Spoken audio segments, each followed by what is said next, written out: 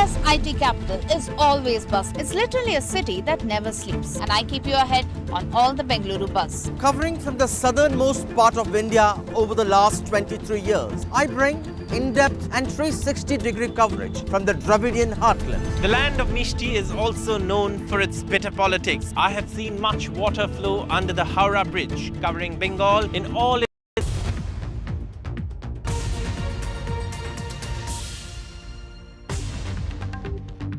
Good morning. Welcome to what will be one way or the other a riveting day for our democracy. The assembly election results in two states, Haryana and Jammu and Kashmir.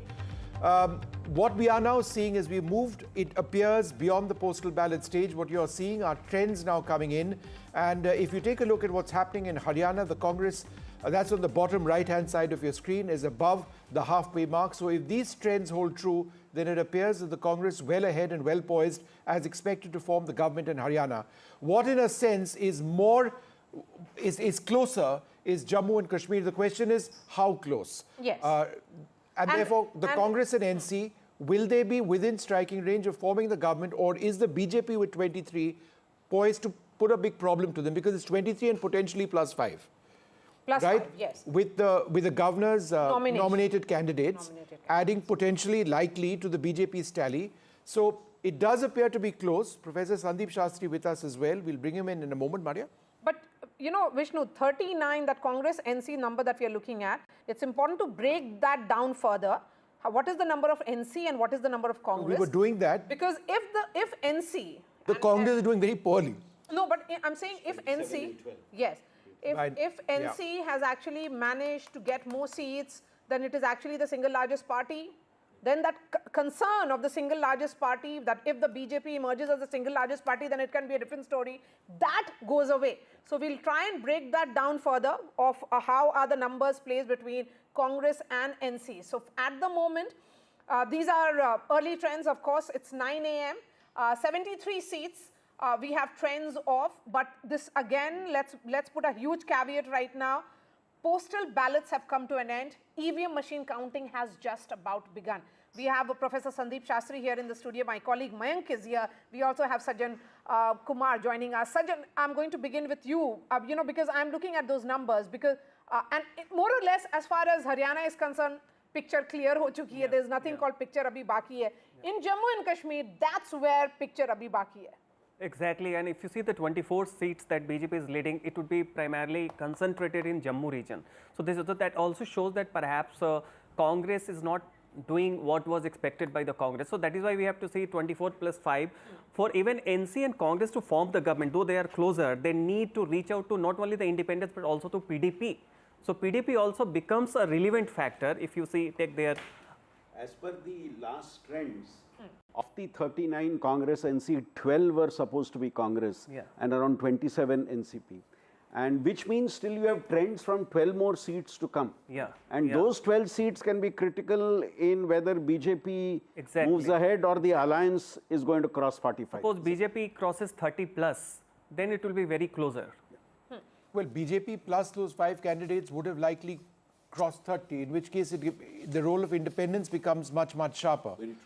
But if you look at 39, and firstly, I think what we can actually do is let's have that strike graphic if we can. Let's break up Jammu and Kashmir, and let's have that graphic up on our stage. The strike rate required of each of the formations to come to par. The majority mark is 46. This is what we're looking at in terms of the leads position. The strike rate graphic at this stage, remember the target is 46. For the PDP, we are starting with the PDP, but just briefly, if we are to talk to them, they are in a pretty poor state right now. Just 7 seats, 39 of 16. And this is the required. Same party which was in power in 2014. This is the Congress and NC. It's going in a bit of a loop. They need 6 of 15, right? Their current strike rate is 53%. Their required strike rate is 40. So they are now ahead of the curve towards getting to 46, all right? Let's take a look now at the BJP. And the BJP is going to be quite interesting over here because the leads position is at 26, but they would now need 20 seats required, 20 of 40. So they're behind as far as the seat count is concerned. Their current strike rate is 34%. They need 143%. So, Professor Shastri, your thoughts on this? You see, when you talk of the strike rate, are you looking at 90 or are you looking at 95? Because if you are looking at 95, then the strike rate becomes 40, then the majority becomes 40. I think we're looking at 90, right? But at current trends, if this trend were to hold, I think the Congress-NC alliance has a little better chance because their numbers are a little higher in terms of leads as compared to the BJP. And the NC seems to be the single largest party at the current moment. Absolutely. And in this, NC's own strike rate is pretty high because NC, remember, contested on 52 seats and the Congress contested on 31 seats. They were friendly fight in 5 constituencies, which included Banihal, Sopore, Nagrota. So NC's own strike rate appears to be around 50% or perhaps more. And if the Congress is supposed to be just doing the heavyweight lifting in Jammu The region. NC is up 29 from last time. They're doing extremely well. It's the PDP and the Congress who are doing terribly. The PDP is in a terrible way. They're down 15 from last time. We'll talk about them later. But let's go across to Sunil Prabhu at the Congress Party headquarters. Sunil, go ahead. So the firecrackers have started here, and I hope, Pavan Kera, you are an old Delhiite, you'll condemn this firecrackers because we need to breathe today. Huh? After a long time, the Congress is breathing. Why are you spoiling the Delhi? We'll tell them they are enthusiastic supporters. We'll tell them not to burst firecrackers. But, well, I'm not a Delhiite, I'm a Rajasthani. But this is as expected, both Haryana and Jammu and Kashmir. Results would be as expected by us, but more than what was expected by all of you and the exit pollsters. Now, it comes to the issue of, in Haryana, it's virtually now a two-third majority. Does the Congress High Command, and I know you have been political secretary to Sheila Dixit, is there a chance now to bring in a fresh face, or do you will go by the time and trusted Mr. Hudas? In our party, there is no centralized decision making. We believe in taking the opinions of all the legislative party and let the legislative party give their opinion to the central leadership, and that's how we take our decisions. The central party, of course, will definitely do that exercise, but you know very clearly the numbers are in favor of Mr. Huda. But is there a possibility, like you saw Selja, she said she's a Dalit leader, she wants to emerge as the thing. Is there a chance for her? Such decisions are not taken by 24 Akbar Road.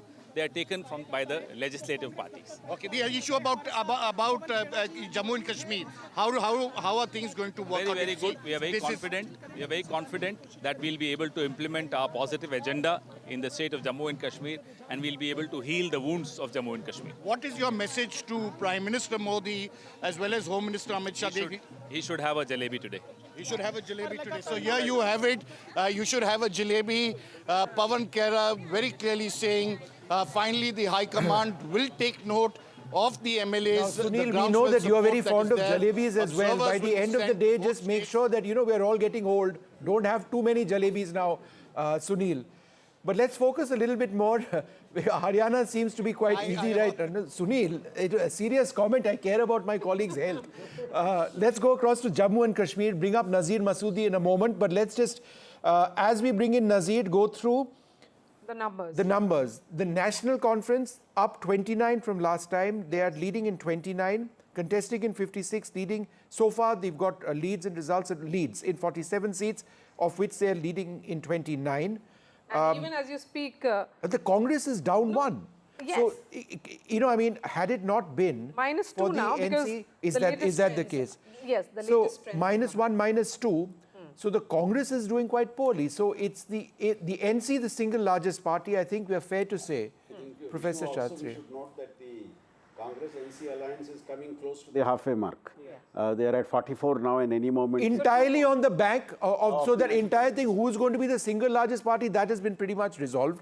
The Congress's performance at down 1, Amaria was seeing down 2 on her machine. That is a big factor against them. The reason for that is down two. The reason for that is Congress is fighting largely in Jammu. And in Jammu the BJP seems to be doing well. So that explains the Congress not doing well in terms of its numbers. So all the numbers are essentially coming for NC because they had contested on more number of seats. They did so in the Valley region. Remember, post delimitation, these are elections that are happening. So that's an important aspect to point out. There are 47 in the Valley and 43 in Jammu. There were lots of talks of how this, delimitation, is this really anti-Valley on that narrative? But I can see Nazir Masoodi joining us live. Nazir, of course, very, very early, 9 a.m., but the numbers are consolidating. Nazir, are you a fan of laddus as well? Of course, if anybody offer me here. So I saw Umar Abdullah just passing through this road here at Boulevard. He was really smiling, very happy. And they all said he will, talk after lunch when he will be having clear numbers. But what we have got so far, besides the, EC numbers which we have leads, the locally what I have been able to gather so far, NC is leading, these are early trends, in 36 seats, Congress on 10, BJP on 26 seats, and PDP on 5 seats. In fact, early leads also show that a National Conference is leading in Bijbehara as well, where Mehbooba Mufti's daughter, Iltija Mufti, is contesting. And here in Srinagar, behind me, where counting is taking place at SKICC, I'll tell you, for example, Tanveer Sadiq, the Congress-NC alliance in early trends have actually crossed the halfway mark to form the government. If these numbers actually hold, then the Congress-NC at 9 a.m., 9:10 have crossed the halfway mark. Yes, but these are very early. In both the states. Yes. Yes, go ahead. Exactly, but some of them are still postal ballots. Some of them, first round has been completed in many, places. For example, I'll tell you, Tanveer Sadiq of National Conference chief spokesman is leading from Zadibal. Ali Muhammad Sagar, General Secretary, is also leading. Bashir Ahmad Veeri of National Conference from Bijbehara is leading against Mehbooba Mufti's daughter Iltija Mufti. National Conference candidate Saifuddin Butt is leading from Khan Sahib in Badgam district. Mia Meher Ali is leading in Kangan as well. Sakina Yittu, senior National Conference leader, and she is leading from Damhar. But Nazir, let me just ask you this. And there are People's Conferences leading from Handwa. Nazir, the story of independence to me is also fascinating. The independents are doing disastrously this time around. Although huge numbers were fielded. In 2014, there were 17, who won. This time, or who were in the lead position. This time, they're down 17. And the PDP is as big a story. The PDP is down 16 this time from last time around. In 2014, they were 24. They are down 16. So the immediate political future of the PDP is something which Mehbooba Mufti would really be needed to introspect, call it what you may. And just to add to that, Nazir, you were saying now that Iltija Mufti, daughter of... Maria. Yes. Go ahead. Umar Abdullah is leading from both Gandarbal and Badgam. Right. Okay. What so about that's the big news. Iltija? Umar What Abdullah, about Iltija who lost Mufti? recent parliament elections. Yes. Iltija, so far what we are getting, that she was trailing in Bijbehara. It was Bashir Ahmad Veeri. But as I said, these are early trends, mix of the postal ballots as well as first round. And these are early trends. Just a word on Bijbehara. 2-3 rounds. This is, then of course, we can say, yes, which... the family turf of the Muftis. Iltija is making her electoral Bashir debut. Ahmad Veeri. And Bashir Ahmad Veeri. There is Bashir Ahmad Veeri is leading. He has got so far 3,451 votes and he is leading. And his nearest rival is Mehbooba Mufti's daughter, Iltija Mufti. That's an important one. So it is though PDP actually a setback, early setback for the PDP as they are only leading on 5 seats. Independents were 44% candidates and they were being accused of being backed by the BJP, and in fact BJP president here, Ravinder Raina, during his repeated interviews after has been saying They have the independent candidates in Kashmir who are being backed by them. With their help, they can form the government. Sure. Okay, but Nazir, I think just for the benefit of our viewers, and I think let's just take a look at the larger picture, Maria, shall we, in Jammu and Kashmir. A resounding performance so far of the National Conference appears to have propelled the National Conference Congress alliance to the #1 position right now. These are leads, not results as yet, but very, very strong leads at this stage. The Congress party in this alliance is actually down 2. However, the NC is leading in 33, so a substantial gain from them from where they were last time around as well. The BJP up 3, so it's not as if the BJP has done worse than last time around, but it's the NC which is defining the path. Yeah. Professor Shastri, would you agree, of these elections? Undoubtedly. Irrespective of if which you look at the numbers which the NCD is leading in, we have been consistently maintaining the point ever since the exit poll day that the single largest party will be a critical factor in Jammu and Kashmir. And if these trends hold, the NC clearly is the single largest party, several seats ahead of the BJP. They were contesting in 56 seats. So far, the counting has happened for 55, maybe not the final counting. Of that, they're leading in 36, and the change is 36. So basically, they got 0 in 2014. Yeah, in 2014, they didn't win any. Yeah. So, Mayank? While introducing the show, you use one phrase, riveting democracy. Today is a day of riveting democracy. It is. In the sense, for last 10 years, not close counting day used to be so boring and predictable.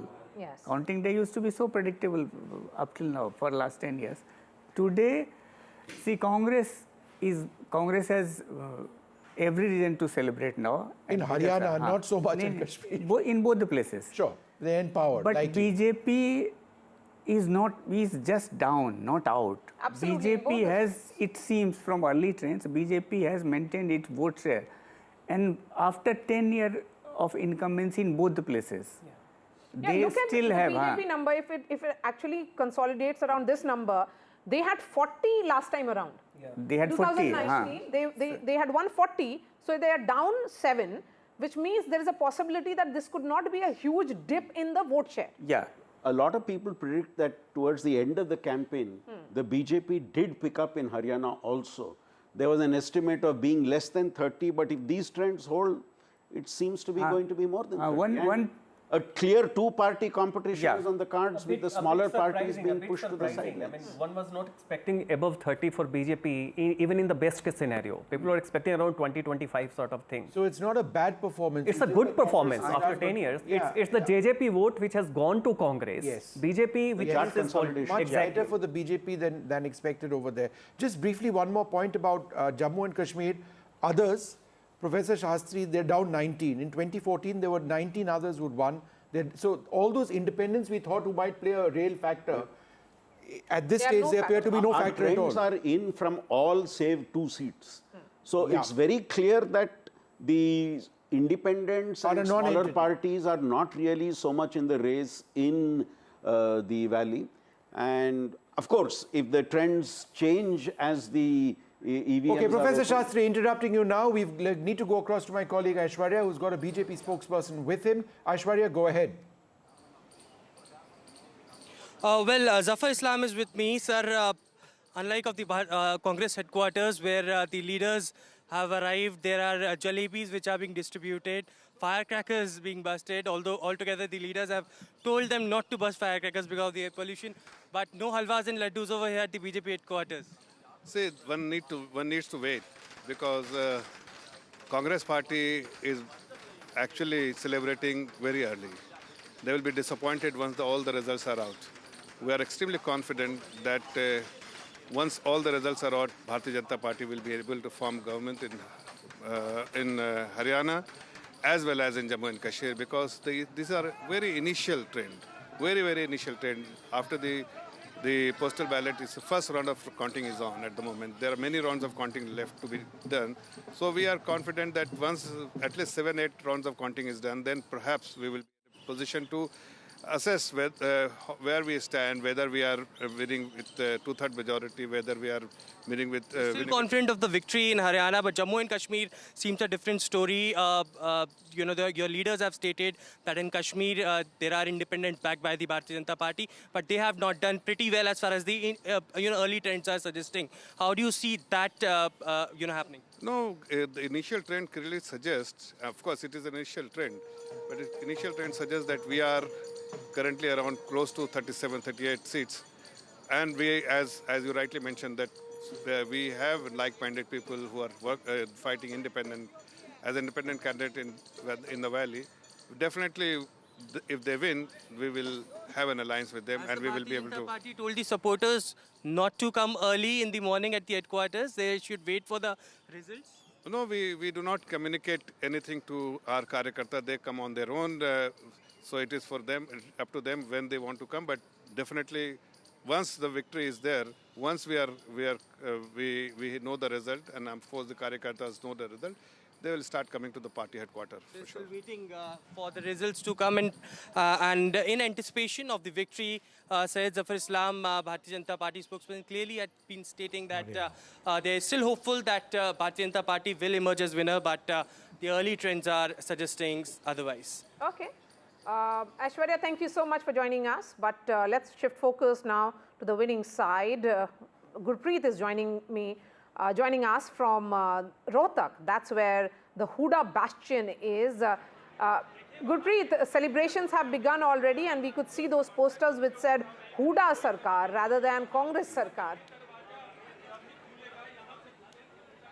Well, Bhupinder Singh Huda is taking very calculative step, and what we have seen, a huge number of supporters, they have already gathered here. So I will show all these colorful visuals from here, what is happening on the ground at this point of time. So far, Bhupinder Singh Huda, the former Chief Minister of Haryana, he hasn't come out of his residence, but a lot of supporters, they have come here. So I'll request my Vijay to show all these visuals. There is a total celebration mood, and some of the supporters are with us. So अब number भी आ रहे हैं, तो कहीं ना कहीं अभी हुड्डा साहब बाहर नहीं आए, तो क्या लग रहा है? 10 मिनट में बाहर आ रहे हैं हुड्डा साहब, और कम से कम 75 पार सीट आने की उम्मीद है, जैसे अभी वो चल रहा है। और जम्मू कश्मीर में भी एक तरफा माहौल चल रहा है, वहाँ भी कांग्रेस आ रही है।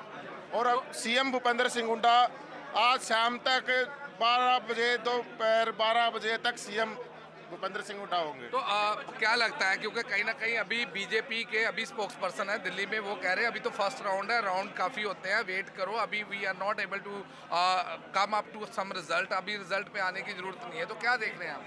देखना ये सर, एक नारा दिया था बीजेपी ने कि भाई कांग्रेस मुक्त नारा, तो आज ऐसे हालात शुरू हो गए हैं, हम उनको साफ बताना चाहते हैं बीजेपी को, आला कमान तक की। हरियाणा से आज उनकी उल्टी गिनती शुरू हो गई है। अब होगा एक अलग से नारा चलेगा बीजेपी साहब, यहाँ से मतलब पूरे देश में एक आवाज़ जाएगी। ये जो हरियाणा का इलेक्शन यहाँ नहीं रुकेगा, महाराष्ट्र, छत्तीसगढ़, दिल्ली, ओवरऑल यानी कि बीजेपी साहब का नारा। सबसे पहला क्वेश्चन तो यही है कि अभी कह रहे फर्स्ट राउंड है, फर्स्ट राउंड के बाद कहीं ना कहीं अभी कह रहे बाकी राउंड भी वेट करो, तो क्या पहले सबसे पहले जितने राउंड बढ़ते जाएंगे उतनी ही लीड बढ़ती जाएगी, बीजेपी बिल्कुल साफ हो जाएगी। क्योंकि तारीख 8 भाजपा साहब का नारा हुड्डा साहब ने बोला था, और वो तकरीबन पूरा होता दिखाई दे रहा है। मुख्यमंत्री भी आ रहे हैं, नायब सिंह सैनी भी, अब की बार कांग्रेस 75 पार, बीजेपी जुमना पार। क्या लग रहा है, कैसे रिजल्ट बहुत अच्छे आ रहे हैं, और कांग्रेस सरकार 75 पार, जो नारा बीजेपी ने दिया था 75 पार का, उसको पिछले बार पूरा नहीं किया, लेकिन हुड्डा साहब ने इस नारा को 75 पार पूरा कर दिया। ये जो जीता है ना, पहले जो हुड्डा सरकार ने काम किए थे, उसका विकास और विश्वास पे वोट दिया लोगों ने, और आगे आने वाला जो टाइम होगा हुड्डा साहब का ही है, और जो काम वादे किए हैं वो पूर्ण करेंगे। तो क्या लग रहा है, क्योंकि नंबर तो अभी कहीं ना कहीं कांग्रेस की फेवर है, एग्जिट पोल भी कांग्रेस की फेवर में, आपको क्या लग रहा है? जब हम एग्जिट पोल से पहले ही सरकार बना चुके थे, मेरा बिल्कुल साथ वाला घर है, और मेरा इसी घर में जन्म हुआ था 2004 में जब हमारी सरकार बनी। जब के राज से 10 साल हमने बहुत अच्छा राज देखा, हमारे घर में इन्वर्टर तक नहीं था, रोहतक में क्या पूरे हरियाणा में आरओ लगाने तक की भी स्थिति नहीं थी, लेकिन इस लास्ट के 10 सालों में जिस प्रकार हाल हुआ है वो सब ने देखा। मैम आपसे भी बात करेंगे, तो बड़े कलरफुल विजुअल्स है यहाँ पे, देख रहे हैं कि कैसे कांग्रेस के रंग में आए हुए हैं। तो तो ये सभी जितने भी आप पत्रकार साथी भी देख सकते हैं, जैसे ही सुबह था और कल रात को यहाँ पर भीड़ जुटनी शुरू हो गई थी। जल्दी मुख्यमंत्री भूपेंद्र सिंह हुड्डा जी शपथ का अनाउंसमेंट होना बाकी है। जीत हमारी पक्की थी, बस ऐलान होना बाकी है। तो क्या लगता है, क्योंकि कहीं ना कहीं आप देख रहे हैं लोग भी आ रहे हैं, खुशियों का माहौल भी है, तो क्या लगता है कि कैसे रहेगा, भूपेंद्र सिंह हुड्डा मुख्यमंत्री बनेंगे? मुख्यमंत्री बनेंगे और इस प्रदेश को नई ऊंचाइयों पे ले जाएंगे। जो ये भाईचारे की, छत्तीस बिरादरी के भाईचारे को पाटा गया था बीजेपी द्वारा, आज वो भाईचारा एक है। क्योंकि जिस बीजेपी ने भाईचारे के दम को पाड़ने के लिए तरह तरह के षड्यंत्र रचे गए थे, आज आप देख रहे हैं छत्तीस बिरादरी एक है। ये छत्तीस बिरादरी भाईचारे, ये दीपेंद्र हुड्डा की मेहनत और भाई जो शकुंतला खट्टक जी जिन्होंने सारी बिरादरी एक हुई है, उनकी जीत है। तो क्या लगता है कि बीजेपी के खिलाफ थे लोग या बीजेपी ने डेवलपमेंट नहीं की? क्या मेन कारण क्या लग रहा है? मेन कारण यह क्या है, बीजेपी सरकार ने तो रोजगार दिया, इसमें बेरोजगारी में नंबर 1 बना दिया, नशे में युवाओं को नशे की तरफ धकेल दिया इन्होंने। यहाँ पर नशे की पूरी लत लगी हुई युवाओं में, और जनता बदलाव चाहती थी। दीपेंद्र हुड्डा ने और भूपेंद्र हुड्डा ने दिन रात मेहनत की। जनता बदलाव चाहती थी। आज कहीं ना कहीं इनिशियल ट्रेंड है जो कांग्रेस के हक में आ रहे हैं, लेकिन बीजेपी कह रही है अभी वेट करो, कई राउंड्स है उसके बाद करेंगे। तो क्या लग रहा है? क्लियर बहुमत मिलने जा रहा है। उसका कारण ये है कि 10 साल में इन लोगों ने बिल्कुल भी विकास नहीं किया, और जनता को, पूरे हरियाणा की इन लोगों ने यहाँ तक कि पानी के लिए, एक बूंद के लिए तरसाया। कोई विकास किया हो तो मुझे बताओ। इसका कारण यही है कि कांग्रेस पार्टी आ रही है और बीजेपी जा रही है। कांग्रेस पार्टी आ रही है, लेकिन सबसे बड़ा सवाल अब ये है कि भूपेंद्र सिंह हुड्डा मुख्यमंत्री बनाएंगे, क्योंकि मुख्यमंत्री बनेंगे भूपेंद्र सिंह हुड्डा एक तरफा, और 70 सीटें आएंगी। तो क्या लगता है?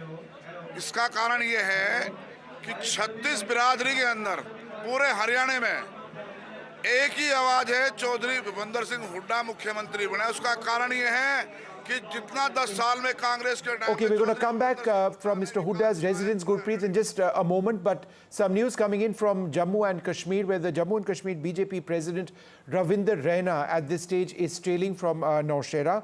But the overall situation in Kashmir, it seems pretty settled. At 51, the Congress NC, riding entirely on the back of the NC, appear to be coming to power quite comfortably. I guess in just another hour or so, we may be in a position to call these elections one way or the other, but still very much in the level of leads, but a lot of leads, not pretty much from all the seats. Yes. We have Guru Prakash Paswan joining us from the BJP, Tarun Upadhyaya, senior journalist, Rimple Sohi, Kadyana's JJP spokesperson, and also Mahima Singh will be joining me shortly. Yeah, I can see Mahima as well. So, coming to you, Guru Prakash Paswan, matter of huge concern for the Congress, for your party, for the BJP?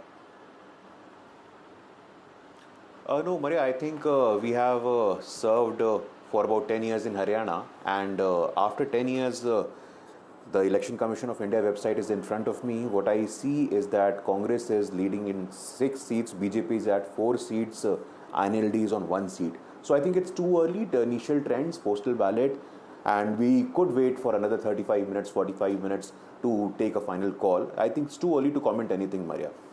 Okay. No, but Guru Prakash, I take that point, but you know, I mean, we've also got the numbers, we're also relying on them. If we take a look at the leads position right now, which we have on our stage, it's between 47 and 48 to the Congress, and the BJP at 36. Now, what is interesting is that you've not drastically fallen since 2019. You're down approximately 5 to 6 at this stage. But pretty much holding on. But holding on in many senses elsewhere. But the fact that the Congress is up 18, I think that is a decider. It's clearly a two-party election as we'd expected. How would you look at the performance of the BJP this time around? No, Vishnu, like you said that the difference is not very much. No, it's and, not. From it's last time for the BJP, it's about, it's not, yeah. As per your assessment also, Vishnu, it's hardly 9 seats. And round 1 counting has been done. That's we'll see round 2, round 3. But after 10 years of service, like you said, 10 years of government in Haryana and 10 years of government in Delhi with the double engine narrative, we are still doing fairly well. If No, you that's ask a valid me, point. In fact, at this 36, stage, you know, and you're down 3, that's it. You're just down 3 after so many terms in power in this particular state. But the story does, it has to be said, is the Congress. At this stage, it's a... And the Congress's gain is at the cost of JJP, because In 2019, the JJP had won 10 seats. They're leading in one round. Yeah, so they're down 9. So that is a concern. What do you have to say, Rimple? It's end of road for JJP and INLD as well, but not as much as INLD, I would say. So all the that Dushyant had just before the elections, the Lok Sabha polls, he thought that he'll be able to cut anti-incumbency against doing much better than last the time. party. That is not to be. See, as far as your comment about the end of the road is concerned, no, I do not think so. I think somewhere this election. I'm sorry, I didn't get you. In this election, is it end of the road? We're not saying it's the end of the road for your party by no means. Yeah. Yes, I would say this has mostly been exactly along the lines of the Lok Sabha elections, as we can see. Dushyant is actually trailing. As we can see, it's been. Dushyant is trailing in Uchana, in his own seat, Uchana Kalam. So that's terrible news for you. Yes, of course. But I do not consider it news as yet. This is just the first round. I'm going to wait up. I'm going to hold on to hope till at least 11 a.m. Okay, but you know, let's see what happens. Is evident here is also that there is that, you know, the sense was that in 2019, the Jat consolidation happened in favor of one of the regional parties, that the JJP. They are going back to a party which is taking on the BJP, which is here the Congress. We have never said that. We will never say that. We will never say that we are a Jat-only party. We will never say that we aim to consolidate the Jat vote. All throughout the campaign, our leaders have maintained, I have maintained, that we are a party for all of Haryana, and we wish to serve Haryana as such. Advocate Mahima Singh, of course, the numbers are looking pretty promising. At the moment, it's 9:30.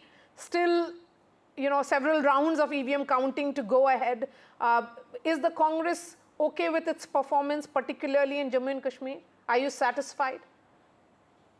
Jai Hind, Maria, as always, we humbly accept the people's mandate, and I think it is a befitting result for those who backstabbed the innocent population of Haryana, the innocent voter of Haryana, over the last 5 years, especially more than the 10 years. 10 years it's been BJP's rule, and all it did during this whole election campaign was to target the Congress, was to target, you know, the public of Haryana. We remember how the daughters of Haryana were thrashed just next to the parliament as Central Vista was.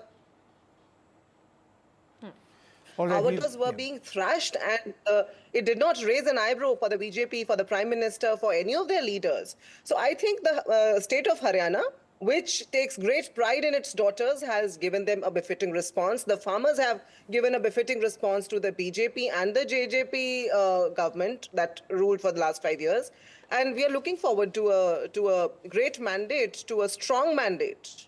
Yes. But Mahima, let me ask you a little bit about Jammu and Kashmir. It does seem that if these trends hold, and you know, chances are they may, then because your alliance is up at 50, so it does appear that you are riding very much on the back of the NC, which is up a whopping 40, which is an incredible performance by your alliance partner. But the Congress itself is down 4. In 2014, you were at 12. You're leading now in 8. That's down 4. Again, leads position. Are you not disappointed by the performance of the Congress? A lot of people, including your alliance partner, in terms of the performance of the Congress party in rallies, etc., in Jammu, they had said that, you know, the Congress really needs to get its act together. In the context of Jammu, do you believe you've done enough? Once again, I would say, Vishnu, we humbly accept the people's mandate as always. Because the state of Jammu and Kashmir had been in such a crisis. It's an election after 10 years. And just last night, as you would have seen, Mr. Jairam Ramesh, Mr. K.C. Venugopal have indicated to foul play behind the curtain, and they have strongly put forward the fact that we have evidence. If needed, we'll put forward that evidence. So we hope that the BJP will let the result be the way it is. And the fact remains, Vishnu, that the BJP did not field its candidates on most of the seats in Jammu in Kashmir. It was just 19 seats out of 46 in Kashmir, in the state of Kashmir, which they were talking about, which they were taking great pride in abrogating the Article 370 from. Why could they not field the candidates from that state? Why are they on to the foul play now, which our leaders are having to indicate? Those are the questions that need to be asked today. The Congress party, as far as we are concerned, will accept every public mandate with humility. We will be duty bound for our now voters. Sajjad Lone is whether it a leading win or a defeat. in Handwara. You wanted to make a point there on Sajjad Lone. You know, because this time there were record number of independents and there was a lot of interest around how is engineer Rashid's party doing, how is Jamaat Islami doing, how is Apni party They've done doing. terribly. None of them are factors They're right not now. factors. They're not really factors. Zero independence. So, to be fair to them also, there already was a narrative against them that they are the proxy of the BJP, and given the kind of the sentiment in Valley post 370 abrogation, Which of course he denied completely. of when he course, came I mean, out with the they were seen as a proxy. So whatever little legitimacy they may have was already eroded. So while they created a kind of a budge, you know, they're up in only one seat. Exactly. So the very charge that they are a proxy of the BJP in Valley region certainly went against them. You know, you made a really important point. The PDP over here, at down 24 from last time, there were 128 seats. At down 24 this time around, leading in only 4. They are not, certainly going to be not the principal opposition. No, so they're neither the ruling party nor the opposition. Nor the opposition. So that's the real crisis of the PDP. I think the real crisis here is that the daughter, if actually, you know, it actually, yes, she's consistently training, Iltija. The fact that the PDP is leading only in 4 seats, I think, and being in the Kashmir Valley, the fact that this party had aligned with the BJP in the previess elections and had come to power, in that state, I think is impacting on the PDP in the Valley. That you are a party who formed a government with the BJP. That I think is impacting on the PDP's It's a huge defeat potentially for the PDP and for their politics. You know, and if we were to look at this, the Congress NC has consolidated around 51, could go up, could go down. But in Haryana, is very close. Haryana is still very close. I mean, close. it's appearing to be very surprising in terms of how it's playing out right now. God, I blinked and I looked again. And so Haryana, which 10 minutes ago appeared to be... Tarun Upadhyay is joining us. Tarun, what's your reading particularly now? Which you are showing that Alliance is getting about 51 and the BJP 27. And the other thing that BJP state president Ravindra Rana is trailing from Naushera. It sums up, the trailing of Ravindra Rana and the BJP getting 27, it sums up the story of the BJP in Jammu and Kashmir. Firstly, if Rana is trailing and the BJP is sweeping the Jammu region, the important point which arises here is that then if in the event of government formation that will be NC Congress will come to power, if these numbers do hold, then where will be the Jammu in the governance? If we go, I am not sure what is the exact number of Congress, but as far as I can see, the Congress doesn't have any Hindu face which are winning. So last time also the Congress got 12 seats, but there was not a single Hindu in the Hindu who won from the Congress seat. So in the Hindu majority area, if the BJP is sweeping, so in the event of the government, where will be the Jammu representation? Especially I'm talking about the Hindus. I wanted to go across to Professor Shastri because there's a huge reverse which is happening in terms of the early trends in Haryana. It's now neck and neck, Congress and the BJP, when there was a clear-cut lead of the Congress even 5 minutes ago, more rounds of counting, and it appears that's absolutely even Stevens. It's too close to call from being quite clear in favor of the Congress. Professor Shastri, your thoughts? I think this is a very dramatic shift in the trend that we are noticing, where the Congress has just a 1-seat lead in trends. People were talking of the BJP being in the 25 to 30 range, but now its leads are 42. We were asking who the next chief minister would be. Would it be a surprise? Perhaps we should roll back those questions. I think it's early because it's 9:30 only. We'll have to wait and see how it actually consolidates. BJP would be very happy if that is the lead situation. No, it's still in terms of the vote percentage, Congress has 4% lead. I mean, 38-42. That's how election commission is. Yeah. So still the Congress is 4% lead. But 4% so BJP lead, is 32.2 and that's why Congress is 40. it's very close. I mean, 4% lead it's 43-42. Yeah. Technically right now. In a two-cornered contest, a 4% lead can Is make a a lot landslide. of difference. Exactly. But this seems to show that it's a neck-and-neck race in Haryana also, as per current trends. Yes, but I'm just trying to understand. In assembly elections, there are around 12 rounds, 12 to 13, depending on the size, not more than that. And if it would have started around 8:30, 1 hour already, so close to 5-6 rounds would be over. 2-3 rounds. 2-3 rounds would be over. And if this is the trend, now the BJP is up, surprisingly, in Haryana. I mean, and it's going up again, 44. I think Haryana will be, so you have to wait until 11 o'clock just because the way it's moving. I think it's very, something very dramatic is happening there. We don't know how these numbers are actually playing out. You know, very different from what it was around 9, shifting completely now. So let's hold our horses and let's wait and see how it is. Mahima, a word on how you're looking at Haryana right now? Of course, very early, so we are not sitting in judgment at all. These are changing trends, as you rightly pointed out, Maria, but Haryana, as I already said, has ousted the rule. That I can assure you. What the mandate comes out to be is to be seen. But we are going to sweep Haryana. It's going to be a clear win because, as we have been talking about through the elections, Jawan, Pehelwan, Kisan, Mahila, everybody has been troubled. The issues are galore. And I think the BJP has failed to address them. More than the issues being there, the BJP has looked away from them persistently. And at the end, their campaign was stooping so low that it was... Now they're ahead, they're 3 ahead. Ma'am, the BJP is 1 ahead now. It's going back and forth. We need to all catch our breath also. I assure you, Vishnu, it's going to be a clear win for the Congress. Yes, as the we are not saying anything, ma'am. We are just showcasing numbers. 940, this is what the numbers are. I asked you a question 5 minutes ago, assuming that you'd won the election. I am now asking you a question now, assuming that the chances are that you may be losing. So, it's we are forming the government, Vishnu. It is very early. It is very early. It's too early. But it may be closer, one way or the other. I think that's a fair sort of statement to make at this so stage. It's not going to be a...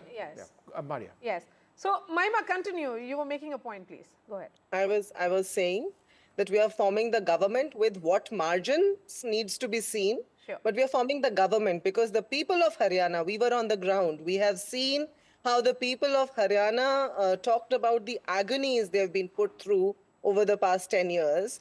And it's high time that we got change. You see unemployment at an all-time high, inflation, the injustices on all fronts. So Rahul Gandhi ji, when he came in the last 4 days and he addressed the people through the yatras, the excitement was, I think, very prevalent all over. And that is what is going to reflect through the results. I can see this round is bringing a sort of a surprise for all of us, but I think the next round of counting will bring a okay. So let's wait. Will bring a bigger surprise for all of us. We can shift focus to Jammu and Kashmir, and that's Maria, where it's interesting. It's flipped, right? What we were talking a few absolutely hours back. in a matter of few seconds. Haryana would be absolutely clear. Kashmir would be tight, but it's gone the other way around. Yes. So okay, Nazir. What are the big numbers in terms of the highlights that you're picking up? And Nazir, I want to know, in terms of how many rounds over, how many more rounds to go in EVM counting? Well, there are several rounds going, but there have been at least 2 rounds in most of the constituencies, and it's clear National Conference has crossed 40 mark in the early leads. So, and Congress is only leading on the 7 constituencies, BJP is leading on 24 constituencies, Sajjad Lun's People's Party is leading on 3 constituencies. Interestingly, Engineer Rashid's brother, his own constituency, Langate, he is trailing there as well. So against the Sajjad Lun's candidate, Irfan Panditpuri in Langate. As we reported earlier, trends also show Umar Abdullah leading from both the seats, Ganderbal and Badgam. And then you have Patan constituency. In the first round, it was Imran Ansari of the People's Conference. He's leading.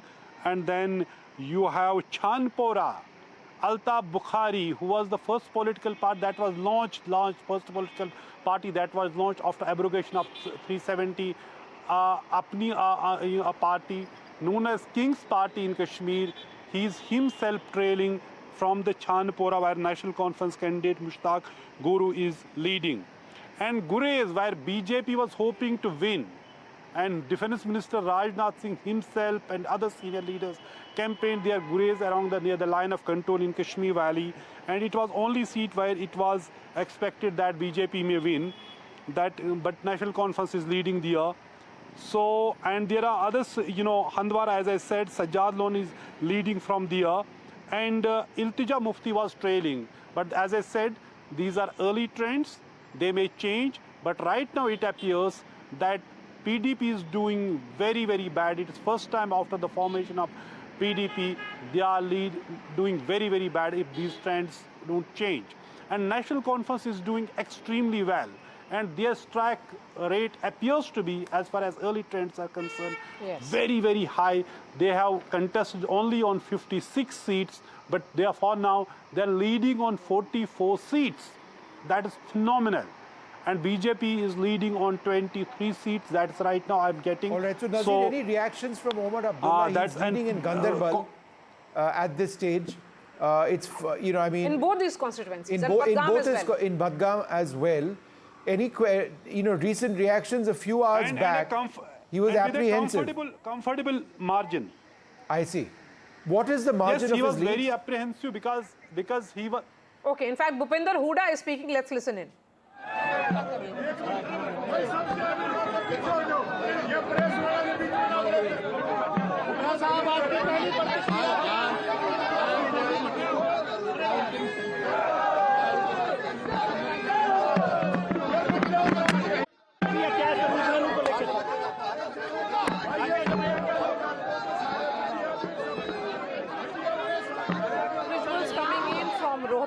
That's the bastion of Huda, Bhupinder Huda, making this about his battle and consolidation of the Jat vote. So what is evident here is, and if these numbers actually hold, it could be a different picture. Maybe Mr. Huda should have waited for another half an hour to 45 minutes for picture to become clearer. The BJP at the moment at 45, which means they are crossing the halfway mark.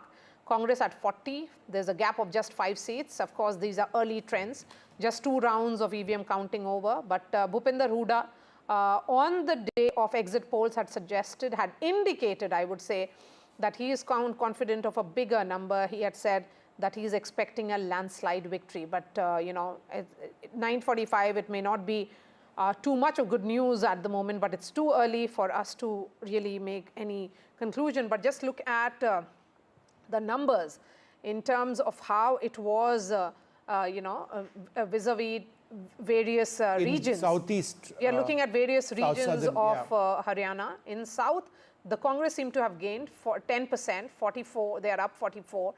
The BJP at 39, so they have not made any losses.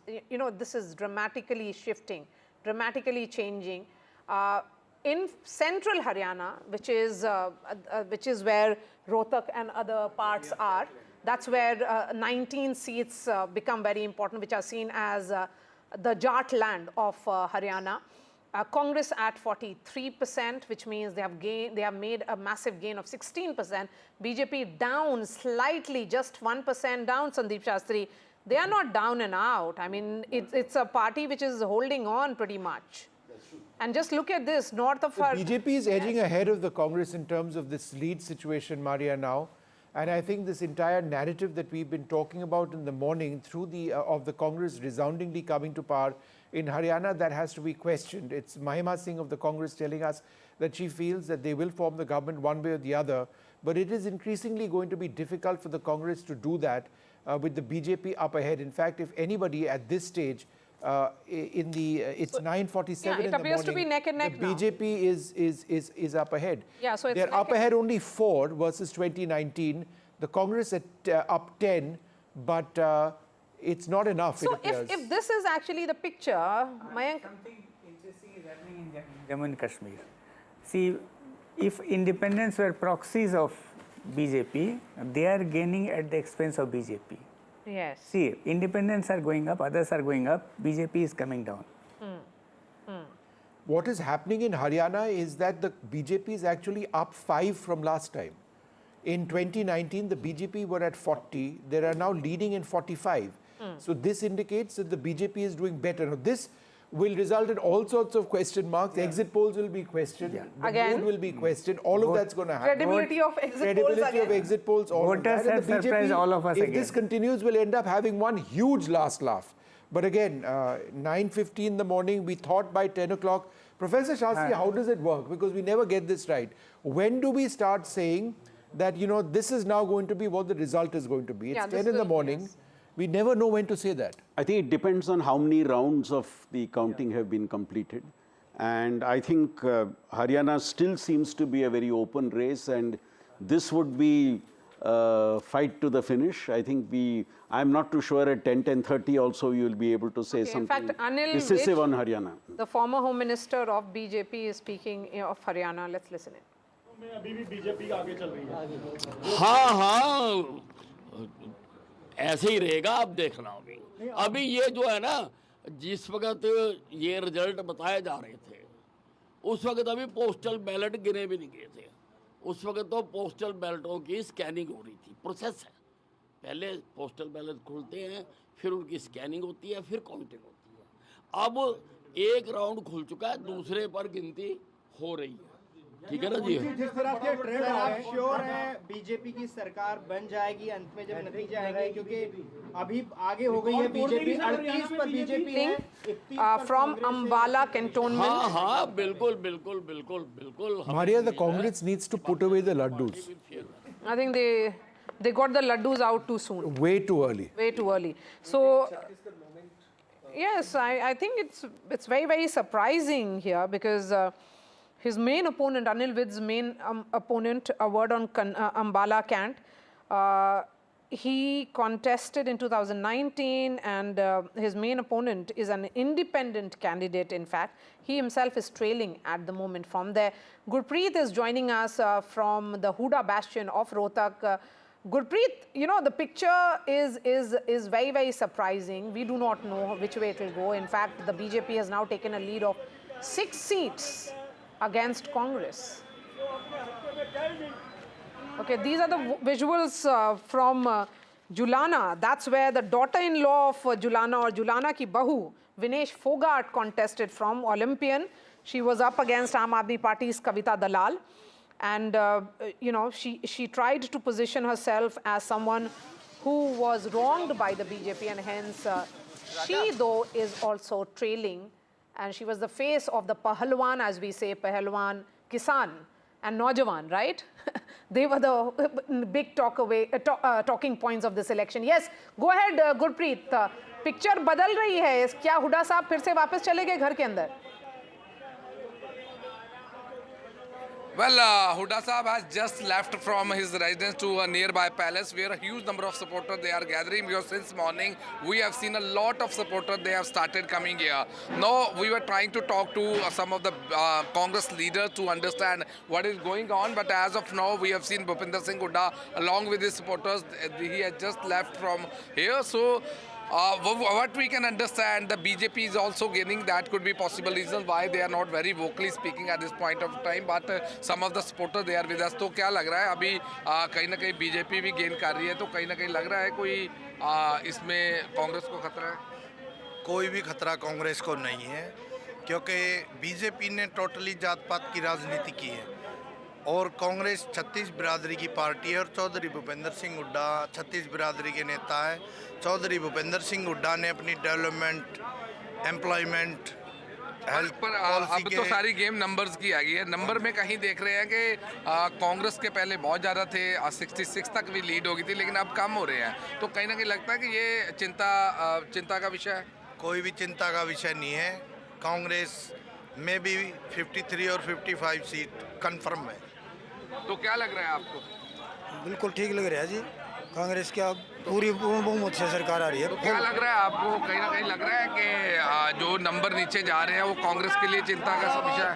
नहीं, कोई चिंता का सबक नहीं है। अभी तो रुझान है, ये जो सेकंड राउंड हुआ है, अभी तो राउंड काफ़ी रह रहे हैं, कोई प्रॉब्लम की बात नहीं है। कांग्रेस एक तरफा जीत रही है। क्या लग रहा है आपको कि कांग्रेस आएगी ऊपर? 100% आएगी और पूरे फुल मेजोरिटी से आएगी। अभी तो शुरुआती रुझान है, अप डाउन होंगे, लेकिन 12 बजे के बाद जो रुझान आएंगे आपको पता लग जाएगा। 60 से 70 के बीच की सीटें आ रही हैं। Well, if we can talk about the trends, some of the supporters, they are quite confident. They are saying the clarity will be after 12 o'clock and then the picture will be clear. But as of now, we have seen Bhupinder Singh Huda, the former Chief Minister of Haryana, he has just left his residence to a nearby place where a huge number of supporters, they have gathered. Back to studio. All right. Thank you, Gurpreet. We'll wait and hear from Senior Huda Saab in just a bit. Perhaps he'll have a reaction when the numbers actually consolidate. On the Election Commission of India's website, we are seeing that there is still the lead of 4% for the Congress party. Does it actually mean then, okay, now the BJP is only gaining, now it's a gap of 7 seats. So it's turning out to be a very, very fascinating BJP is battle. breaking ahead, absolutely. And this has changed in the last 1 hour. If you were watching 1 hour thinking that both the elections are done, then no. Haryana certainly not done. The BJP well and truly ahead. The Congress, which was hovering around 50 at one stage and further counting. We will try and go to Ishika, but a word on this, Sajjan. If the BJP has a lead of 4% on the 5% now on the ECI. No, Congress is having 3%. 3% lead. So that and the seats of the BJP is high, which means they consolidate. They made the gain only on those seats. So I think it indicates that they went for a very customized strategy, not to waste their energy onto the Jat dominated, which was clearly, and also in terms of the narrative, it seems that we focus too much on the Jats and the Dalit factor. And thinking that because some of the OBC leaders, etc., deserted BJP before, so we took it for granted. It could also mean that where the BJP is leading, the margins are thin, whereas where the Congress is leading, the margins are a little wider. Exactly. That also could be an indicator of this. Exactly. But this may also very well be a Chhattisgarh kind of a moment. Mind it, I mean, from up to 9 or 10, it was almost certain that Congress is sweeping 60 plus. And final result was completely surprising. So this is also very kind of, if this happens, this would be a very interesting case study. Kind of that. As far as Jammu and Kashmir, it's more or less settled. I mean, if these numbers actually hold, there's a huge gap of 30 seats now between the BJP and the Congress NC, the pre-poll alliance. 53, it has gone up. Even I was speaking to you, Dr. Professor Shastri. But, Mayank, a word on this Haryana, it's turning out to be very different from what every pollster was suggesting. All of us were.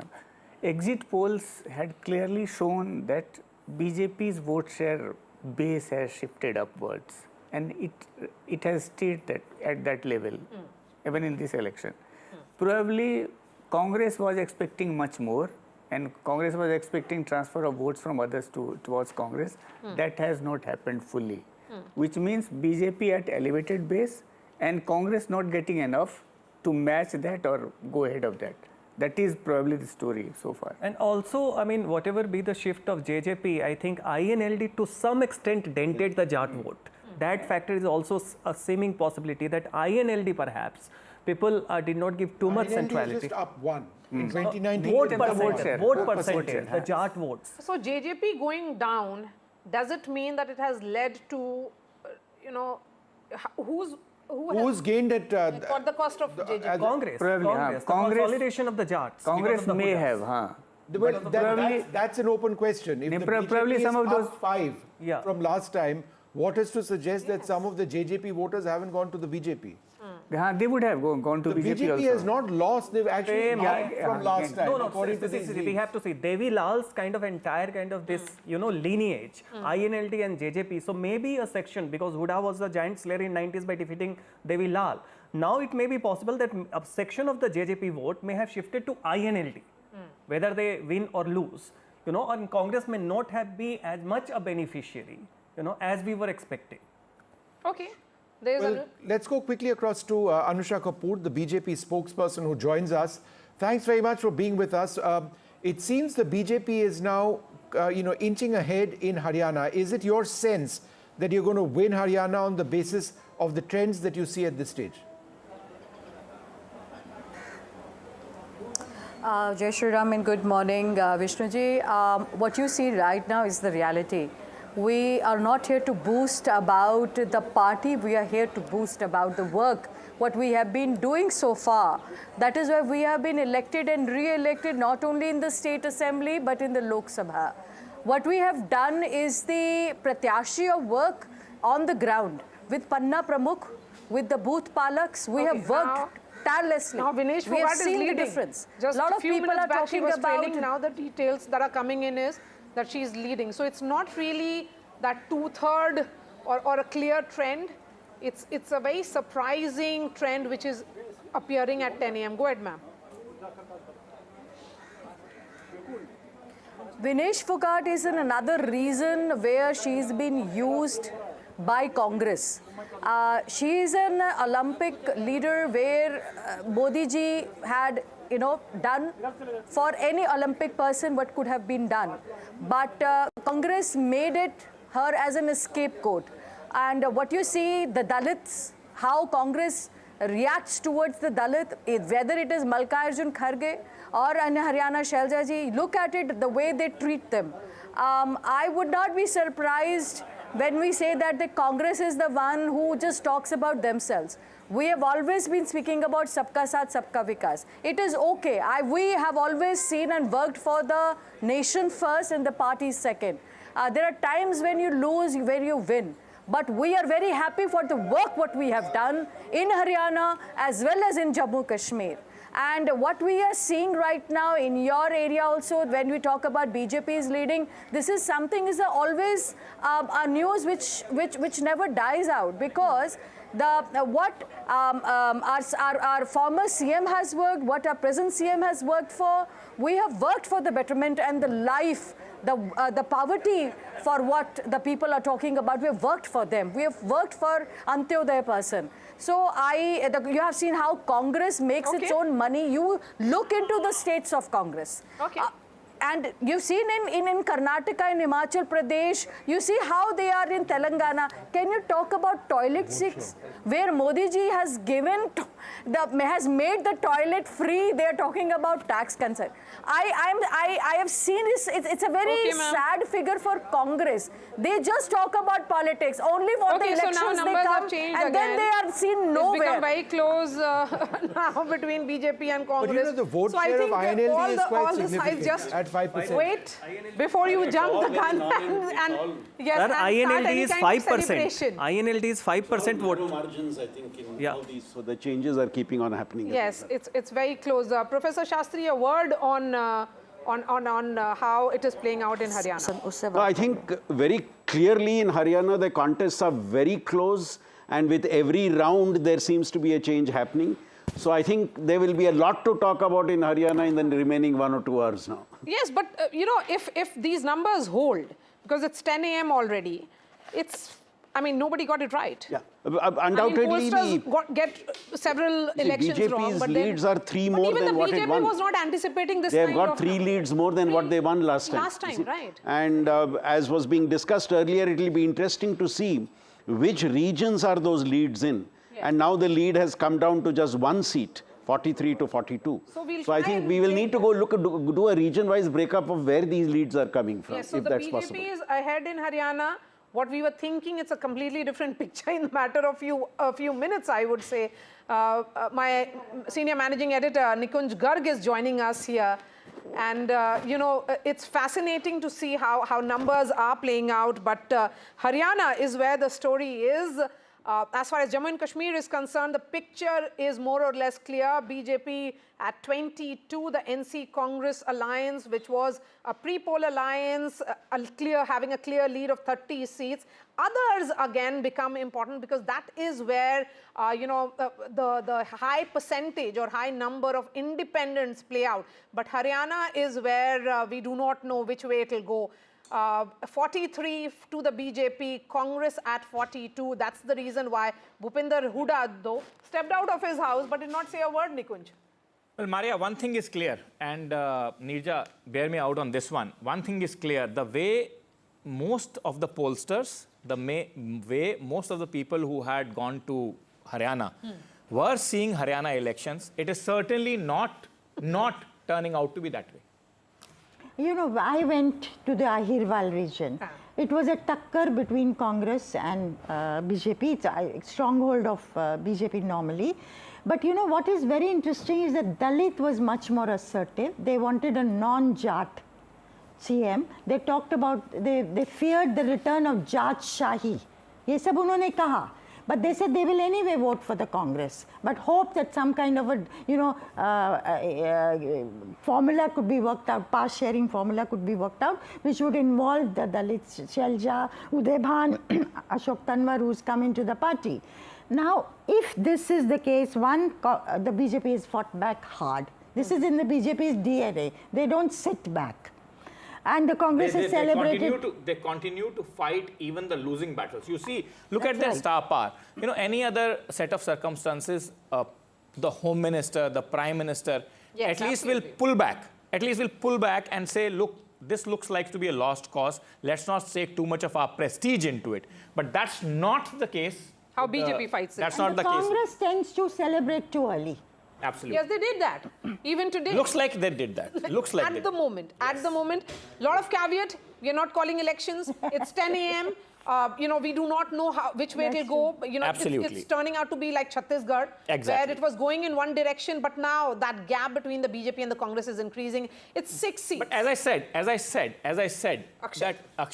said, that, you know, one thing is clear from this, that this was certainly not a sweep election as many people were reading it. And this is certainly now throws a big question mark on your ilk too, that exit pollster ilk. Definitely, all the pollsters, not only me, all the pollsters. I said your ilk. Yeah. So all the pollsters, who were on ground, they were off, so they need to go back to the they're getting it wrong election after election. I mean, I understand. I mean, I keep wondering, when you go on the ground, why can't you get the surveys right now? You know, you have got even Jammu and Kashmir wrong. There you thought that it was, that's what my sense is, that both the elections this time again. What's the issue here? So I cannot say much about Jammu and Kashmir, but particularly in Jammu and Kashmir, let's say the issue here is that you cannot do much of this sampling properly, because it is an issue that you cannot visit certain areas provided by the Indian Army. So there is a sampling issue, which I agree. But Haryana needs to be understood properly, because Haryana has been a setback for all the pollsters, including us. So all of the pollsters were predicting a clear-cut victory for the Congress party, but it isn't the case as of now, and BJP has given a tough fight. Now, what we are able to understand from the pattern, that two particular castes, one is the non-Jat general and OBCs, so they must have consolidated behind the BJP party in like large numbers. So like similar to the Jat consolidation, there was a anti-Jat consolidation. That could have happened. That could have happened. Yes, and but because, also, you know, this would be BJP's best ever performance, because when they won for the first time in 2014, they had got 45 seats in Haryana. 47 seats in the first election. Yeah, 45 in fact. Yeah, no. Then they got 2 extra independents. But Congress, and then in 2019, they won 40 seats. Now it is far bigger than even those elections. And these numbers now look to be consolidating. These numbers have now been there on screens, and on all the screens. It's not just one screen, any screen, but they have been on the screens now for close to 45 minutes. Close to 45 minutes. Absolutely. So, Salman Soz is joining us. Salman, good morning to you. Although we would have discussed both the states, but I think you will be more interested in discussing Jammu and Kashmir here. Salman, when I met you in Srinagar, you said you had reasons to cheer, and perhaps with 30-seat gap between BJP and your pre-poll alliance, it's consolidating, as you know, you could very well be heading to form the next government there. I think we were cautiously optimistic. I think the resentment against the BJP because of 10 years of rule, basically, last 6 years basically were, central government rule. So I think we were cautiously optimistic that the people and the people's anger would show up, and I think it has done so. I'm still looking at the 22 seats for BJP, which, to my mind is still high, as far as I'm concerned. That means that the BJP has put up a stiff fight. So we should also acknowledge that if these numbers hold. Although my hope is that they will come down from 22 to maybe in the teens. But we'll see. But the people of Jammu and Kashmir deserve a government of their own. They deserve a voice in their own lives, and they deserve their own state, and that is what we'll be fighting for. Salman, your own strike rate in comparison to the NC is low. You were supposed to be doing the heavyweight lifting, of course, in Jammu. That is the region where BJP seemed to have not lost much ground. But the NC's strike rate is 100%. Almost that. Yes, it's very, very high.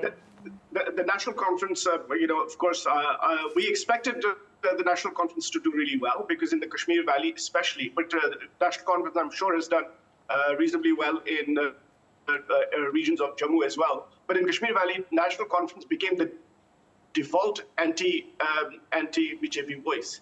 So I think that's where you see a lot of votes for NC. So I'm not surprised at all. In fact, I've been saying to people that I was in touch with, that NC would do very So we well have some very so interesting details which have come in now. On 39 seats in Haryana, let's put out the Haryana numbers again. 39 seats in Haryana. There is only one round of counting which is over. So several more rounds, almost 12 to 13 rounds to go. That is as per the Election Commission. That is as per the Election Commission. On 36 seats, 2 rounds are over. And on 10 seats, 3 rounds are over. And I'm looking at the Election Commission of India website here, Nirja, come in on this. The Congress vote share is around 41%, the BJP at 37%. In fact, Kumari Shelja is speaking. Please, let's listen in. देखो, it is too early. Rounds होते हैं, हमको मालूम होता है कि कौन सी pocket का कब काउंटिंग होनी है, तो ये सब चीज़ें चलती हैं. तो इसको आप इतना ज़्यादा मत समझिए कि सेंसेक्स की तरह अप एंड डाउन. ये है, काउंटिंग का एक दौर होता है, हर इलेक्शन में होता है. लेकिन आश्वस्त हैं हम, कांग्रेस सरकार बनाएगी. 10 बज रहा है मैम, कितनी देर और रुक जाए आपके हिसाब से? देखो अभी शायद तीसरा चौथा राउंड है, तो 10 एक और होंगे. कम से कम उम्मीद नहीं, विश्वास है. मेरे साथ कुमारी शैलजा है, कांग्रेस पार्टी की सीनियर नेता. मैम चलिए. Nirja, is her smile indicating something? Well, she would want to be chief minister rather than have the party lose. I don't think that is something that's going to make her happy, I suspect. But the Dalit factor, this I found this time, Dalits were very assertive. And they kept talking of a non-Jat CM. And I think the fear of the return of Jat rule, and Mr. Huda's rule is associated with, favoring the Jat, which the Prime Minister called Kharchi Parchi.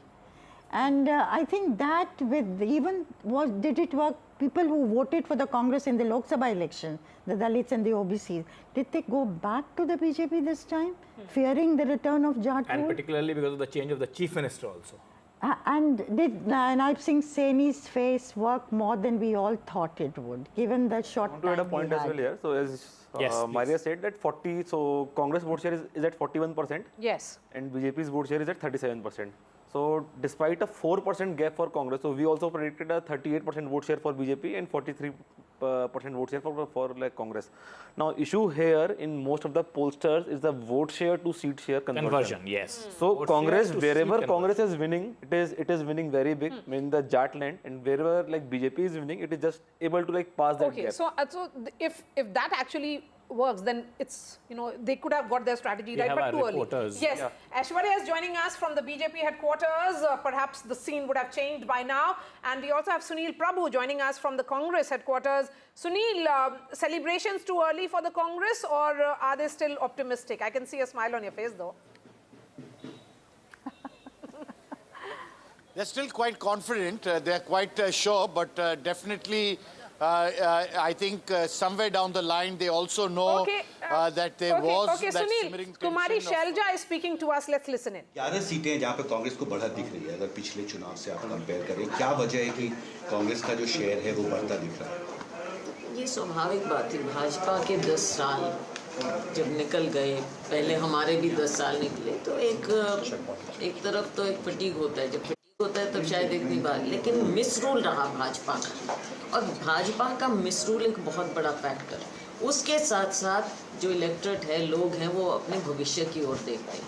भविष्य केवल और केवल कांग्रेस है, ये लोगों ने देख लिया और नाप तोल कर लिया. राहुल जी की यात्रा रही, हमारे वर्कर्स ने, हम सब ने नीचे ज़मीन पर काम किया राहुल जी के गाइडेंस से। और एक जो ओवर आर्चिंग फैक्टर होता है वो यही होता है कि नेतृत्व हमें गाइड करता है, और अब लोगों की नज़रों में भी क्रेडिबल ऑल्टरनेटिव है कांग्रेस। जी, आप कांग्रेस के एक प्रोमिनेंट लीडर नहीं है हरियाणा में, और ऑफकोर्स लीडरशिप का इशू भी बहुत महत्वपूर्ण है। आपको लगता है कि जो अगर कांग्रेस की सरकार बनती है कुमारी शैलजा को भी महत्वपूर्ण भूमिका मिल सकती है? क्या आप मुख्यमंत्री पद के दावेदार हैं? मैंने हमेशा कहा कि दावेदार हम हैं, और लेकिन फाइनल फैसला हाईकमांड का होता है। हमसे बात करने के लिए शुक्रिया। दिल्ली से संजय कौशिक के साथ हिमांशु शेखर। बीजेपी के बीच में हरियाणा में, लेकिन इस वक्त बीजेपी को बढ़ा from Kumari Selja, quite unlike her to speak so early, although the she has been quite reserved actually during the entire campaign, entire lead up to these voting. She has been quite reserved, cautious, reserved, and unlike the rest of the Congress party, not very boisterous at all. Yes. Lekin, it's very unusual for her to throw her hat in the ring. Congress people don't do that. Though they would all be politically correct and say, you know, the High Command will decide. But she said, yes, I'm a contender. My loyalty, my seniority, ये बहुत unusual है Congress के अंदर. Okay. But she still maintains that High Command. High Command will decide. They all say that. Okay, so number of seats on which there is only second round of counting which is over. We are looking at EVM counting now. Why is it going slow? Let's try and understand that from Sunil Prabhu. Sunil, what are your Congress sources saying? Yes, he should also don, Sunil, you should also don your election commission hat. You know, don your election commission hat and answer that question. You know, is the counting slow or is there some other glitch? Don that hat first and then answer political part. No, so this is... So the first part is, of course, that the returning officers, this is dependent. So if you're looking at the election website, election commission website, it's on that backdrop that they are just putting the data and raw entry data at present, which has been cross-verified, and then putting it out. So it's slow.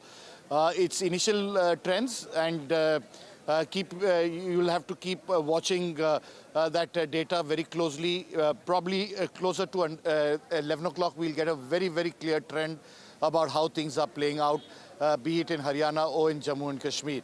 Having said that, politically, Aband Salja, I did that interview on the 6th, where she very forcefully said that she is not only a claimant, her seniority, but making it clear that she's not going to give up without a fight. Having said that, if the numbers are as it is, as the trends show, then the Congress definitely would have to back somebody who they've been backing right throughout. Kumari Selja, as you know, was upset with the ticket distribution. She sulked, she stayed away, she was then placated, she was brought around, had a meeting with Rahul Gandhi, finally went down to campaigning, and even on the last day was doing a discussion with Rahul Gandhi before Mr. Ashok Tanwar made that, what I call a 100-meter dash from the BJP to the Congress to say that, he is with the Congress party after campaigning for it for the BJP in the morning. So there have been lots of ifs and buts. There has been caste polarization by the BJP as alleged by the Congress, Jat versus non-Jat, and all those factors, but still they are quite confident that they will emerge victorious. This is an election where they feel they should get a 2/3, but anything less than 50 will be something that will be quite a shocker on our screens for the now. Congress party. Sunil, just hold on to your thoughts. If actually the numbers turn in favor of Congress, if the tide turns, away from what we are seeing at 10-15, then he could be the man of the moment. But he looks a little worried. Yes, certainly not a very confident Mr. Huda. Yes. I happen to see Mr. Huda almost on a regular basis at a public place, but he's certainly not looking confident. Nirja? Yes, that's absolutely true. And he's not spoken, unlike Selja. Yes. And total 93 counting centers, remember, were set up in Haryana. So let's wait. Let's wait. Although the Election Commission website at the moment is suggesting that the Congress vote share is at 40.65%, the BJP at 38.23%. So the vote share gap is also reducing. It's now just around 1%. So and in the interim, there is something very interesting happening in Jammu and Kashmir also. Those leads for Congress party coming down, yes. Congress NC alliance coming down to 48, BJP crawling up to 26, others at 13.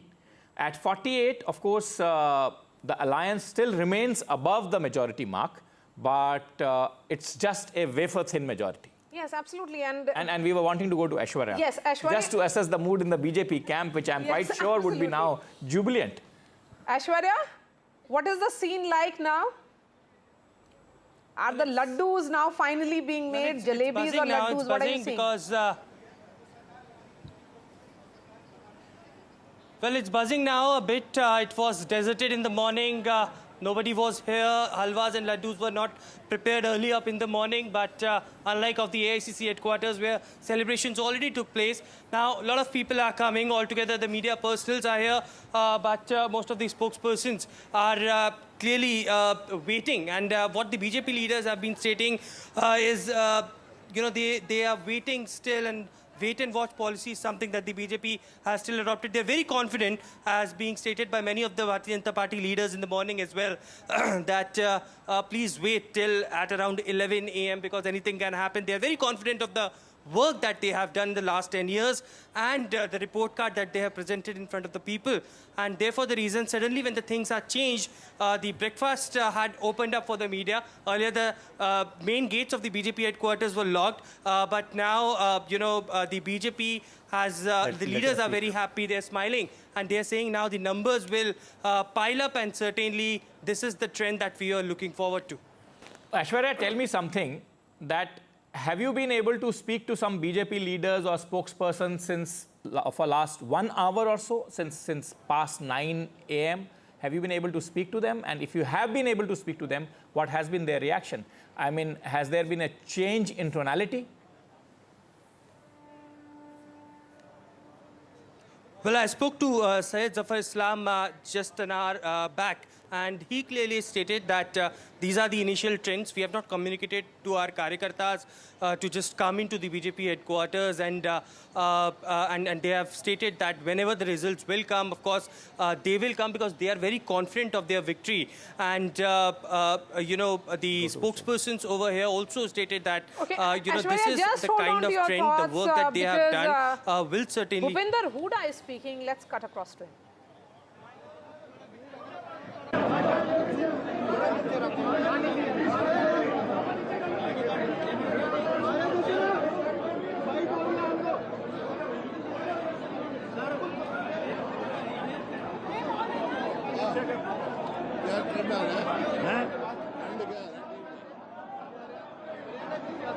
Gap between the BJP and the Congress has increased further. Yes. The BJP now, it's above 13 seats ahead of the and Congress. very clearly above the majority. Very clearly above the majority mark. So is that a matter of concern? What will Mr. Huda be saying? He's a veteran of Indian politics, has seen several summers in Haryana, has been a former chief minister, face of the Congress party. What does he have to say? What is his assessment? We'll try and pick up from him in just a bit. But yes, 93 polling centers, 93 counting centers is something that we can tell our viewers that was set up, that has been set up across Haryana by the Election Commission of India. Let's listen. अनुसार कांग्रेस की सरकार बनने जा रही है। नहीं होता, अभी 2 राउंड 3 राउंड हुए हैं, और जितने रिपोर्ट जाती है उतने सारा जो खबर आई है कांग्रेस की बहुमत आ रही है। 10 साल के बाद क्या कांग्रेस पार्टी उत्तर भारत में वापसी कर रही है? 10 साल के बाद? हाँ, 10 साल के बाद क्या कांग्रेस की सरकार बनने जा रही है? जो ट्रेंड सर चल रहे हैं उसमें बीजेपी खेमे से कहा जा रहा है कि बढ़त बनाएंगे। कहीं नहीं बढ़त बनेगी। आप देखना नतीजा है, कांग्रेस का जो ट्रेंड आ रहा है वहाँ कांग्रेस का ज्यादा बहुमत आ रहा है। हजारों लोग नारा लगा रहे हैं भूपेंद्र सिंह हुड्डा जिंदाबाद मुख्यमंत्री के तौर पर आपको देखना चाहते हैं। ये पार्टी फैसला करती है। बड़े बीजेपी के बड़े लीडर जो पिछड़ते हुए नजर आ रहे हैं, बीजेपी के बड़े लीडर पिछड़ते हुए नजर आ रहे हैं। कांग्रेस की सरकार बनने जा रही है भाई। सर आपको अलायंस की जरूरत पड़ेगी या कांग्रेस नहीं, कांग्रेस अपनी मेजोरिटी लाएगी। सर फुल फ्लैग मेजोरिटी वाली कांग्रेस की सरकार बनेगी, पूरी उम्मीद है आपको? हाँ, कहे तो जगह कितनी बार कह रहा हूँ। Sir credit goes to Rahul Gandhi and Bhupendra Singh Hooda ji only. Credit goes to party, Rahul Gandhi ji, Mallika खड़गे ji, Priyanka ji, all leaders of the Congress. So what's your and real credit goes to the people of Haryana. Sir, what will be your priorities for government? What will be your priority? How many questions will you ask? You ask one question. There are others also. Sir काफी रुझानों में close contest नजर आ रहा है, ऐसा expected था क्या? नहीं था, जहाँ कहीं कहीं क्लोज है, कहीं पे है, लेकिन Congress is getting majority. Sir आपके लिए नतीजे आने वाले हैं, जो नतीजे अभी दिख रहे हैं? नतीजे मेरे को मालूम है, कांग्रेस की सरकार बनने जा रही है.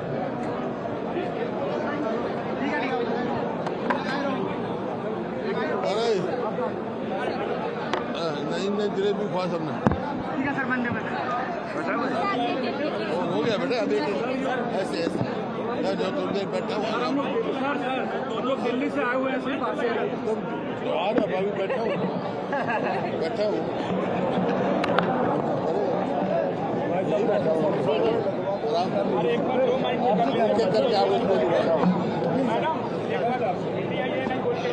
एक एक करके आने पे सबको देंगे, ऐसा बोल रहे हैं. एक एक करके सबको बोल रहे हैं, लेकिन कोई माने तो BJP 25. Nirja, what do you make of Mr. Huda's body language? You know, body language doesn't exude confidence. That much is clear. You look at him compared to what we've seen in the last weeks. So is it bravado? Because the BJP in terms of leads is 15 seats, 16 seats behind. And that's ahead. BJP is ahead. BJP is ahead. Yes. And Congress is 16 seats behind. Yes. So is it bravado? Is it because Shelja has spoken that he needs as the leader to speak up also, say something? Media is awaiting a word from him. So I don't know what, I mean, things are going to be clear in an hour Maybe he or so. knows something that we do not know. That's someone. At least he claims to know something that we all do not know. Yes. At least he claims to know. Yes, absolutely.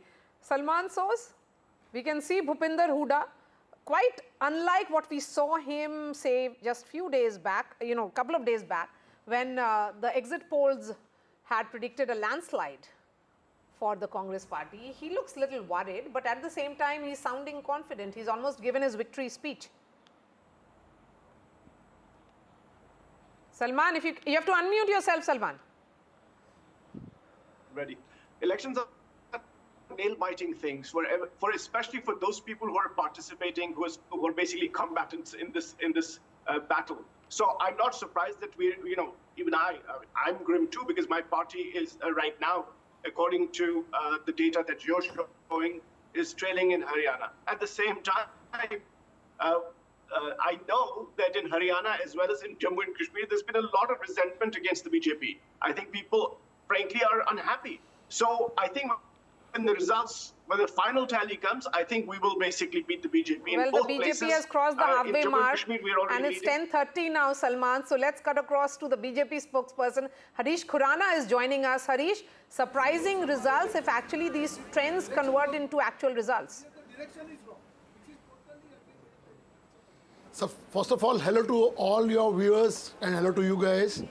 See, from the day one, we were confident immediately after elections that we are going to have a positive result.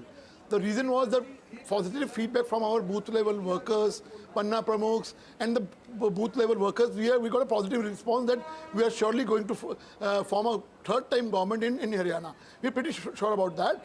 And also the feedback from the Jammu was that we are going to make a 35-seat mark, and with the help of like-minded independents, we are going to form the government over there also. So let's wait for one more hour. And we are pretty confident that we are going to win Haryana with a good numbers and good margin, and we are going to form a third-time government over there, and also good result in Jammu and Kashmir too. Mr. Khurana, you saying that the feedback from the hi, Mr. Khurana. You are saying the feedback from the booth level Karyakarta and the Panna Pramukhs was all indicating that you will sweep Haryana or that you will win Haryana. But this looks like to be BJP's biggest ever win in Haryana. See, there is a reason behind this. The 10-year governance of our BJP government in Haryana, and and 10 years of government of Narendra Modi ji. So double engine government, positive governance was our biggest asset in Haryana when we go in elections today. I mean, the work what we have done for Haryana in last 10 years, say be 24 farmers, MSP, 24 MSPs. They were the reason behind it. 1,40,000, 1,50,000 odd youths. We have given the employment to them. There are a hell lot of work what we have done it. So the feedback was the positive. We were in positive mood. Whatever the exit poll was, we were confident that we are going to get a good numbers in Haryana and we'll form the government, which now in your trend is also showing it. Numbers in morning, whatever the numbers were, we were confident by 10, 11 o'clock, we are going to form the government. Okay, you have reasons perhaps because if we were to look at the vote share region wise, and I'll ask the producer to put the central Haryana part up. In central Haryana, this is the Jat land that we are looking at, Nirja. The vote share of the BJP in central Haryana has gone up significantly. I mean, how does that really, I mean, how do you explain that? If they go up in the central region, which is essentially the Jat land, the Rohtak and that belt, then it means something else. Just look at that graphics we have on our television screens. I mean, they're up by 8%. It is, yeah, this calls for a deeper study because, you know, people, we didn't take, when people say that Mr. Huda would like the numbers, ye baat chalti thi Haryana mein, would like the numbers to be not very high because then he will be able to control the situation and be the CM. Nobody else can do what he'll be able to do in managing it. Now, one didn't take that very seriously. Is there going to be, one fellow sitting next to me, a Jat said, "Aap dekhiye, Jat land mein bhi andar se kuch gadbad ho raha hai." One didn't, you know, these are voices that come back to you now. Haunt you. Huh? Haunt you. They haunt you and, no, Nirja, but you know, Nirja, this is, interestingly, this is, if these trends hold, this is again, you know, then the entire Congress strategy of almost subletting the polls. In Madhya Pradesh, they sublet the polls to Kamal Nath and co. In Haryana, it was almost sublet to Mr. Huda and company. Now, if this holds, then this subletting of elections to the powerful satraps who have a vice-like grip, as your paper wrote the other day, on the state units is quite clearly not working. But in 2019, they distributed the tickets according to, you know, to all the senior leaders, and it didn't pay them the dividends. They didn't, those candidates of other leaders did not win. So this time the strategy was, he's a strong man, Jats are leading the way, Jats are creating a hawa for you, therefore let him have his way. Now, that strategy obviously has also not worked. So really, if these numbers hold, it clearly clearly hasn't worked. You know, then they have to go back to being the umbrella party representing different communities.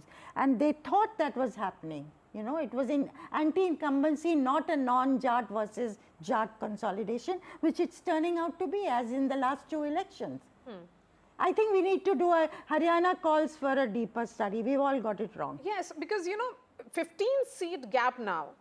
BJP, it's in best favor of BJP. In favor of BJP, and its best ever performance that they have done, 2014, 2019 and now. And it's a hat trick. If they actually get this numbers, I mean, it consolidates formally for the party. JJP is over practically for this election. So is every other regional party, yes. and AAP hasn't been able to open So bipolar contest. So then again, Nirja, the question is that BJP, its tried and tested formula of changing the chief minister at the last leg.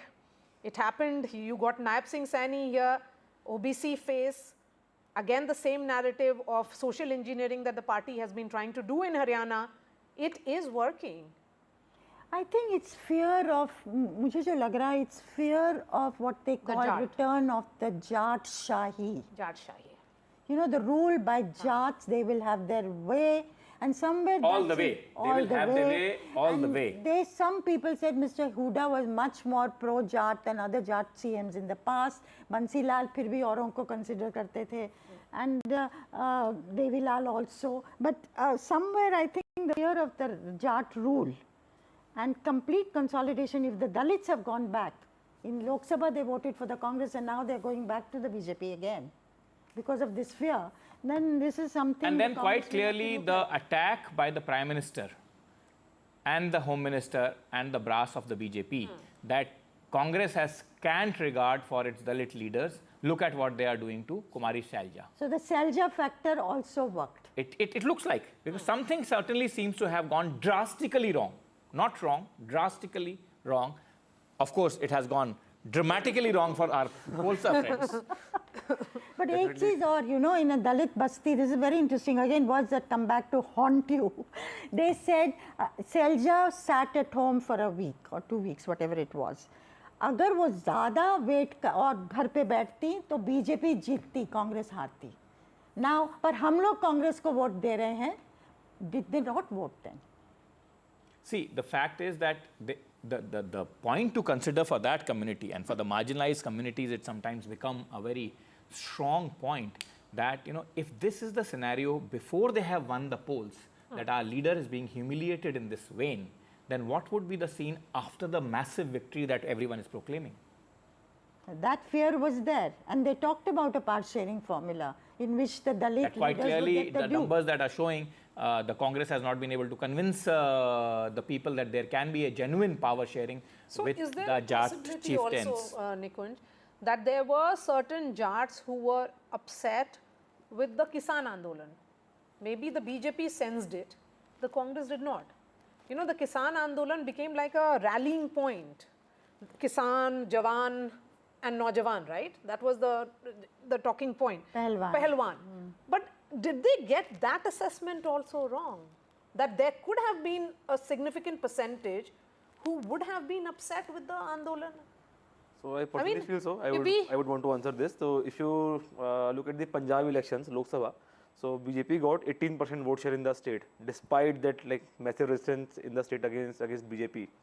Here as well, the Jats were the only like majority of the caste who were protesting against BJP and the central government because of the these farm laws and then the Pahalwan protest. What could have happened? There is a certain category of Jats maybe who are quiet, who don't want and who are happy with the current government. So they would have sided with BJP because then you don't like that much of shore and I mean. See, I'll tell you one conversation that I had in Delhi with a Haryana couple. And the Jat couple, the gentleman had returned from United States. The wife lives in Malcha Marg. So I asked them what is the sense. The husband was the first one to point out that, look, in the last 10 years, there is a lot of employment, a lot of jobs that have taken place without any kharchi parchi, etc. And people are getting government jobs without any sifarish, so to say. Wife obviously was quite, saying, no, Mr. Huda is winning. But again, in the family itself, there was a divide. So BJP's work, as they have been championing, as they have been claiming, had its own takers. Okay, and we have now, I'll ask the producer to put that up. And welcome to this broadcast, Tom Vadakan of the BJP. The seats with high Jat population, in all 33 seats we can make an assessment of. The BJP is leading in 17. The Congress is leading in 14. So even in Jat-dominated seats, as we were showing, that is essentially central Haryana, the BJP is making a gain of 9. So, you know, Nirja, let's go to SC seats. We can break that down further. In SC seats also, seats where the scheduled castes have a particular dominance, 17 seats in all. In that, the BJP is leading in 8. The Congress is leading in 9. So that in that case also the BJP is not making huge losses. So that, you know, we were talking about Chhattis Biradri. यहाँ पर Chhattis Biradri का भी reading different हो गया है. So that social engineering which started in 2014 is continuing. You know, Tom Vadakan, of course, now we'll be seeing far more activities at the BJP headquarters than what we saw in the morning. What was giving the party more confidence than, say, the pollsters? You were saying that just like Madhya Pradesh and Chhattisgarh, the pollsters will have selection wrong as well. This looks like completely going the Chhattisgarh. Yes, well, we have our information based. We have our information coming from our Karyakartas. That has given us the base information that we require of what is happening at the ground. Whatever survey has been done or whatever has been done, they may have their scientific methodology. We are not questioning that. But the ground reality that came to us from the Karyakarta was that we are forming... Election trend. Congress is going to form the government in India. And sir, we have seen yesterday the Chief Minister of Haryana, Nab Singh Saini, held a press conference saying EVM fault will be one of the main issues which Congress is going to highlight. There is no issue. You will wait for some time. Congress is going to form the government. Congress is getting the majority. Sir, in the initial trend we have seen Congress was leading, but now we have seen the Congress is going... After 1 hour, again you will see Congress is leading everywhere.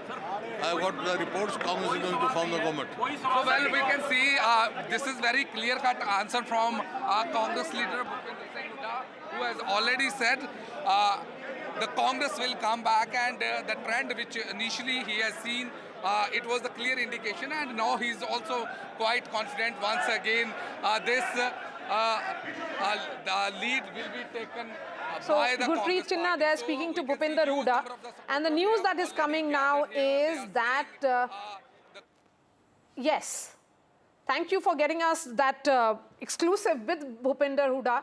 We don't know how it will turn out to be, but you know, Neerja, 48-35, you know, it's 10:30 already.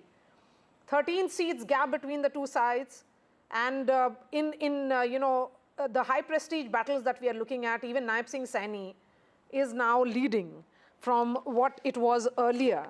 You know, that's again an important and interesting battle in Ladwa playing out. OBC faces, you know, he was up against Congress's Meva Singh, and there was INLD's Sapna as well. Despite Saini's position in this community, he had lost in 2019, now he is winning. So 2019, Nab Singh Saini loses, and now in this election, which was seen as an anti-incumbency, 10-year anti-incumbency election against the BJP, the Chief Minister is actually gaining. And Meva Singh has a very good image. He has a very good image. And is an incumbent MLA. He was expected to win. And they used to say, even though Saini is a CM, he was facing a tough time. Yes. So if he's leading, then that's a, you see, is the OBC factor being a very critical, OBC Dalit factor is being a very critical factor. See, I tell you something, my reading from Kumari Shailaja's smile is that, you know, that the High Command's thought of handing it over all the baton to Mr. Huda hasn't certainly played up, hasn't certainly played down well in the rank and file and in the electorate. That's what my sense is out of that smile. I don't know. I mean, we are in early days yet, you know, as they say. These are early trends, but you know, they seem to be consolidating, and for last 1 hour plus now, 1 hour plus now, BJP has actually just look at the strike rate. Just look at the strike rate, Nikunj. Haryana. In Haryana, BJP has been leading for last 1 hour now, and there has been no change. The only change is that Congress's tally is falling. That's the only change I see. Yes, absolutely. And I've been noticing this tally very, very closely from sometime before 9 a.m. Even a close contest in Haryana would have been creditable for the BJP. Yes. Given the anti-incumbency, given the number of people who were talking about, you know, desire for change and freshness to come in. But obviously, I think it's brand Narendra Modi. Let's talk about the brand Narendra Modi again. Tom Vadakkan, I would say that again as a journalist who has covered the BJP closely. These elections, it is about Prime Minister doing the heavyweight lifting, Nikunj. You know, he's always there on the ground. He's there to support and enthuse the cadres, and that's what is appearing to be if these numbers actually convert into actual results. Tom Vadakkan. Maria, there is no doubt about it. There is no second question about it. Prime Minister has led from the front. He has given development to that state. He has brought corruption down. And, you know, a situation like this, after 10 years, and the word anti-incumbency can be removed from the dictionary of the Bharatiya Janata Party, because we fight, we deliver. And that's the difference between other parties and the Bharatiya Janata Party. Now, have you seen the body language of Huda? I mean, I know this man very closely. And the kind of reaction that is talking about government of course, formation, they are your old colleagues, Mr. you know, it's not coming from his you heart. would notice their body language much better than us. It's not coming from his heart. No, I'm analyzing that. He is saying that with great difficulty. But of course, his game plan was not to get a majority so that he could be the kingmaker and then finally be the chief minister. That game also isn't working. So but who gets credit for this, victory, if I may say? Is it too early to say that? But at the moment, 1041. If these numbers hold, then who gets the Taj of this victory? Prime Minister Modi, or will you give some credit also to Naib Singh Saini? Well, it is Modi ji all the way, followed it is Modi ji all the way, there's no two doubts about it. He has been our icon and he has led from the front. He has delivered development in that state, a state which did not, it was, even before, when you came out with the exit poll, I was worried about now what would happen to the fertile lands of Haryana, because that would all be converted into commercial lands and there would be a huge, builders scam building up. And then you would have a situation like Himachal Pradesh, Karnataka and other states where they've been ruling, because corruption, thy name is Congress. Unfortunate, but that's the situation at the ground, and the people of Haryana have realized it. Okay, in fact, the BJP is now going to hold a press conference in Chandigarh shortly. That's what sources are indicating to us. But Neerja, and also comment on this, the point being made by him as political analysts, I think there is a need for also us to rethink about the old lexicon. Should we continue to use anti-incumbency? These are defying anti-incumbency elections. How do you read that? I tell you something. One of the pieces was about, I think maybe Neerja has only written it, that whether the BJP is able to hold on to Haryana after Madhya Pradesh and Gujarat, which they have been ruling forever, it looks like they have been ruling forever, would be a big test of the fact that they will they be defying this popular lexicon of anti-incumbency in elections. So it seems like that they have managed to buck that trend and defy that. But then again, it's Chhattisgarh, Madhya Pradesh, Haryana. So to the close observers of the Congress party, it should come as no surprise that when it comes to a direct contest between the BJP and the Congress, the BJP, both in terms of its organizational skill, in terms of, as I said, any other brass of any other party in the face of overwhelming odds that were being seen would have probably given it up. But here you see the entire brass of the BJP, not giving even an inch. And that seems to have paid off. No, that makes a lot of difference. They don't give up till the very end and put their best foot forward. Yes. And the Congress, as I say, celebrates too early. Yes. But also Congress has a knack of snatching defeat from the jaws of victory. Absolutely. That they are very good at. And this is the third example in the row that we can count in the last few months. But you know what? The damage also is if Haryana had been wrested by the Congress. Yes. Of course, it's early. We can't say at the moment, even though the gap is increasing.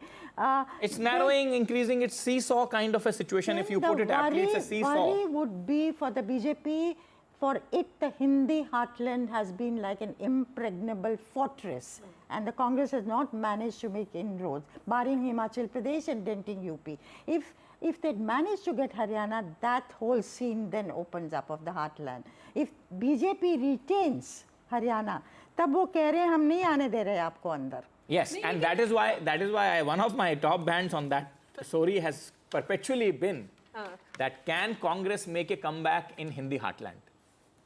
Absolutely. That has been my question. So it goes beyond little Haryana. That this story goes beyond little Haryana. But Neerja, in 2024, I mean, just few months back, when there were the Lok Sabha polls, we saw when Prime Minister Modi is on ticket, everybody says it's a different election.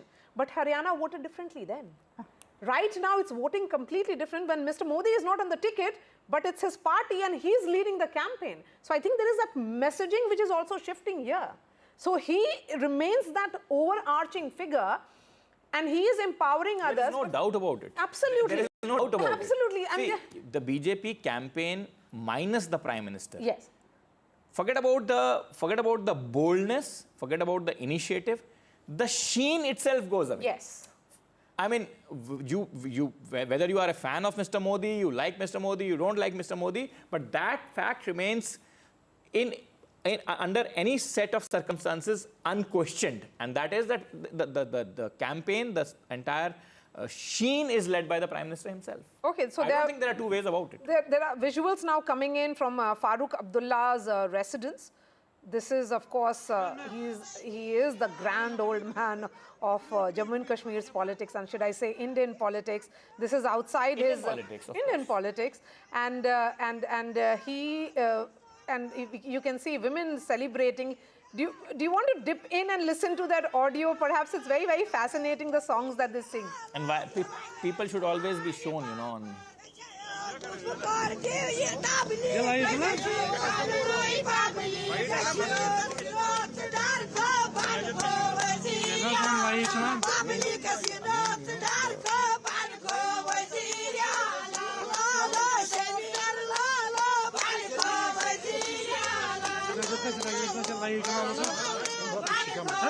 आजकल NC के office ना NC के उमर के घर पे बाहर celebration हो रही है. Okay.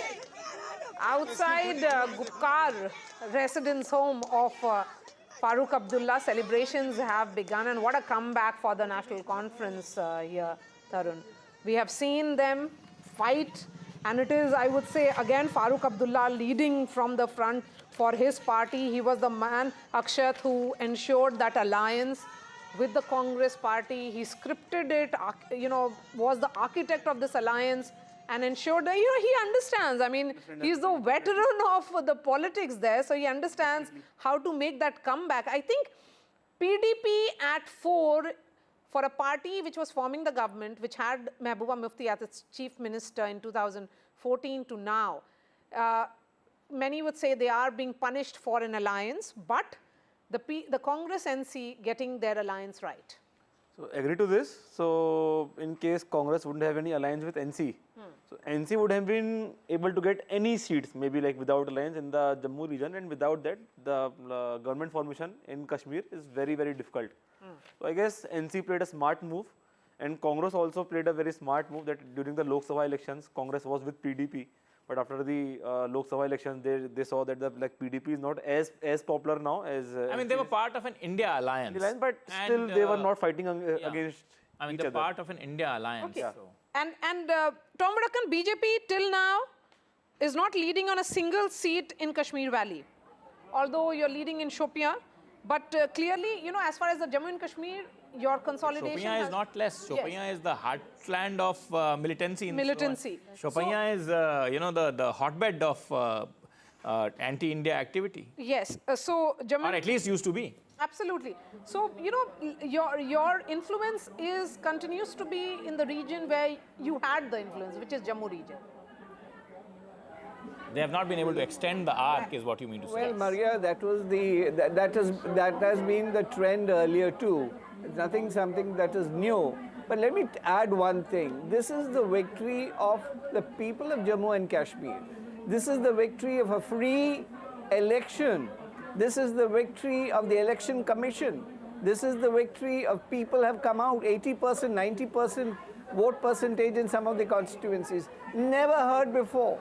This is the same place where Rahul Gandhi goes to Lal Chowk and enjoys an ice cream, without any security. This is the same Jammu and Kashmir which has been delivered by Prime Minister Modi with his steps, with his development agenda. And I hope that Umar Abdullah and his father follow the footsteps of development which is required for that state. It is not who wins or loses.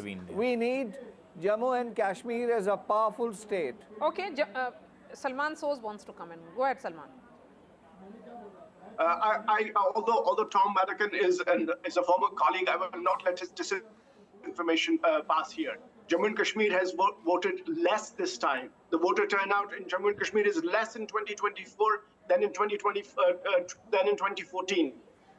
Please get your facts correct. Most seats, more than 50% of the seats have lower voter turnout. And the kind of 80% voting he talks about, please look at Election Commission data for 2014 and 2008, and you will see seats with 80% voter turnout. So don't give us this kind of, this is a victory for democracy. In fact, if that is the measure, voter turnout is the measure, then this is not a victory for democracy. In fact, democracy was killed in Jammu and Kashmir by the BJP. That is why people have voted this time for the India alliance. So please get at least Tom, get facts, speak factually. I think you need to hold your horses. At least today, because I think you should be. You have reasons to smile. So why don't you smile and extend that? EVMs have been buried. Yeah, he has a point to make, but there is no reason to lose the calm. Salman, you have a point to make. You make a good point. Salman, you make a good point, but don't be angsty. Don't be angsty.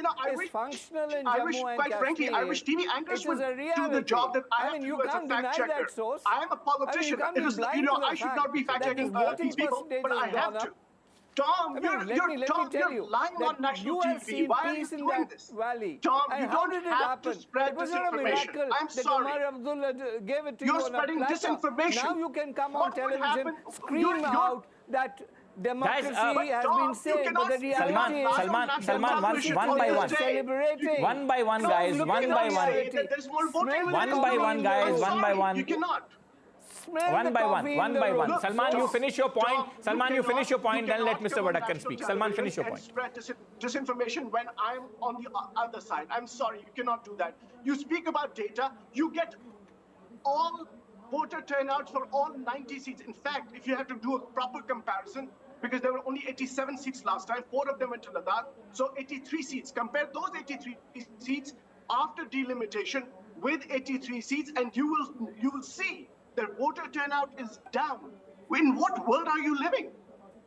Okay, Salman, you have made your point. Mr. Vadakan, please. I would request my friend Salman to smell the coffee in the room or see the elephant in the room. 370 is what the NC wants, and you have no position on that. How are you going to compromise? There's a major agenda. My friend shows you have a great problem on hand, but it is only through a fruitful cooperation with the central government that solutions can be found. Secessionist has no place in Jammu and Kashmir. Let that be very clear. 370 is gone with the wind. From the ground as well, straight to Srinagar. That's where my colleague Nazir Masoodi is joining us. Nazir, in terms of the leads and how many rounds over, and what can you tell us? Well, I think these are the leads which is likely to continue, and there are 39 seats where National Conference is leading. There are 27 seats where BJP is leading. There are 8 seats where Congress is leading. Now 3 to 4 rounds have already been counted. So it's clear that NC is the single largest party, will be the single largest party. It's first time after 1996 election when NC won 2/3 majority. After that, no party has crossed 28 seats. And it is first time any party is crossing, that number 28 seats in Jammu and Kashmir. It looks, and if you see the strike rate of National Conference, they had contested only on 51 seats as alliance and 5 seats as friendly. Yeah. They were backing these 2 candidates. One is Harshdev Singh in Jammu and also Muhammad Yusuf Tarigami CPIM in Kulgam. And Kulgam is a fascinating story. 100% Muslim area, and Communist Party is leading. And the Jamaat Islami candidate, who has repeatedly said during his campaigning, if he loses, it will be defeat of Islam. But people are rejecting religion-based politics in Jammu and Kashmir. While on one hand, National Conference was saying, look, our fight is against the BJP, but they were also fighting against the Jamaat Islami.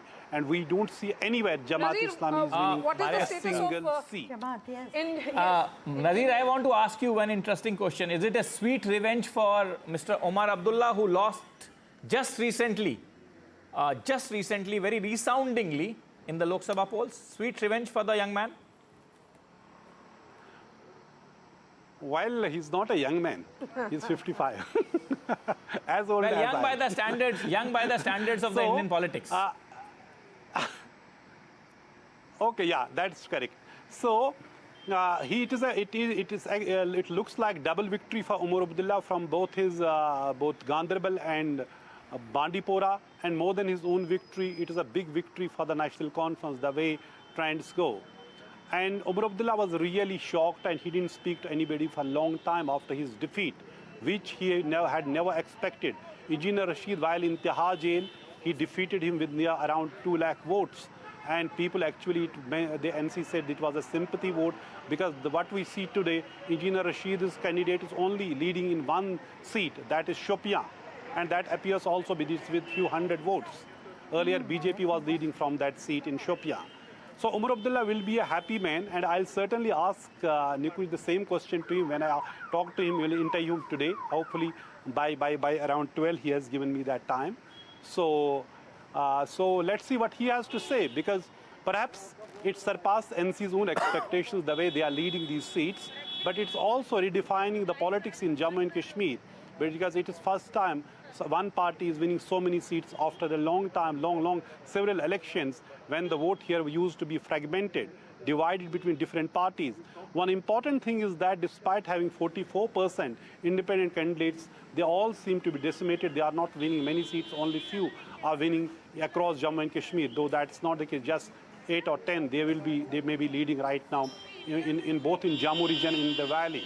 And BJP is not doing what they were expecting, and their biggest setback it would be if party president Ravinder Raina loses, because in first 4 rounds he was trailing. It was National Conference Surinder Chaudhary, he was leading from Naushera constituency in Rajouri, a Hindu majority constituency where we see the this Nazir, what is the status in Mata Vaishno Devi? Yeah, will that be a Ayodhya of BJP in Jammu and Kashmir? Because there was a close fight between the independent candidate Jugal Kishore and BJP candidate there. So it is touch and go. It can go anyway. If BJP loses, it would be another setback. But already we see the BJP president, he's trailing in Rajouri, despite the fact the BJP ran a campaign where they said there should be a Hindu chief minister, there should be a chief minister in Jammu, despite the fact there was a delimitation which had actually helped them by increasing 6 seats in Jammu region, which is the core constituency of the BJP. And then now they have the advantage of the 5 nominated members. And I'll tell you one interesting story about these 5 nominated members. Why there are 5 nominated members in Jammu and Kashmir Assembly? Since the Jammu and Kashmir Assembly has been constituted on the pattern of Pondicherry Assembly, in 1962 it was Home Minister Lal Bahadur Shastri who introduced a bill and wanted to have a legislature in Pondicherry with all the nominated members.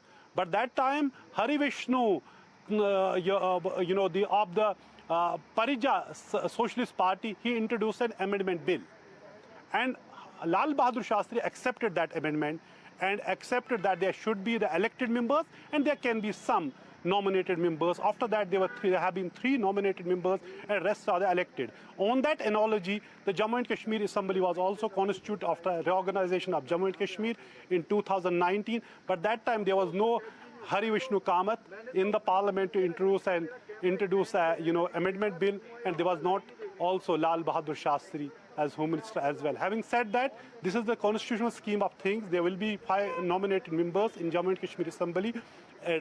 Lieutenant Governor has the sole criteria and constitutional right to appoint them without consulting the Council of Ministers.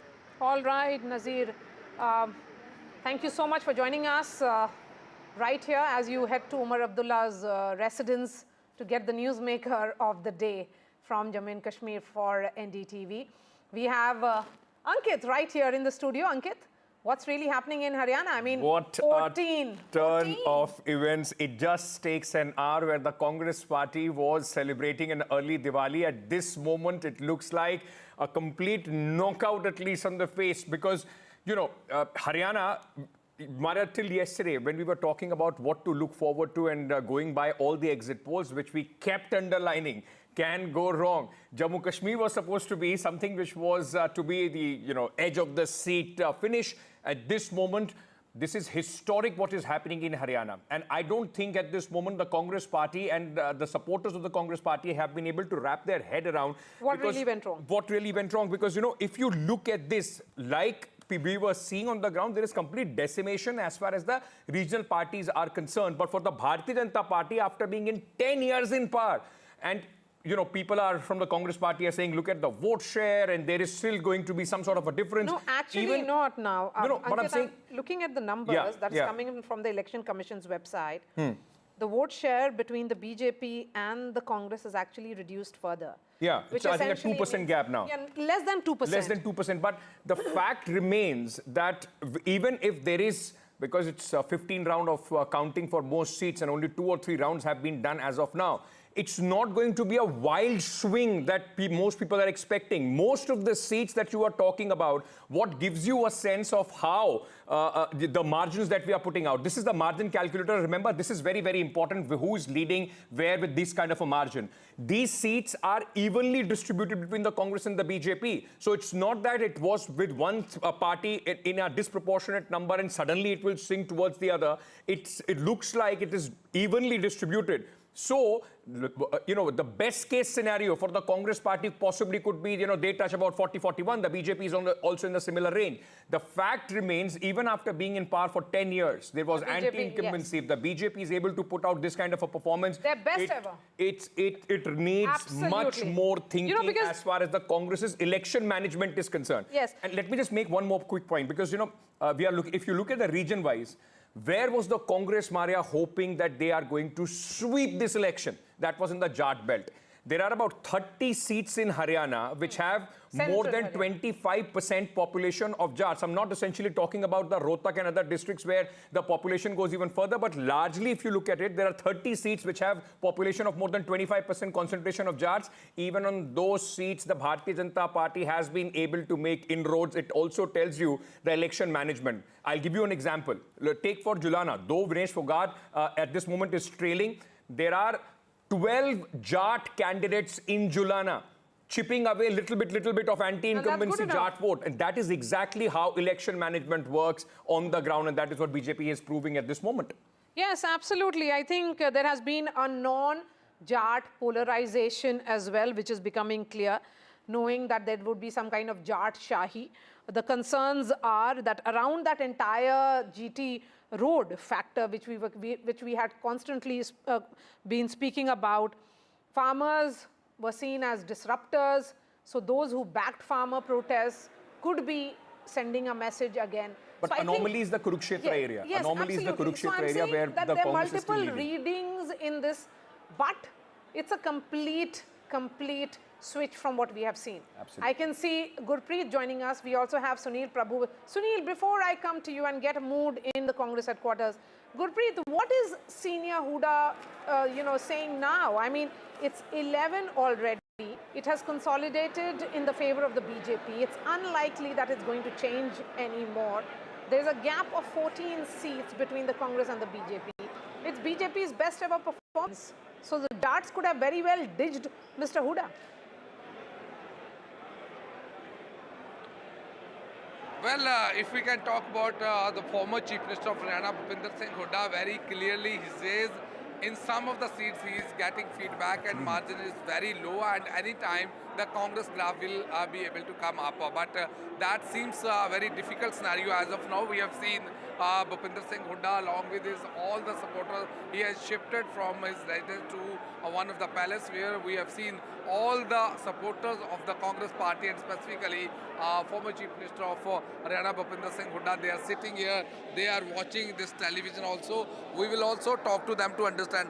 अब graph आप देख रहे हो, graph बहुत नीचे जा रहा है। ये ग्राफ बढ़ेगा सर। अभी ये एग्जिट पोल है, जब एग्जैक्ट आएगा ना तो चौधरी भूपेंद्र सिंह हुड्डा हमारे सीएम होंगे और 55 से 60 सीट कांग्रेस की आएंगी। शुरू में हमने ट्रेंड में देखा कि 60 पे भी गई, 80 पे भी गई, लेकिन उसके बाद लगातार नीचे आ गए और यहाँ पे आके नीचे जा रहा है ग्राफ। तो क्या एरिया होता है, जैसे हमें पता है कि शहरी इलाकों में बीजेपी जो है वो टक्कर दे रही है, लेकिन जब ग्रामीण इलाका आता है तो कांग्रेस का ग्राफ एकदम से ऊपर जाएगा और चौधरी भूपेंद्र सिंह हुड्डा हमारे सीएम होंगे और कांग्रेस की जो है 60 सीट प्लस हो जाएंगी हमारे पास। आपको क्या लगता है, ट्रेंड आप सुबह से देख रहे हो, क्या ट्रेंड में क्या लग रहा है कि अभी भी कांग्रेस को उम्मीद है? हाँ जी कांग्रेस आएगी जी सीएम भूपेंद्र सिंह हुड्डा होंगे जी सीएम 100% आओगे जी कांग्रेस। पर ट्रेंड तो कुछ और दिखाना शुरू कर दिए। ये शहरी इलाका आ गया ना तो उसमें जो नीचे आ रहा नहीं तो बेहतर भी आ गया हमारा देख लो 65 के 70 के करीब 60-65 के करीब हमारी जीत आएंगे जी। और 60-65 के लिए तो बहुत बड़ा मार्जिन होना चाहिए लेकिन कहीं ना कहीं लगता है कि 60-65 तक पहुंचना बड़ा मुश्किल लग रहा है आपको। 60 से 62 सीट लेंगे कांग्रेस सरकार। अभी ट्रेंड के हिसाब से तो बहुत मुश्किल। अभी समय है, शुरुआती रुझान है, अभी टाइम काफ़ी है। आप 2 बजे तक देखोगे तो यहाँ चौधरी भूपेंद्र सिंह हुड्डा सीएम होंगे और उनके नारों की गूंज चंडीगढ़ तक जाएगी।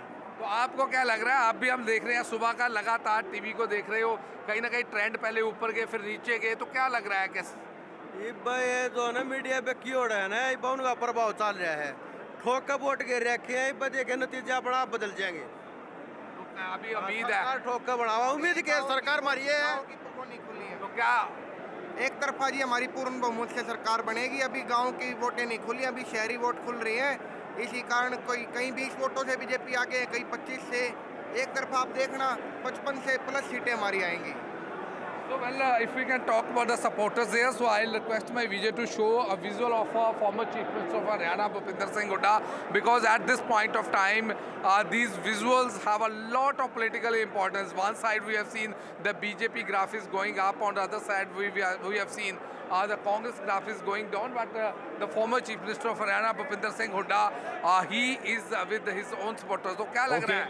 अरे अभी तक शहरानी चल रही है, गामा में बढ़ते एकदम उल्ट हो जाएगा, सब फिट है, होता कोई कमी नहीं है। So well, they are quite confident. They say the counting is just in the middle गामों में आते ही एकदम पलट जाएगा. Hoping against hope, the supporters of Mr. Huda there.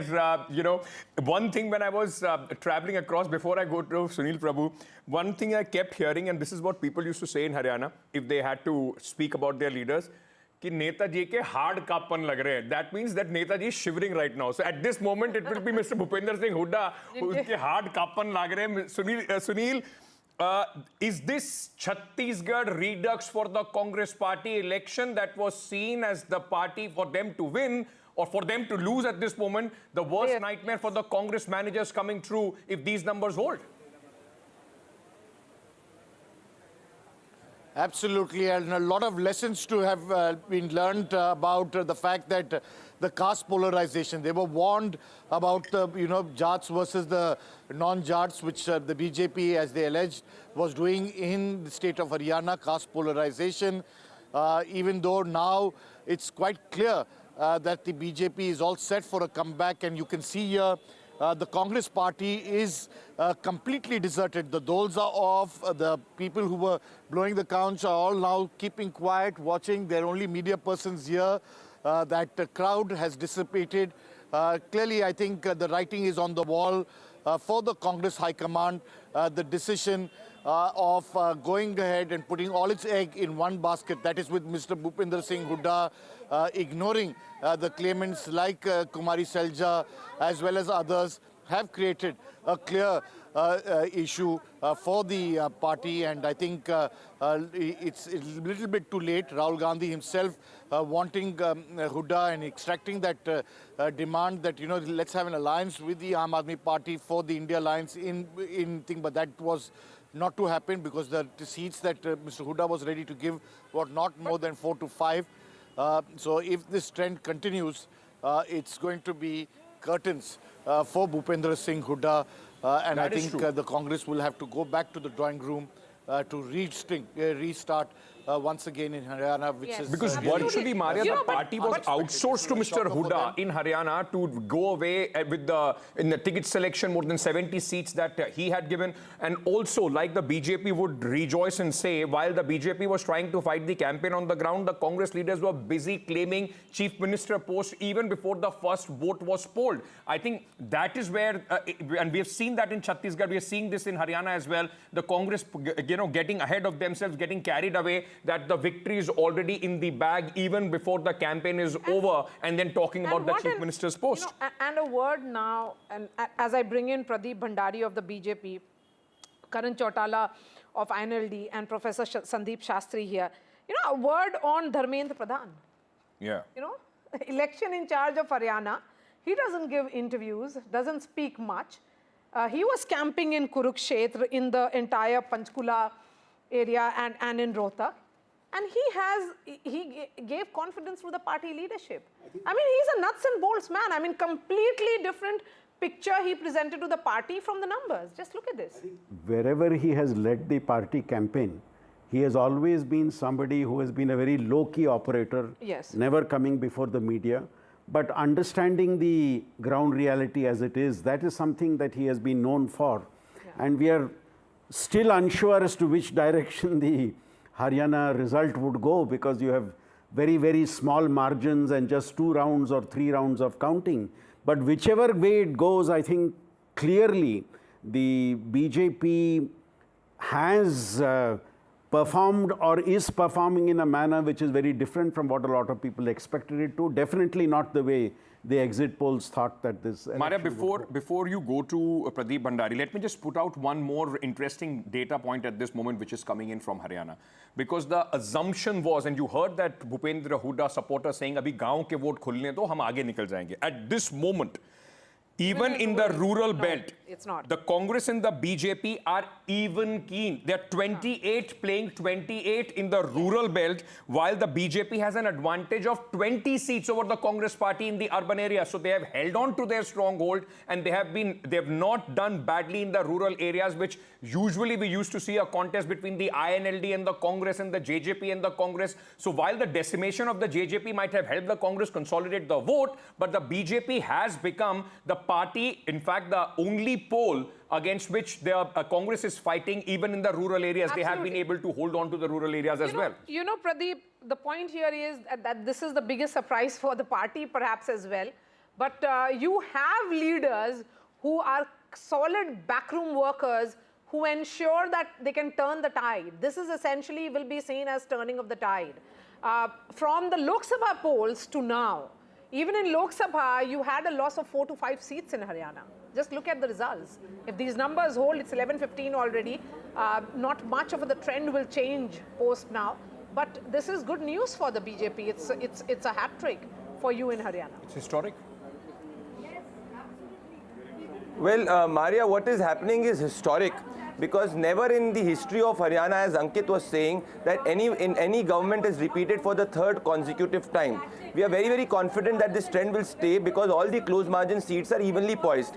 This is because of the developmental work of Prime Minister Narendra Modi, which is supported by the entire party machinery. Every individual in the party, Dharmendra Pradhan ji is the election in charge, Home Minister Amit Shah ji managing it, JP Nadda ji ensuring that the party is absolutely on track. So we were very, very confident since the start that the ground on Haryana, the 36 Biradri in Haryana, the poor in Haryana is with us, and this is where we were confident. Even in the Lok Sabha elections, Maria, if you see, we had a 3% increase in more vote share than the Congress party. That projection is what is happening right now in the Haryana Assembly elections, where we are leading with the Congress party with that significant vote share and seat share margin. So the one part is to get the Jat-dominated vote. Even in the Jat votes, if you see, the perception was that the entire vote will shift to the Congress party. But now on the ground, we are also getting significant part of Jat vote. This establishes that we've got a cross-caste vote, and what the Congress party was saying, that the women are with them, the farmers are with them, the Chhattis Biradri is with them, also the SCs. the wrestlers are with them.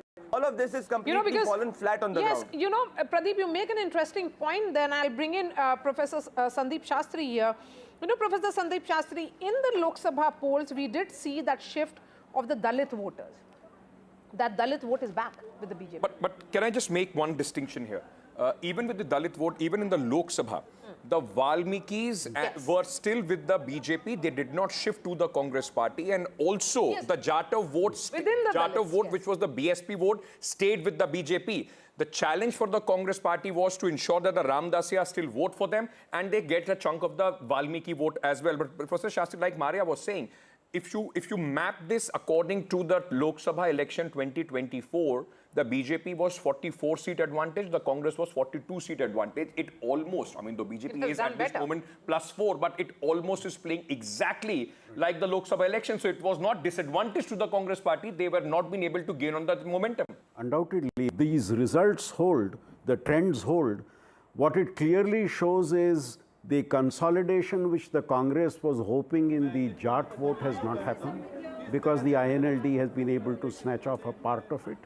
And secondly, the non-Jat vote, reference here to the vote of the scheduled castes and the others, has consolidated in favor of the BJP. Yes, there may be the various segments within the scheduled caste vote, a part of which go into the Congress, but the BJP has been able to perform well among the non-Jat votes, and that is clearly reflected in the trends. And if these trends hold, that social coalition which the BJP was able to build seems to have been would be responsible for the numbers that we are seeing. I think one important factor, especially in the Jat belt that we are talking about, and like I said, over 30 seats where the Jat population is over 25%. Some may even have a concentration of 70, but largely if we talk about those 30 seats, look how the BJP micromanaged those seats in the Jat areas. I gave you an example of Julana, and Pradeep will come in on that as well. Most of the Jat seats, you will see 10 to 12 independent Jat candidates, those who are standing. I will give you another example of Kalayat seat, which was possibly the bone of contention between the Aam Aadmi Party and the Congress, where in Kalayat, there are two independents, those who are very strong. Their Khaps, the Dhoon Khap, have supported the independents, and which has chipped away essentially the anti-incumbency vote away from the BJP and has made the BJP at this moment reckoning in the Jat belt as well. Pradeep, please go ahead. See, absolutely, Ankit. In fact, these are micro issues which you're talking about, but I want to talk about a macro point. Generally, the trend of anti-incumbency has been said that a party, if it rules for 5 years or 10 years, a trend of anti-incumbency establishes. If you look at the Bharatiya Janata Party, and not just Haryana, across states, we are the only party which has the tendency to repeat government. The Congress Party has not repeated a single state government since 2011. It's the Bharatiya Janata Party, whether it is Madhya Pradesh and now Haryana, where we are creating a history, we have the tendency of repeating governments, which means this whole larger political analysis that if a government governs, there is a trend of anti-incumbency which establishes. This does not apply to us, because under Prime Minister Narendra Modi, if you see every state government, we've repeated the maximum. So it will be right to say that the more the BJP governs, the more the pro-incumbency also can set in and is settling it. Okay. You know, very interesting, and we'll also talk about Jammu and Kashmir, possibly the state that till yesterday we were hoping that it is going to be a very tight finish, the BJP in the reckoning, at least at this moment, even if you include the 5 seats that the Lieutenant Governor has to in fact nominate, the Congress and the NC alliance is comfortable even over that. But let me very quickly, we also have Karan Chautala from the INLD. Mr. Chautala, at this moment, I mean, two things are very, very clear. A, it's a bipolar contest. The BJP and the Congress are to the two poles as far as Haryana is concerned. There's room for the regional parties is only squeezing. For your party, at this moment, leading on 2 seats, has the INLD, rather than winning many seats, has played the role of a spoiler, let's say, for a Congress party, which was hoping to encash the anti-incumbency, sir? No, I think Mr. Bhupender Singh Huda is to be blamed for spoiling the Congress, basically, because he didn't actually play the role he should have been playing as a leader of opposition throughout in these last 5 years. And that's a major problem that Congress is facing. And the infight of the Congress is also a major issue. And Mr. Shastri before me said, there are very small margins and the result is still awaiting. There have only been, I think, 5 or 6 rounds in throughout the election. So let's wait and watch what happens. You're asking us to wait and watch, but you know, increasingly, JJP, remember, had won 10 seats in 2019. They are minus 10, so you know they have not even opened their account in this election. If these numbers actually hold, INLD of course is making some gain of 2 seats. But the larger question is, I mean, in percentage, that will be a huge gain, because they had won only 1 last time, and they are now on at this moment in 2. But you know, Maria, just picking up on what you are saying, Mr. Chautala, does this open, because it's a battle for survival for the regional parties also, does this open any door for a merger of the JJP and INLD, the family party coming together? You had gone different ways. Does this election somewhere pave that way? No, as my grandfather Chaudhry Om Prakash Chautala ji has already stated, there is no room for this thing, because the political thoughts are very different. Okay. Let me bring in Sandeep Shastri again. Professor Shastri, while we are looking at these numbers and we wait for a picture to emerge, although I think more or less the picture is clear, one can continue to wait, but it's 11:30, and there's a unlikely any wild swing that is going to happen. There's unlikely any big swing that is going to happen. But yes, talking about various factors which were at play here, the SC factor, the Jat factor that we keep talking about, the urban-rural, nothing seems to be working against the BJP. Now, the various social dynamics that people had been talking about for the last 2 weeks, yes, you're right, none of them has really worked. What I also feel has happened is there was not much concentration possibly on the work that the Haryana Chief Minister had quietly been doing. That I think was not given the type of credit that also needed to be given. And possibly the Congress was a little overconfident as it went forward during the campaign, also believing that we are winning this election. And as you mentioned, throughout the low-key, behind-the-scenes work which the BJP leadership has done at the state level may have helped them in creating the type of result we are just now seeing. That point that you make, that is the election winning machine of the BJP that we keep talking about. That they don't let go of an election, and even if an election appears to be a losing election, they had been written off from the word go. The moment they entered the poll battle, it was seen as that the BJP with 10 years of anti-incumbency will not get it right.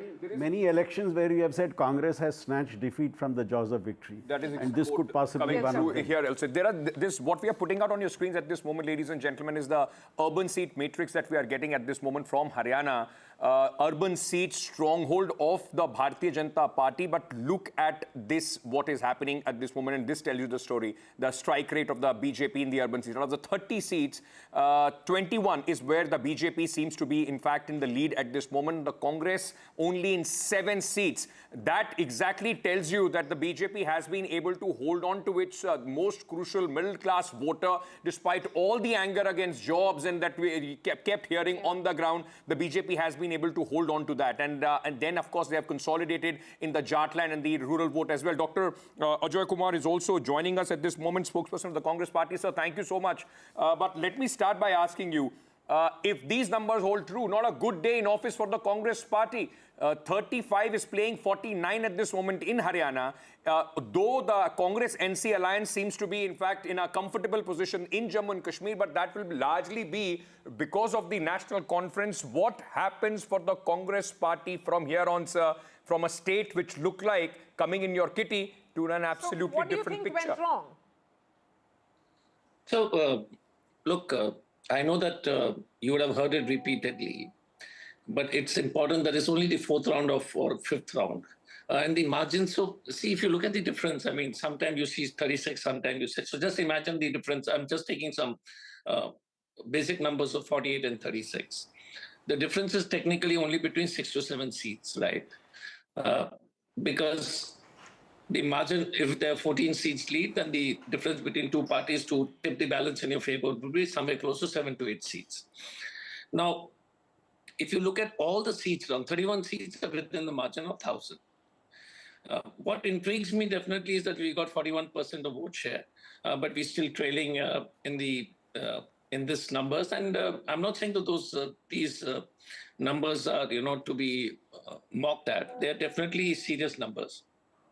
But Dr. Kumar, there is a statistical explanation to that. I mean, despite you getting more vote share, and we have seen that repeatedly with the BJP also. Let's say in Karnataka, the BJP's vote share may be less, but the strike rate is more. That tells you that in the areas where the BJP is strong, they are able to convert those seats.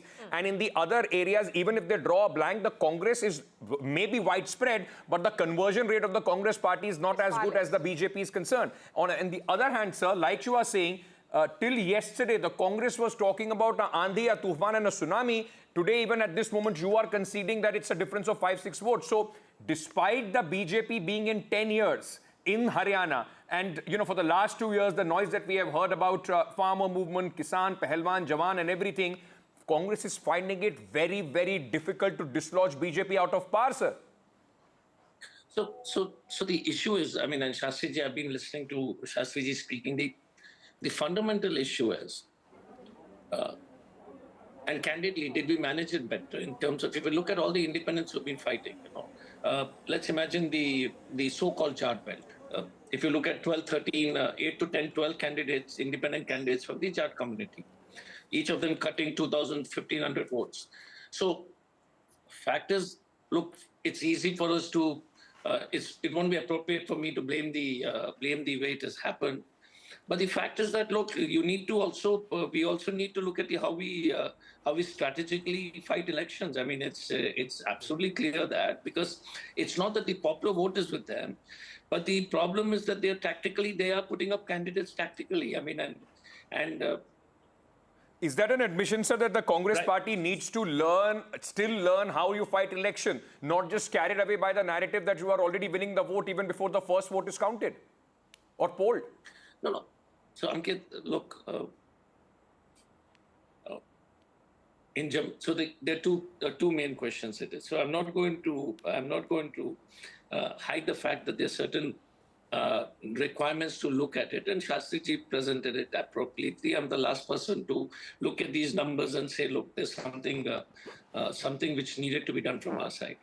My only belief is, okay, and I may be proved wrong, like just now, as you say, 48 becomes 36 and up and down, but they are 31 seats below a margin of 1,000, and there's some 12, 13 rounds to be going. Get him back. So they are, and it needs a switch of 7 to 8 seats. So I'm saying that things can change.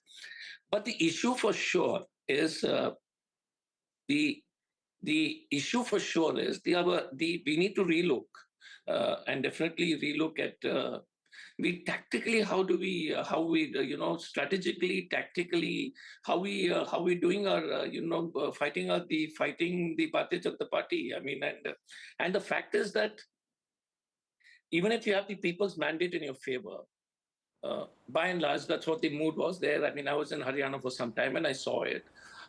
The inability to make that into a humongous lead is something we need to introspect for sure. I mean, because there was, so winning elections... Sir, this squabbling over the Chief Minister's post, do you think your senior leaders coming out, Kumari Shailja not even campaigning for straight 11 days in between, while the SC vote was so important for the Congress party, do you think that has also been detrimental? I mean, it is at least clearly visible with the numbers that we are seeing that your leaders, even before you could, the results were out, the talks were of who is going to the Chief Minister, the Deputy Chief Minister, the cabinet was being decided.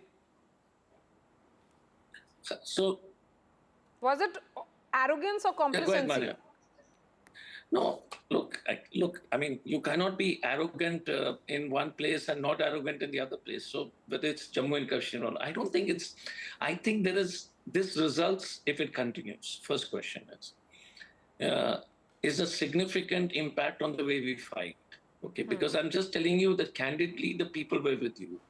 Now, if you're not fighting the way we should, then there needs a lot of introspection of the way we are fighting. And I'm saying it as a student of politics. Shastriji and other people are much more what you will care. Just a word on the vote share. The vote share between the two parties has also reduced now. Congress 40 and BJP is at 39. No, so Maria, so one question I told you. If you look at the list of independent candidates, it's very interesting for you guys to look at. Can you hear me? Yes, sir, go ahead. Loud and clear. Yeah. So if you look at the independent candidates list, I mean, as a student of politics, you see the amount of vote they're cutting. My suspicion, again, because I've not seen the Shastriji's, and you guys have much more access to data. My suspicion is that most of those loss of votes are happening from our end. My suspicion again, whether we should have fought it, whether this was an election for us to definitely win. There's no debate on that. This was definitely the public mood in our favor. Did certain decisions by certain leaders impact us negatively? Yes. I definitely see it as an impact for sure. Right. And it needs for us to see what, maybe if this continues, it's heartbreaking for one simple reason. Okay. That this was an election to win for the simple reason. Right. Sir, please stay on with me. I mean, we'll because there is much more talk about, or just not about Haryana, because Haryana at this moment, how fortunes turn. And this is what politics is. Till 9 a.m., the Congress party was celebrating Diwali, and at this moment, it looks like a rout for the BJP. Historic, in fact, what Congress would have hoped their tally is at this moment is what the BJP has. 50 is what the BJP is touching at this moment in the lead, 34 for the Congress party, 2 to others. So, yes, it is a bipolar election that we are seeing at this moment. But overall, if you look at this, the BJP is, if these numbers hold, it's on its way to make history. We'll talk about Jammu and Kashmir as well, but very quickly, Zafar Islam, senior leader of the Bharatiya Janata Party, spokesperson, is joining us also. Zafar bhai, you know, so much focus on Haryana because of the way it has turned around. But for the BJP, the other headline, I mean, of course, Haryana would be a good day in office. You would be celebrating. But look at what has happened in Jammu and Kashmir. I just want to shift my focus to that because we've been talking continuously ad nauseum about Haryana. 26 place 52. The Bharatiya Janata Party, in the last time the elections happened, when it was 38 seats, got 25 seats. With 5 more seats in Jammu region, the BJP at this moment has only been able to add 26. Is there a sense of disappointment? Because till yesterday, the BJP was hoping to be the single largest party and then, of course, being in play. Because Jammu and Kashmir at this moment seems to be giving a very clear mandate in favor of the NC and the Congress alliance.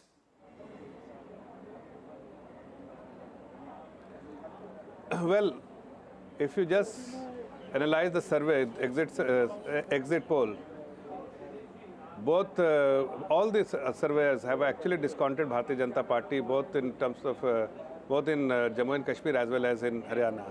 But the result is for you to see now. Haryana, we were in the beginning we were actually behind them, but after the first round we are leading, and now it more or less has stabilized, and we will definitely win. Not only win, we will create a history. We will at least have 55-60 seats in Haryana. The trend is very clear, and it is moving towards 55 plus for Bharatiya Janata Party. As far as the Jammu and Kashmir is concerned, I think as of now it looks slightly lower than what we had expected. It must be a disappointment, but we will still wait for the final outcome in Jammu and Kashmir, and we are hoping that our number in Jammu will improve further, and we will definitely have some few like-minded people in Valley with whom we can, if we can alliance, we can definitely will be able to form the government. But at least as of now, it is slightly disappointing for us as far as Jammu and Kashmir is concerned. But Jammu and Kashmir, we have a issue because we do not have that presence in the Valley region as we have in Jammu area. But in Haryana, you can make out very clearly that Bharatiya Janata Party and our policy and the way we have served the people have been very clearly received by the people, and there is a lot of receptiveness in the eyes of the people of Haryana. Absolutely. It is very evident from the Zafar fact that Islam, we are leading at over the 50 peak seats in of Haryana as against 2 Modi waves, you were around 47. If these numbers consolidate and they went up to 50 just few minutes back and they're down at 48, this is a bigger victory for the party than you would have ever thought. And would you now say that after Madhya Pradesh and Gujarat, which has consolidated completely, there is almost near dominance of the BJP, the third state is likely to be Haryana? And even Chhattisgarh, everybody had spoken, or even the survey suggested that we are losing badly. But here you see, the same is actually repeating, history is repeating here. Similar kind of trend has been given, or the surveyors have given the indication that we are not going to make more than 25 seats in Haryana. But here again, it's a similar kind of show what we had demonstrated in Chhattisgarh, in Madhya Pradesh, as well as in Rajasthan. And definitely, as you rightly said, we have consolidated our base. Before I let you go, Haryana, a word also on Dharmendra Pradhan. You know, Uttar Pradesh results, you know, he is known as that strategy man of the party who works completely backroom and has been delivering one state after another. Odisha, for example, the phenomenal victory of the party in the Lok Sabha polls. Now you have a government there. And then in Haryana as well. He was scammed in Panchkula and he in understands the pulse. Rohtak and in... He works very closely with the leadership. Yes, he worked very closely. Dharmendra Pradhan ji is a very experienced politician. He understands the ground dynamics. He has delivered not once, many times, and he understands what works, what doesn't work, and his feedback is always been very well received by our leadership. And the result is for everyone to see that his efforts, his strategy, and his feedback to the senior leadership has worked. And more importantly, he has fought many elections as a leader for the Bharatiya Janata Party in several states. Okay. And his strike rate is very, very high because the way he works is something which many politicians should learn, because his experience and expertise and his ears to the ground has always worked for the party, and it is going to work here in Haryana as well. Okay, Sandeep Shastri, you know, I'm very, very interested to know or at least understand from you at this moment. Like, after what the BJP was hoping, in the Lok Sabha election, the 300 par came to 240, and since then the Congress thought that they have some sort of a momentum going into these elections. There is large messaging that Rahul Gandhi, with his constant Dalit focus, was trying to put forward. With these results, both of Jammu and Kashmir and also Haryana, my sense is Haryana would matter more because it is in the Hindi heartland. And for Maharashtra voters, it's not that there is going to be a direct correlation, but possibly will identify more with Haryana than with the Jammu and Kashmir. What message does the Congress party and the BJP now go with to Jharkhand and Maharashtra? If it would have been 2-0 for the BJP, there would have been an upswing as far as the Congress and its allies are concerned going into those elections. Right now, the BJP, even in Maharashtra, would say game on. Undoubtedly. I think while the Haryana verdict will be critical, I would not underemphasize the importance of Jammu and Kashmir, especially in the wider context of the politics of the country. Having said that, yes, even though this result may be 1-1 in important ways, as the campaign now moves to Jharkhand and Maharashtra, I think one thing all parties are realizing is, for state assembly elections, it's essentially local. In Haryana, the BJP changed its strategy and made it an essentially local campaign. And I think if it is at 45 to 50 now, it is because of that change strategy of making it local and doing the work slowly, gradually, but consistently on the ground. And also, I think the Jat, non-Jat playing out once again, which the social coalition they were able to build up is very important. Yeah. And a similar factor will be seen for competitors in Jharkhand and Maharashtra. Okay, the type of social coalitions you build, the type of political coalitions you build, because both Jharkhand and Maharashtra will see coalition politics playing out. Yes, but interestingly, in both these states, the BJP does have a chance.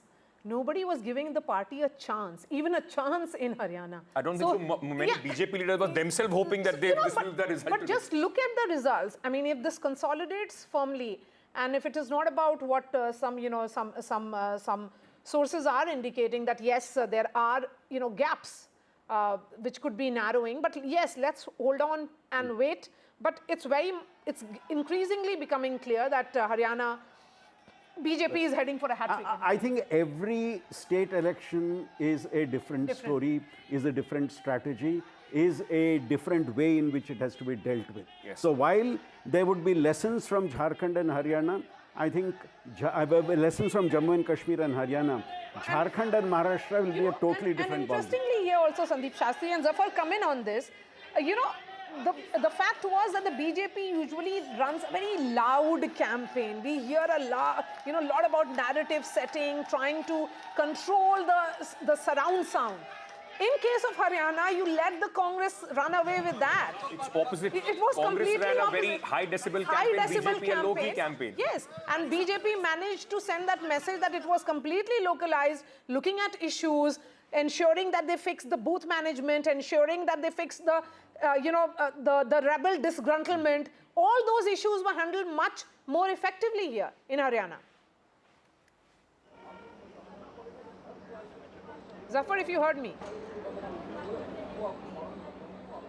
Yeah, Maria, very clearly, our focus was on the ground. Our focus was on the constituencies.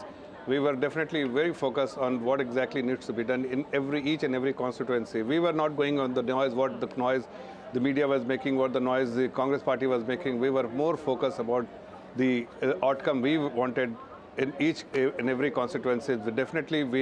We analyzed, did SWOT analysis of each and every constituency, mobilized our resources, marshal our resources towards bridging the gap wherever we had the gap. And that is when the leadership, actually the support of the leadership and understanding of leadership and the feedback what is coming from the ground is being communicated by likes of Dharmendra Pradhan ji to the leadership has actually worked for us. We didn't make noise. We were focused on the outcome, and how it can be achieved is something which was very clear and a clear priority for us, and that is something which has worked for us. Because Congress was making noise and everybody was around Congress. Those visuals actually, that, ladies and gentlemen, you were seeing were coming in from the Congress party celebrations in Jammu and Kashmir. But Zafar bhai, like you were talking about Haryana, just a quick word about Jammu and Kashmir as well. Not as expected for the Bharatiya Janata Party. The party was hoping to sweep the Jammu region and then have a hope of possibly, trying to find some sort of a support from the government. But at this moment, 52 placed 26, the alliance firmly in control.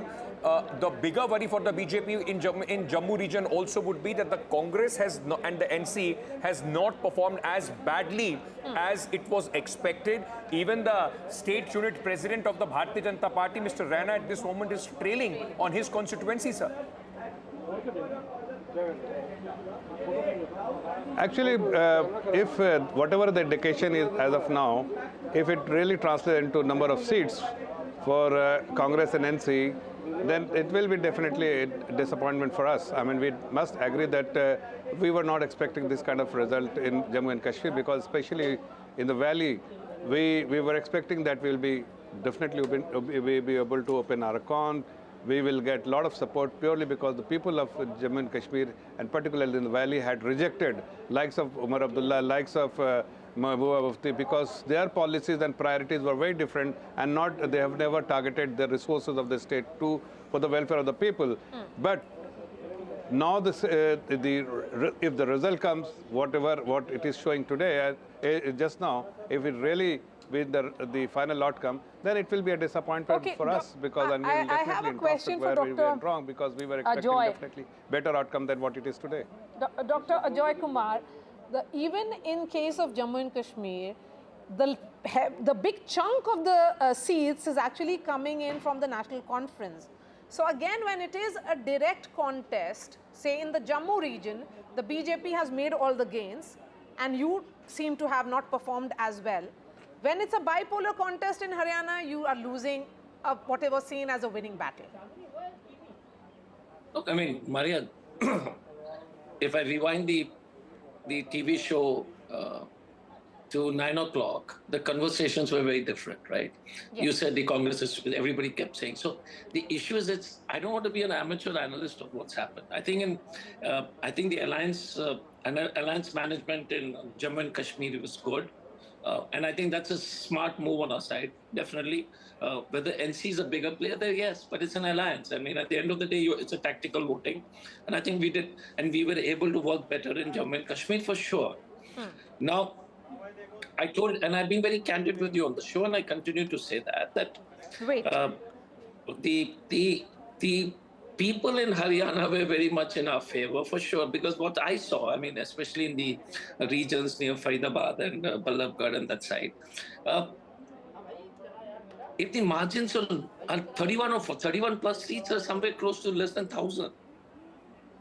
Now, 1,000 is not, 1,000 vote is not a popular or a non-popular mandate. It is also tactical.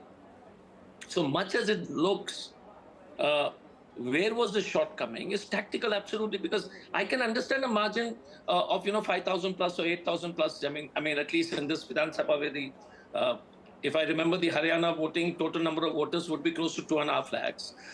So I'm just saying, please correct me if I'm wrong. So in the total percentage, if you're having a margin of in 31 seats close to 1,000, take an example of even Vinesh Fogart. Sometimes she leads by 38, sometimes she's dropping by 100.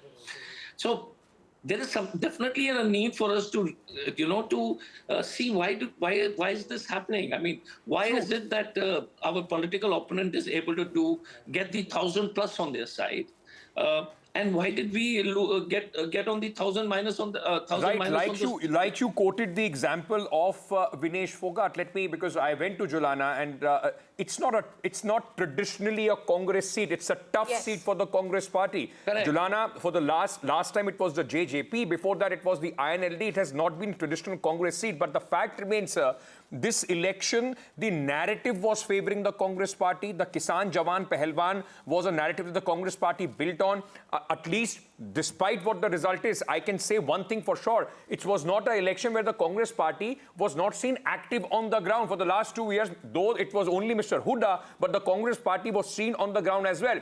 Despite that, and 10 years of anti-incumbency, yes, now the micro-analysis could be that the BJP was able to put up candidate, but this happened on the day when the candidates were decided. It's not that the Congress party did not know the strategy of the BJP. You could not preempt that. You only fought this election, okay, just hold on for a second. Mr. Pawan Khera is speaking at this moment. Let's just listen to what he's saying.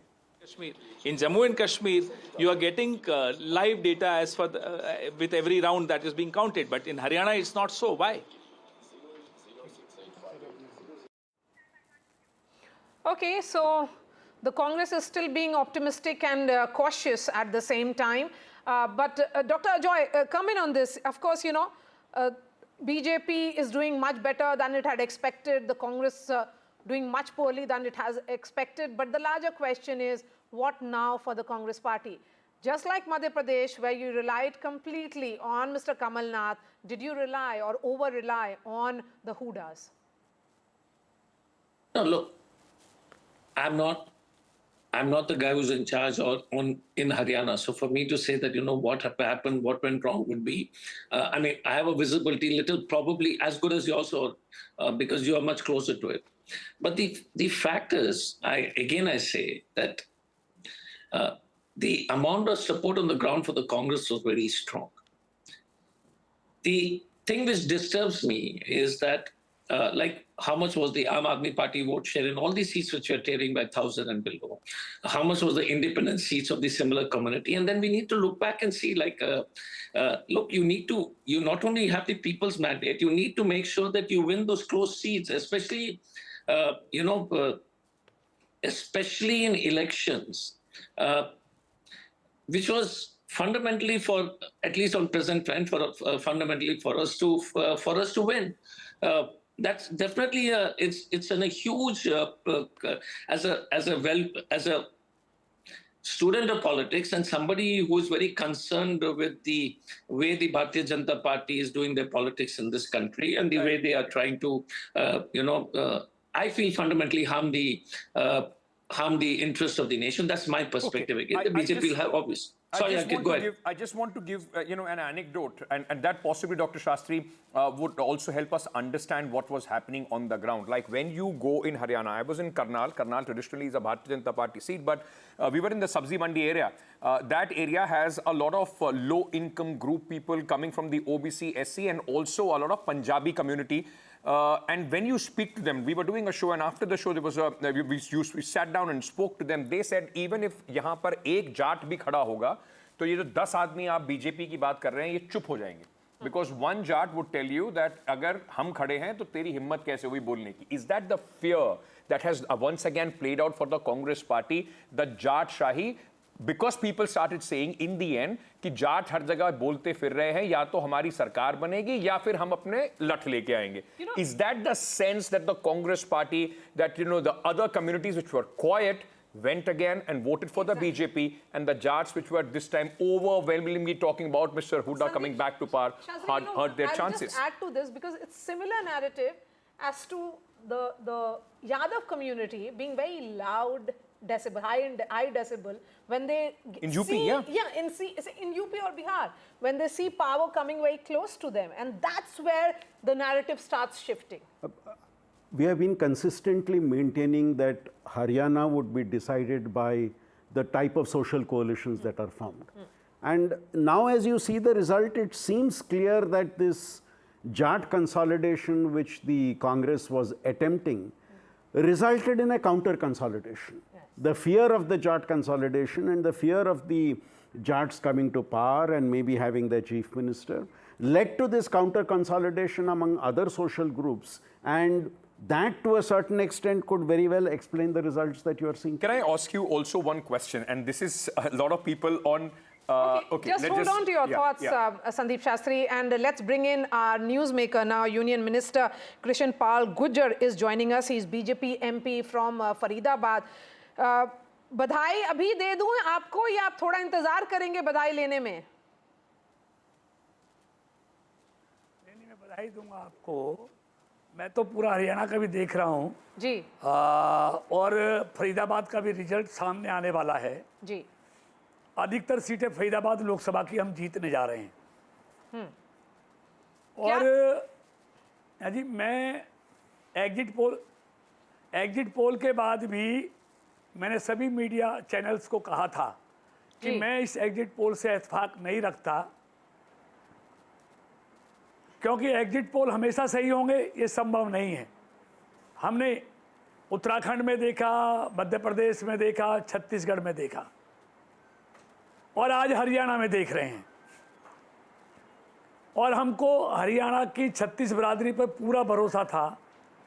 इन 10 सालों में एक लंबे अरसे के बाद हरियाणा के अवाम ने जो सुशासन देखा है, जो विकास देखा है, जो हरियाणा एक, हरियाणवी एक के संकल्प के साथ काम करते हुए सरकार देखी है, योग्यता के आधार पर नौजवानों को रोजगार देते हुए सरकार देखी है, अन्नदाता, गरीब, महिला और युवाओं का सम्मान करते हुए सरकार देखी है।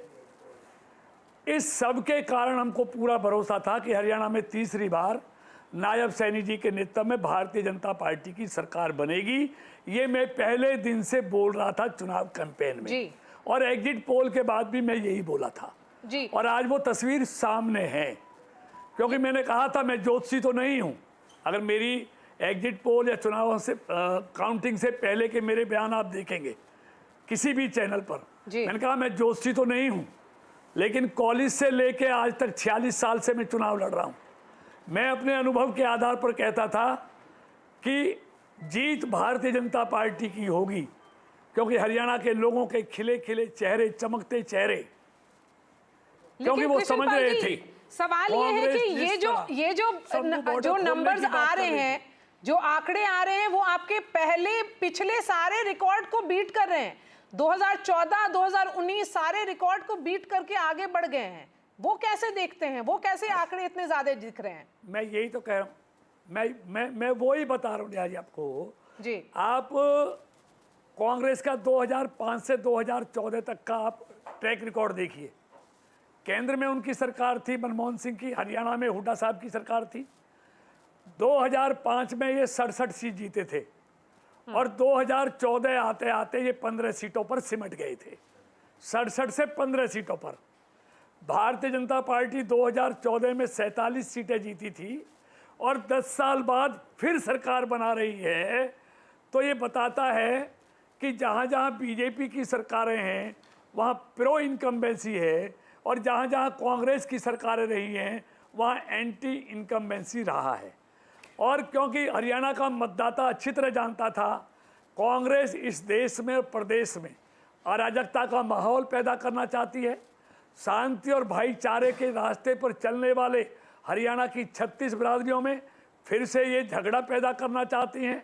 कभी शंभू बॉर्डर खोलने की बात करते थे, कभी दिल्ली को घेरने की बात करते थे, लेकिन हरियाणा का अन्नदाता, जवान और पहलवान ये अच्छी तरह जानता था कि मोदी सरकार में ही और बीजेपी की सरकार में ही हमारे हित सुरक्षित हैं। इन्होंने ही पिछले 10 सालों में जवान के लिए, किसान के लिए और पहलवान के लिए जो काम मोदी और बीजेपी की सरकार ने हरियाणा में किया है, ये उसका परिणाम है। मैं आपसे एक सवाल ये पूछना चाहूंगा, ये जो हुडा और शैलजा गुट कांग्रेस गुटों में बटी दिखाई पड़ रही थी, इसका कितना फायदा भारतीय जनता पार्टी को हुआ? क्या आपको लगता है ये हुड्डा कांग्रेस की, जो बार बार बीजेपी कह रही थी हरियाणा में ये हुड्डा कांग्रेस चुनाव लड़ रही है, ये हुड्डा कांग्रेस के लिए और भूपेंद्र सिंह हुड्डा के लिए बहुत बड़ा मतलब ये क्षति है, उसके लिए यहां से उभरना उनके लिए मुश्किल होगा? देखिए, मैं किसी दूसरे के घर में क्या हो रहा है मैं ताक नहीं करता, ना हमारी आदत है, ये उनके घर के मामला है। लेकिन ये प्रो इनकम्बेंसी है, ये मोदी सरकार के प्रति और हरियाणा की नायब और मनोहर जी सरकार जो रही है उसके प्रति लोगों का भरोसा है। उन्होंने हरियाणा में एक ईमानदार और पारदर्शी सरकार, विकास करने वाली सरकार, सबका कल्याण करने वाली सरकार और अंतिम पायदान पर खड़े हुए गरीब व्यक्ति का उत्थान करने वाली सरकार को समर्थन दिया है। कृष्णपाल जी, आखिरी सवाल आपसे ये पूछेंगे कि भाजपा को इस चुनाव शुरू होने से पहले किसी ने चांस नहीं दिया था। इंटरनली आप बोल रहे थे और भी भाजपा के नेता बोल रहे थे कि रिजल्ट्स कुछ और होगा, वो आज दिख रहा है। भाजपा की जो इलेक्शन मशीनरी है उसके बारे में कुछ बताइए। वो आप लोग क्या करते हैं कि जो लोकल है, लोकल फैक्टर इंपॉर्टेंट हो जाता है? इस चुनाव में लोकल फैक्टर इंपॉर्टेंट था। ये देखिए, लोगों से किए हुए संकल्प और उस संकल्प को सिद्धि तक पहुंचाना, ये उसका नतीजा है। मोदी सरकार और बीजेपी सरकार जो संकल्प लेती है, अभी संकल्प हरियाणा के लोगों से 7 संकल्प हमारे आए थे, लोकसभा के चुनाव में जो संकल्प लिए थे उनको सिद्धि तक पहुंचाना, उनको जमीन पर उतारना, ये उसका नतीजा है। वो झूठ बोलते हैं, उन्होंने हिमाचल के लोगों से झूठ बोला, उन्होंने तेलंगाना के लोगों से झूठ बोला, उन्होंने कर्नाटक के लोगों से झूठ बोला। आज हिमाचल की क्या हालत है? आज वहाँ की बहनें 1500 रुपये का हर महीने इंतजार करती हैं। 300 यूनिट बिजली का लोग आज तक 2 साल होने के बाद भी इंतजार करते हैं। और जो पेंशन पे आज वहाँ तनख्वाह देने के लिए पैसे नहीं हैं जी, यही हाल कर्नाटक में है।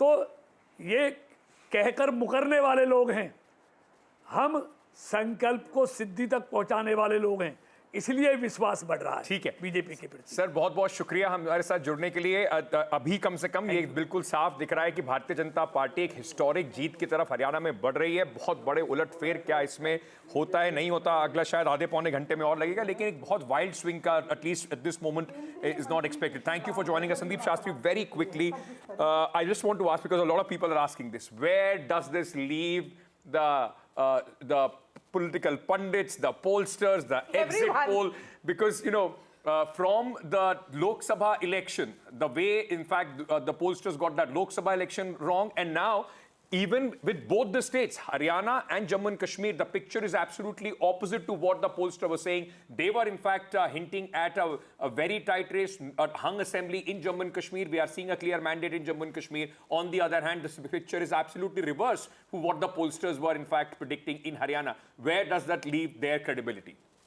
I think it's a very difficult time for all of them, especially in the case of Haryana, where things seem to have gone round. You could actually put the figures for the Congress, for the BJP, and the BJP for the Congress, and then the exit polls will turn out to be correct. That's what it seems to be if the current trends hold. I think what we are seeing is in a tight two-party race. Yes.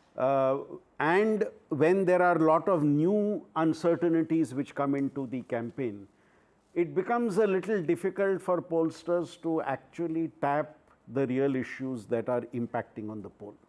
And that seems to be the factor which may have led to the type of projections that happened in Haryana. We are also noting in a lot of surveys, there is a big section of the voters who say, we are undecided. And we that don't want to take a undecided stand. necessarily means... And what often pollsters do is, those are eliminated and then you do a study of those who have taken a stand on the issue. But these are critical voters who could decide either way, and they could change the way you actually projected what is going to happen. A lot to think about, just not for the Congress party, but also for the political Pollsters, pundits, the analysts, pollsters as everyone. well. Let's now listen in to Kumari Shailja and Bhupinder Huda. Both of them have spoken to NDTV on the earlier leads, or should I say now consolidating results. 11 सीटें जहाँ पे कांग्रेस को बढ़त दिख रही है, अगर पिछले चुनाव से आप कंपेयर करें, क्या वजह है कि कांग्रेस का जो शेयर है वो बढ़ता दिख रहा है? ये स्वाभाविक बात है। भाजपा के 10 साल जब निकल गए, पहले हमारे भी 10 साल निकले, तो एक तरफ तो एक फटीग होता है। जब फटीग होता है तब शायद इतनी बात, लेकिन मिसरूल रहा भाजपा का, और भाजपा का मिसरूल एक बहुत बड़ा फैक्टर। उसके साथ साथ जो इलेक्टोरेट है, लोग हैं, वो अपने भविष्य की ओर देखते हैं। भविष्य केवल और केवल कांग्रेस है, ये लोगों ने देख लिया और नाप तोल कर लिया। राहुल जी की यात्रा रही, हमारे वर्कर्स ने, हम सब ने नीचे ज़मीन पर काम किया राहुल जी के गाइडेंस से, और एक जो ओवर आर्चिंग फैक्टर होता है वो यही होता है कि नेतृत्व हमें गाइड करता है, और अब लोगों की नज़रों में भी क्रेडिबल ऑल्टरनेटिव है कांग्रेस। जी, आप कांग्रेस के एक प्रोमिनेंट लीडर नहीं है हरियाणा में, और ऑफ कोर्स लीडरशिप का इशू भी बहुत महत्वपूर्ण है। आपको लगता है कि जो अगर कांग्रेस की सरकार बनती है, कुमारी शैलजा को भी महत्वपूर्ण भूमिका मिल सकती है? क्या आप मुख्यमंत्री पद के दावेदार हैं? मैंने हमेशा कहा कि दावेदार हम हैं, और लेकिन फाइनल फैसला हाईकमान का होता है। We have former Chief Minister of Haryana, Bhupinder Singh Huda, with us. So, sir, how do you see this election trend? Congress is going to form the government in India. And, sir, we have seen yesterday the Chief Minister of Haryana, Naib Singh Saini, held a press conference saying EVM fault will be one of the main issues which Congress is going to highlight. There is no issue. You wait for some time. Congress is going to form the government. Congress is getting the majority. Sir, in the initial trend, we have seen Congress was leading, but now we have seen the Congress is going... After 1 hour, again you will see Congress is leading everywhere. I have got the reports, Congress is going to form the government.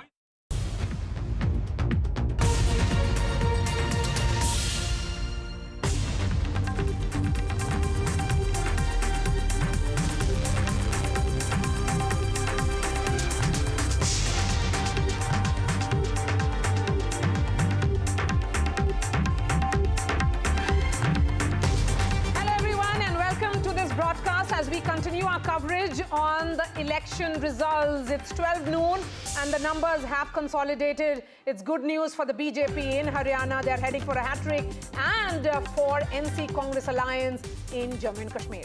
Absolutely, Maria, and a lot of it was so predictable, but of course a lot of it was unexpected. We will get you all that and more, but first, the headlines.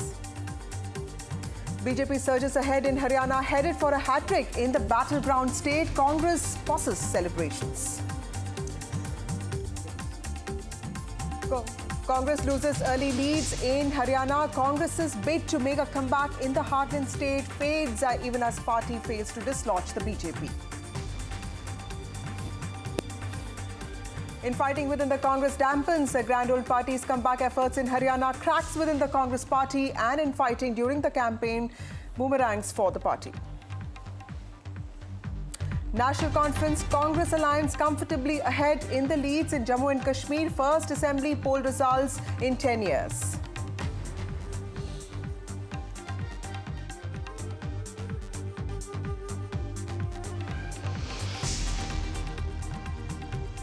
And with early trends, in fact, by now, most of the direction is very, very clear. Jammu and Kashmir seems to be going the Congress National Conference's way, but it's not really a close contest in Haryana. In Haryana, it is the BJP which is clearly consolidating, with a significant difference between them and the Congress party.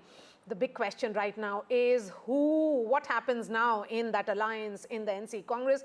Is Omar Abdullah the next chief minister? And what went wrong in Haryana for the Congress? And of course, the big question, like you rightly pointed out, Maria, what did the BJP get right and where did the Congress party, sitting in the opposition for 10 years, do wrong? Well, to start with, many things, like you would know, you've been covering the party for so long, including a change in the CM's face, and of course, many other things which we will discuss in the course of this bulletin. But clearly, the BJP is consolidating its base amongst non-feudal, non-politically mobile OBC communities and SC votes, even as the BJP has surpassed the halfway mark with leads in over 48 seats in Haryana. Now, senior Congress leader Bhupinder Singh Huda has also spoken to the BJP, and he's spoken to NDTV, spoken to us, and he has maintained that he's confident that his party will independently form the government, but the numbers here tell a very different story. Absolutely, and Prime Minister Narendra Modi is expected to arrive at the BJP headquarters around 6 p.m. This is the customary address that he does to the BJP Karyakartas. It's a surprise victory for the party in the state of Haryana, a state where they have been in power for 10 years. Nobody gave BJP even a fighting chance. Before the Model Code of Conduct was in place, it was seen as a battle for the Congress to lose. But it's very, very clear that it has sprung a complete surprise. So with that number of 29 in Jammu and Kashmir, where they have won significantly, almost 50% of the seats that they contested in Jammu region, and the number in which they are forming the government in Haryana, hat-trick. So there's no anti-incumbency when it comes to the BJP narrative, a lexicon which all of us, absolutely, journalists, analysts and pollsters will have to revisit. But we have Nazir Masoodi joining us from Srinagar. Nazir, and Maria, we have to again talk about pro-incumbency now, because that's something we used to talk about earlier. Yes, absolutely. Where is the man of the moment? Omar Abdullah. Well, I will be speaking to Omar Abdullah after a while, but I'll be speaking another man of the moment of Jammu and Kashmir Assembly elections.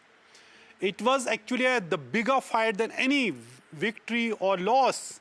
It was the fight against in a state, in a place which was the communist island, and where Islamist party Jamaat Islami was trying to win that seat, fighting assembly election after first time after 30 years. But Muhammad Yusuf Tarigami, only Communist Party member here, was contesting election backed by National Conference. He clearly is on his way to win this election. Thank you very much. Tarigami Saab, this was seen as a big battle, and Kulgam was seen that Jamaat Islami is winning that. But finally, you are making it. You are defeating them. It's not me. I should say it. I should accept it, and all of us should admit it, that the role played by the people of Kulgam, I salute them. It's they who fought for Kulgam, for Kashmir, for the rights of the people of Kashmir, and defeated those who became collaborators of the government after going through a big turmoil or initiating the turmoil in Kashmir. They were sitting in the front row of the turmoil. Now, all of a sudden, there was a U-turn. With the blessings of those in power, they tried to defeat the people. They tried to defeat the aspirations of the people. And I remember during campaigning, Jamaat Islami candidate said it is, if he loses, it is a defeat of Islam. And then people chose not to vote for a religious-based party, and instead 100% Muslim society constituency voted for a Communist Party member. This is exactly how they were exposed, that mere going for a vote after so much of turmoil and so much of violence which they initiated, which they were part of it, and now they put it as Islam versus something, the people's interest, the people's aspirations of the Kulgam area. It's not lost for Islam, it is lost for their demagogic politics. It is lost for their double face. It is lost for the deceptive politics of Jamaat Islami, which they have been working on since long here in Kashmir. Wasn't this very interesting battle? On one hand, National Conference, CPM or Congress combined were fighting BJP. On the other side, you had to fight Islamist groups like Jamaat Islami. You see, the question is, we were never having any confusion. Go through in 72 when Plebiscite Front, now the National Conference was banned. They obliged the then government and got 5 seats. I was in prison, and Plebiscite Front leaders, now of course those are National Conference, they were in prison. They have, Jamaat Islami has always, this way or that way, collaborated with the regime just to be on the other side. But Jamaat Islami was some which was actually in the forefront of militancy and separatism in Kashmir since 90. Finally, they made a U-turn and chose to contest elections. But this election actually was something which was seen which side of the people would like to be.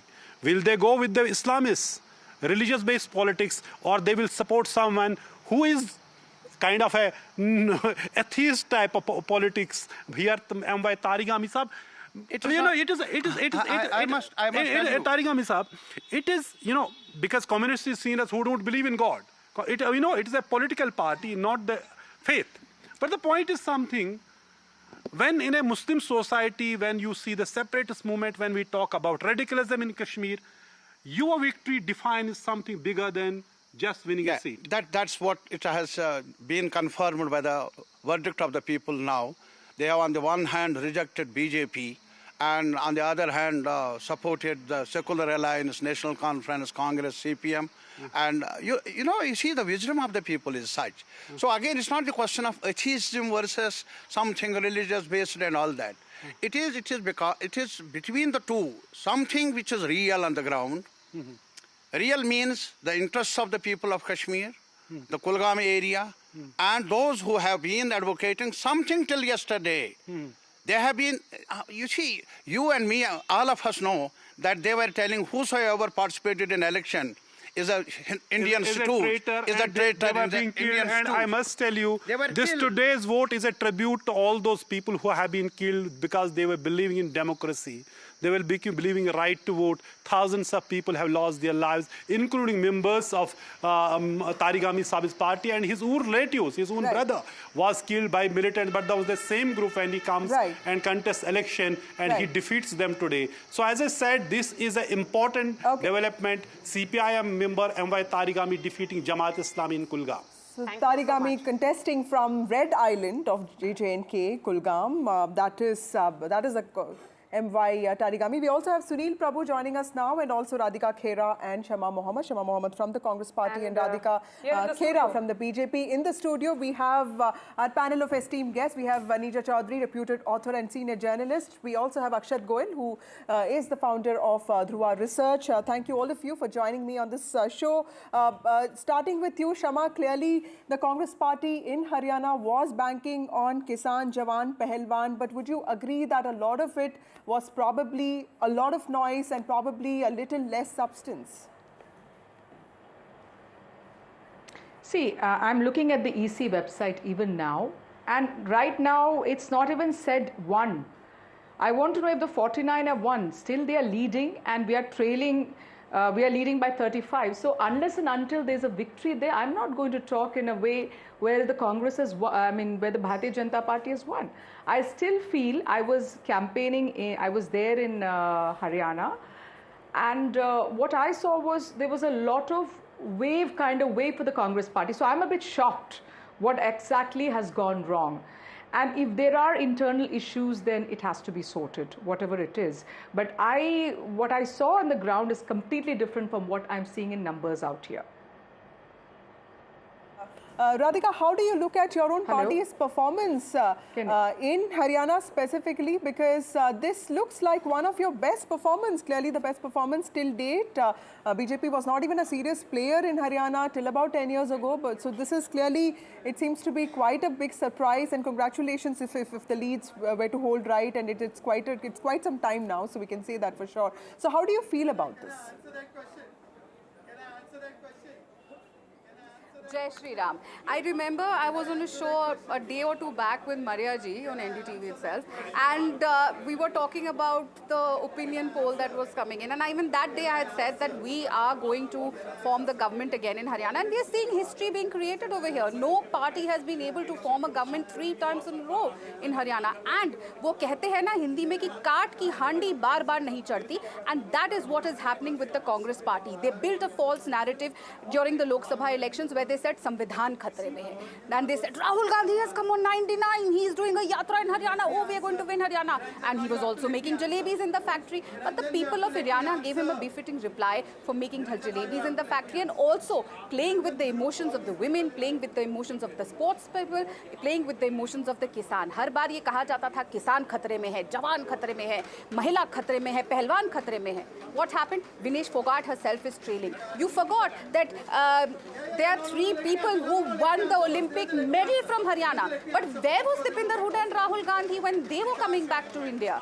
Where were they? Why did they not go to Radhika, just hold on to that thought of yours. Let me also get my colleague Sunil Prabhu, who reports on the Congress for us. Sunil, what is the mood like in the Congress headquarters now? Clearly, things haven't worked out the way they expected. But of course, J&K seems to be slightly better. But even there, the questions are being raised on Congress's performance. But with respect to Haryana, what is the party thinking?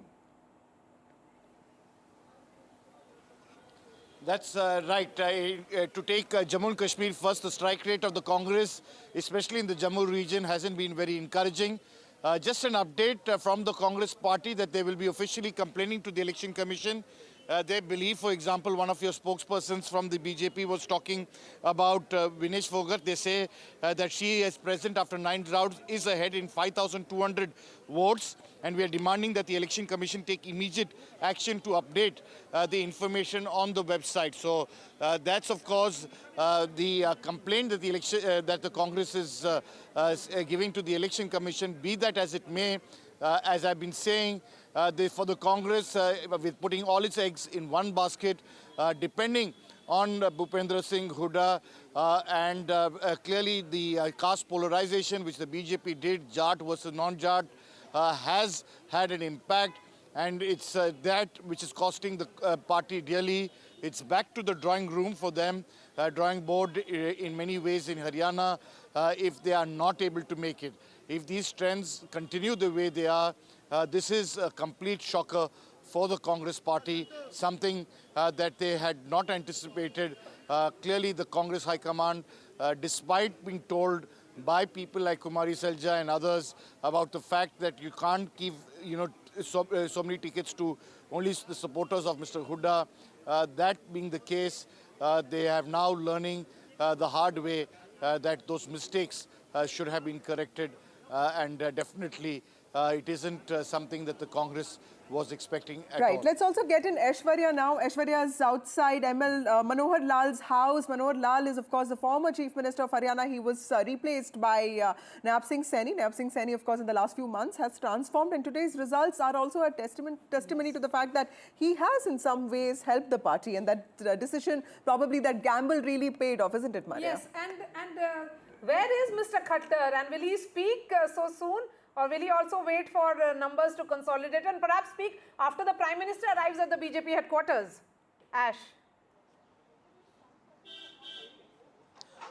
Well, Manohar Lal Khattar is at his residence, and there you can see more senior leaders now going inside ML Khattar's house. Of course, we all know for the fact that Mr. Khattar is an old-style politician, and he will wait, of course, for the final results as being suggested by, his secretaries inside. And finally, after the result comes out, he will be speaking, of course, to the media. But I was fortunate enough to speak to him on the day of voting when he came to Karnal.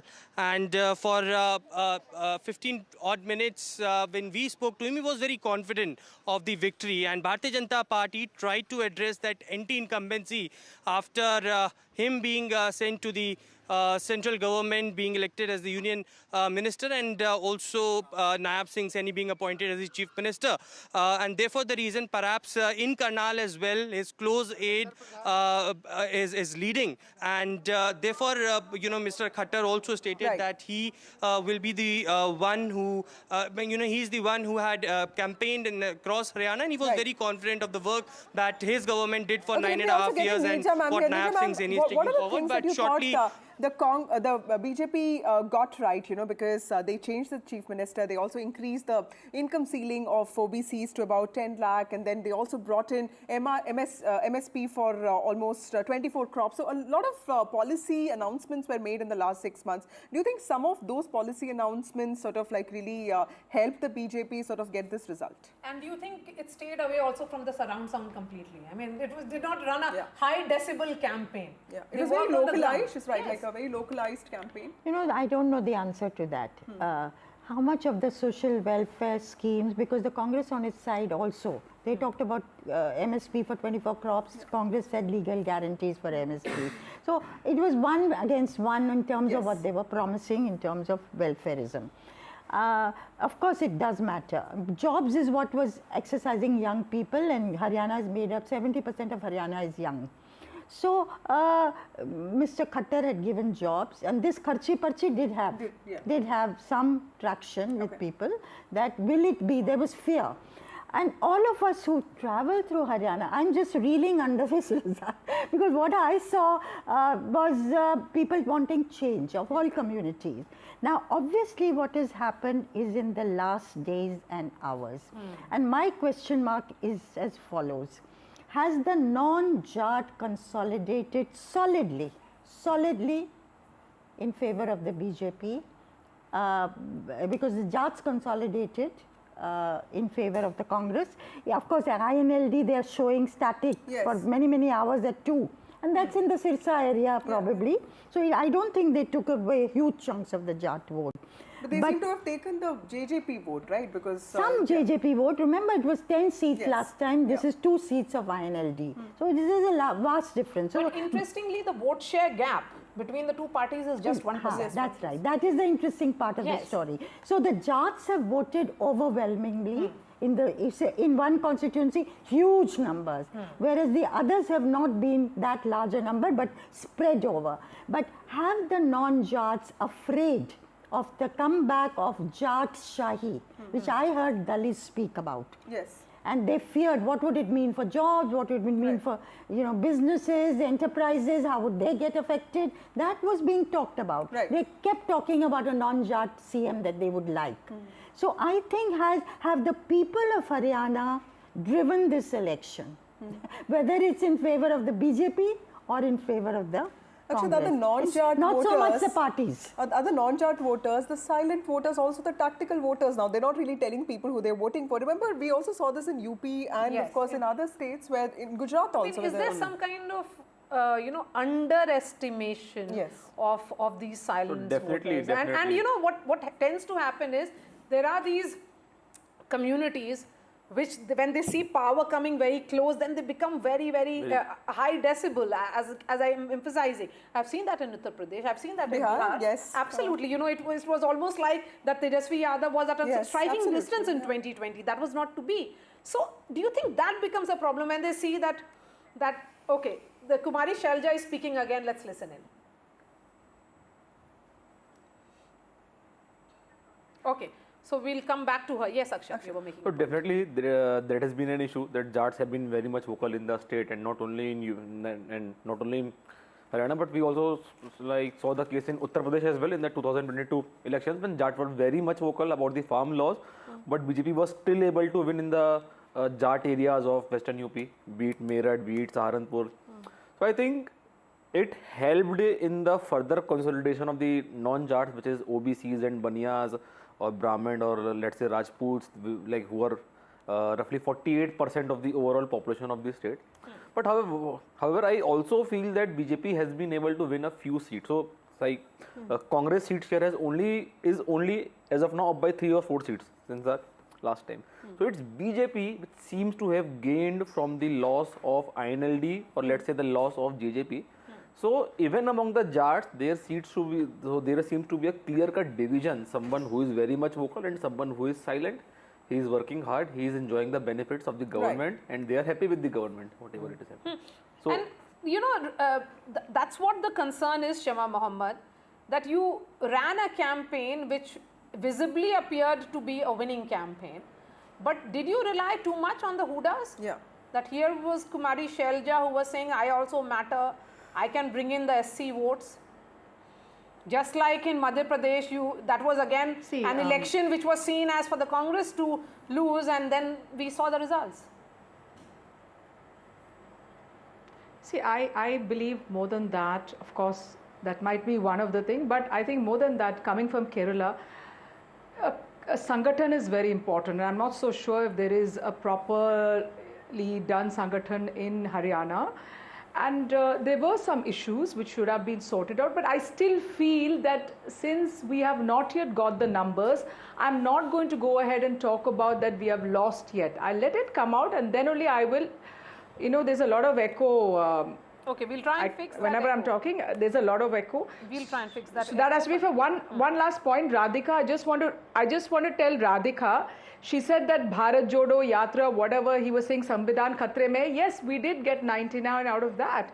And we reduced BJP to 240 at the end of the day. So it did work over there. Now this is a different thing. This is a Lok Sabha, Vidhan Sabha elections. It's completely different. Was perhaps more temporary. If the Congress is not able to take that narrative ahead in consecutive assembly elections, particularly in Haryana, then what happens to that narrative now? I think it's not the narrative which should not work. It's always Congress's biggest enemy, according to me, is the Congress. It is the internal politics. Yes. If we lose this election, it is the internal politics. Just like what has happened in Punjab, what happened in Kerala in 21. So I certainly believe, being in the party for 10 years, the Congress' biggest enemy is the Congress. Right. So first we need to fight united. United we stand, divided we fall. Okay. Radhika, two important pitches that the Prime Minister made during his Haryana campaign. You know, in fact, he addressed 4 important rallies there and 2 important pitches. One, of course, the Mirchpur clashes that he repeatedly spoke about, you know, alleging that the Congress party has been anti-Dalit. And the second thing that he spoke about, like Nija ma'am was also pointing out, is the Karchi-Parchi system. Do you think these 2 pitches in some ways sealed the deal for you? Because this also in some ways reflects in the kind of vote share that you're getting in the state. I'm sorry, your voice cracked in the end. After Parchi Kharchi, I couldn't understand. I was asking you, did the PM's pitch on employment, you know, transparency, and of course Dalit, anti-Dalit face, the alleged anti-Dalit face of the Congress party, did that in some way seal the deal for you? I'm sorry, it's not an alleged anti-Dalit face. Please look at, you have a living example in the face of Kumari Shailja ji. She is a strong Dalit leader. What did the Congress do? Instead of giving her respect, they went and bought Ashok Tawar and tried to show her कि भैया देखो, आँख में आँख डाल के कि देखो हमें तुम्हारी ज़रूरत नहीं है. When she raised her voice, when she talked about respect, when she spoke for a woman who was harassed by the Congress party on stage where Deepinder Huda was standing, and the same Deepinder Huda did not have the guts to stand up for its own daughter. Has now moved the Election Commission, and they are saying that on the Election Commission website, the results are being updated slowly. What exactly is the nature of this allegation? Let's first listen in to all the reactions that are coming in, and then I come back to the guests. आप तमाम channels पे देखिए, पहली बार होता हुआ दिख रहा है कि चैनल्स अपने रिपोर्टर्स के जो आंकड़े आते हैं काउंटिंग सेंटर से वो नहीं दिखा रहे, चुनाव आयोग के आंकड़ों पर निर्भर कर रहे हैं, और चुनाव आयोग के आंकड़े चौथे या 5वें 6ठे राउंड के दिखा रहे हैं, जबकि हमारे कंट्रोल रूम से 11 राउंड के आंकड़े आ चुके हैं. तो ये आंकड़ों में जो मिसमैच है, गैप है, ये क्यों है, ये हम बार बार चुनाव आयोग से अभी हमारे महासचिव जयराम रमेश जी ने ट्वीट करके भी पूछा है कि ये क्या दबाव डालने की कोशिश हो रही है. BJP has taken a lead in Haryana, whereas in the morning Congress was in the lead. I think we should draw a conclusion only after the final results have come. But up till now, the trends which are consolidating in the direction which is very positive, and I am quite confident when the final results will come, it will be a decisive, historic mandate in favor of Bharatiya Janata Party. So also speaking about Jammu and Kashmir, it's the opposite scenario there. Congress is in the lead there and BJP is still trailing. However, BJP is also, taken the lead in the Shopian seat, which is something that BJP has not seen for a very long while in the Kashmir Valley. In Jammu Kashmir, definitely is a totally different scenario. There used to be a scenario when the governor was not able to hoist the national flag on Lal Chowk in the decade of 90s. And now you have seen that the vibrant festival of democracy has taken place, and 60% polling has taken. In Cham sector, 80% polling has taken. I am quite confident when the final results will come, it will be the best ever performance of BJP in Jammu Kashmir. Okay, so this has generated some kind of curiosity and also confusion, but post Haryana results, even as the numbers come in, There is a crucial meeting which is happening at Manohar Lal Khattar's Delhi residence. That's where Aishwarya is joining us from. Aishwarya, several meetings taking place where you are. Dharmendra Pradhan also met him. Dharmendra Pradhan was the BJP in charge of Haryana. These numbers certainly speak volumes about his skills of managing elections.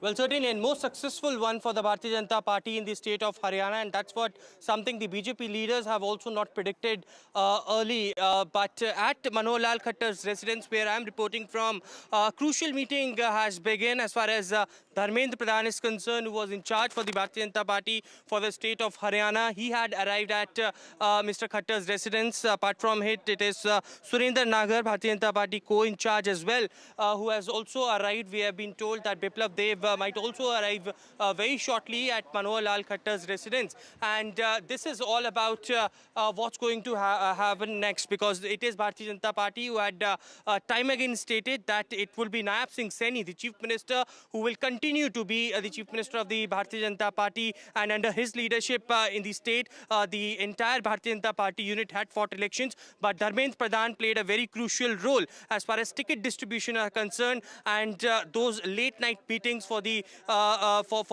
camps that had been divided, of course, in the Bharatiya Janata Party, and it was Mr. Pradhan who had taken control of the entire seat distribution, at the level of BJP. So two of the senior leaders in charge and co-in charge had already arrived. Biplab Dev and other senior leaders are also expected at Mr. Khattar's residence, and crucial meeting is underway as of now as we are speaking, but certainly more leaders expected at Mr. Khattar's residence after this victory of the BJP.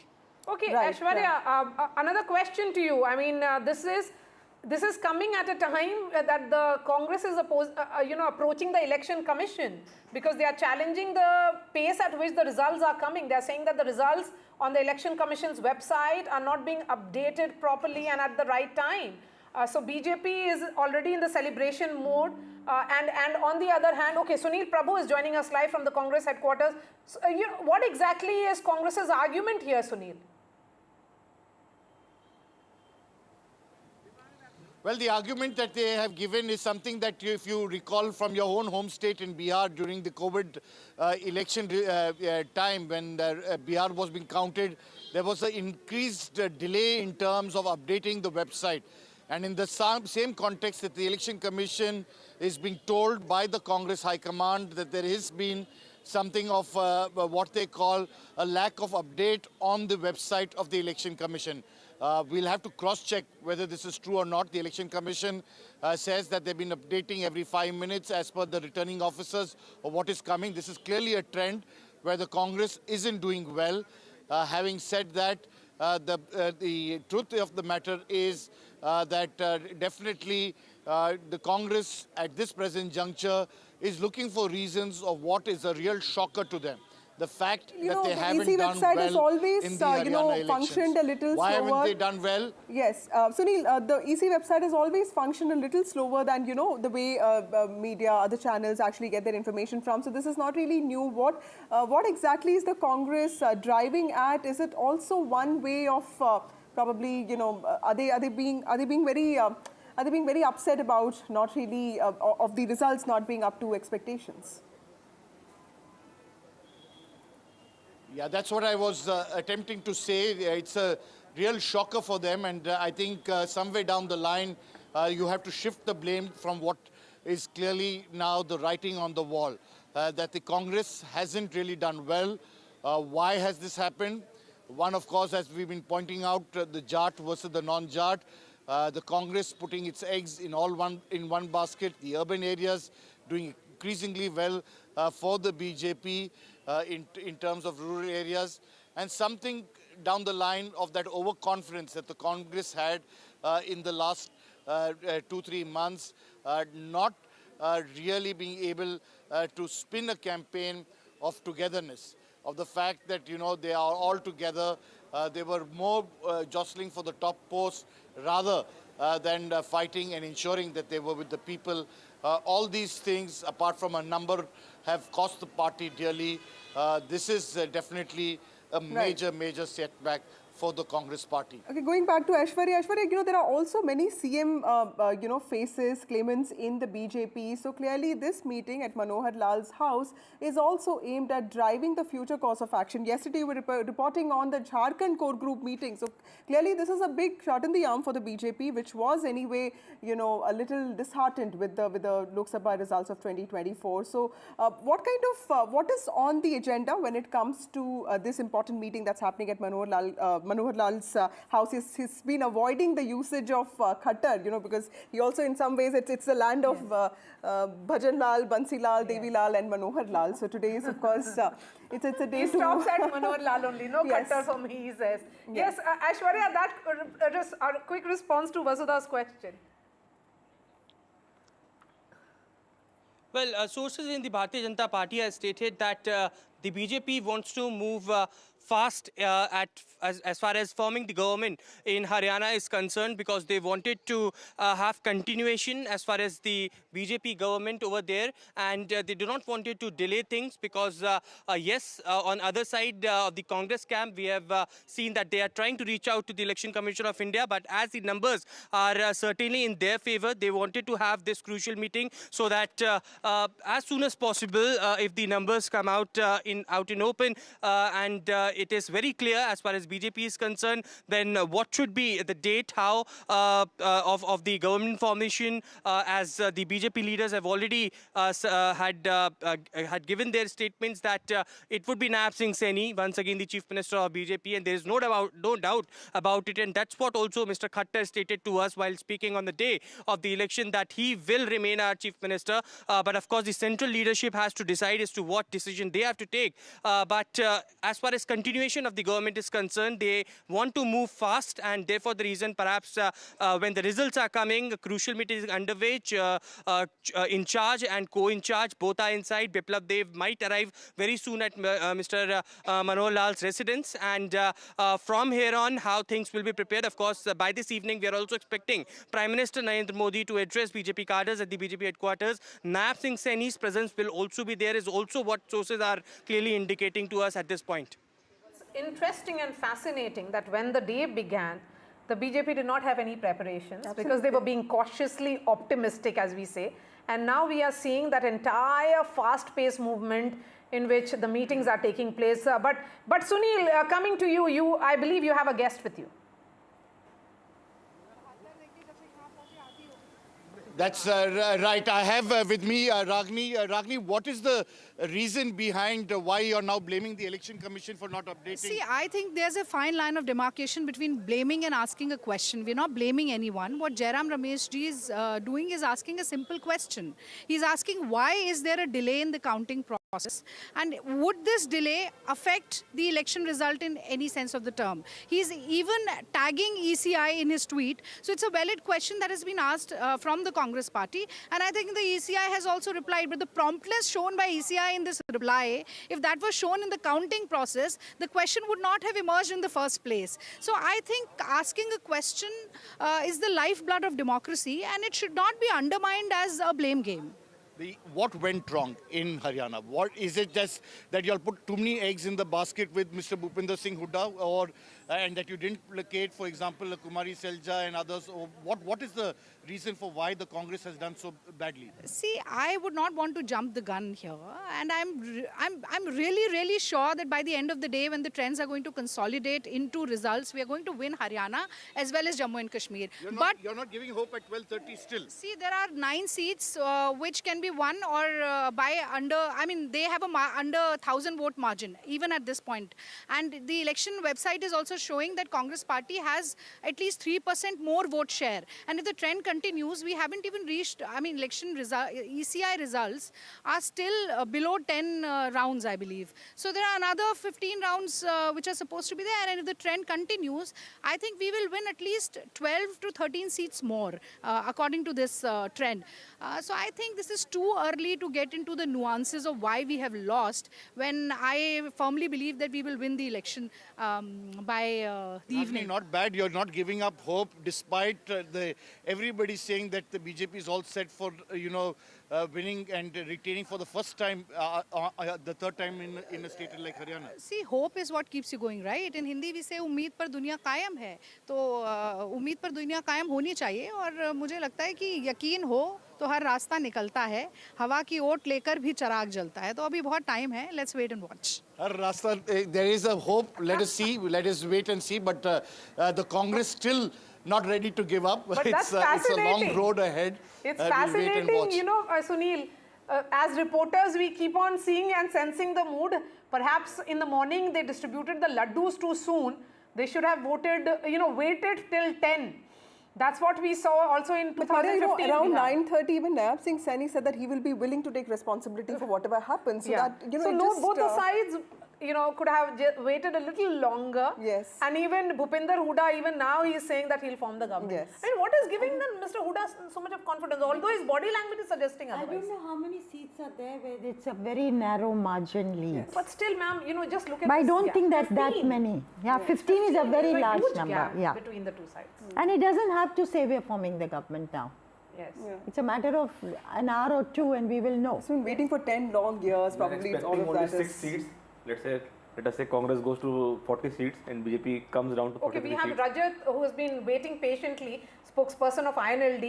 Rajat, JJP is down and out, but as far as INLD, you have opened your account. I mean, you have 2 seats now. And in some ways, you've slightly performed better than JJP because some of that vote share has also come to you. Is that, is that a good feeling? I mean, how do you feel about INLD, which was one of the most important parties in 2009, in some ways completely collapsing? Yeah, in 2014 as well, we were having 190 more than Congress party, and we had 2 lakh more votes than Congress. Congress being the national party and we being the regional party. And we were leader of opposition from 2009 till 2019. And the main reason which costed us was the split between within the party and JJP. I don't know what greed went into them. They decided to split the party, and because of that split, Congress and BJP both were benefited. So we are a little bit disappointed, but there are a couple of things. I was listening to all the panelists. People were talking about Jat, non-Jat. I would like to take you to 2014 result. There was a strong Modi wave, and even Jats voted for BJP. So this is not a fair conclusion to drive out that even now, if BJP is getting more votes than 2000, more seats than 2014. Right. So it's not that Jats didn't vote for BJP this time. So the thing Congress is losing and why they were not able to cash in the anti-incumbency is that a couple of factors are there. First factor, I would like to point out the infighting which is going on within the party, and because of that, Ms. Kiran Chaudhary, Mr. Kuldeep Bishnoi, they were very prominent faces in Congress, and Mr. Huda and all the control which Mr. Huda is having on the Haryana Congress and being leader of the opposition, this is a very, very strong question mark on his leadership that if Congress is losing in spite of such strong anti-incumbency. So, Rajat, let me take that question to Neeja Chaudhary. Neeja, ma'am, when you traveled across Haryana, did you get this feeling that there are communities which are feeling left out, and also this whole infrastructure and of course this push for modernization, Gurgaon smart city. Do you think that also helped the BJP in many ways, because that is something that the BJP really emphasized on, and there is always an aspirational element to all of us? Certainly, in Gurgaon, Gurgaon they were expected to win. It was very clear. Even Pataudi they were expected, but that was not the case, say, in Badshahpur or in Sona. It was seen as a takkar, and all this is a very strong BJP area, as is the GT road, those constituencies. Ahirwal and GT road, Ahirwal and GT road. But Jat belt was very clear. Jat belt has been clear for 2 years.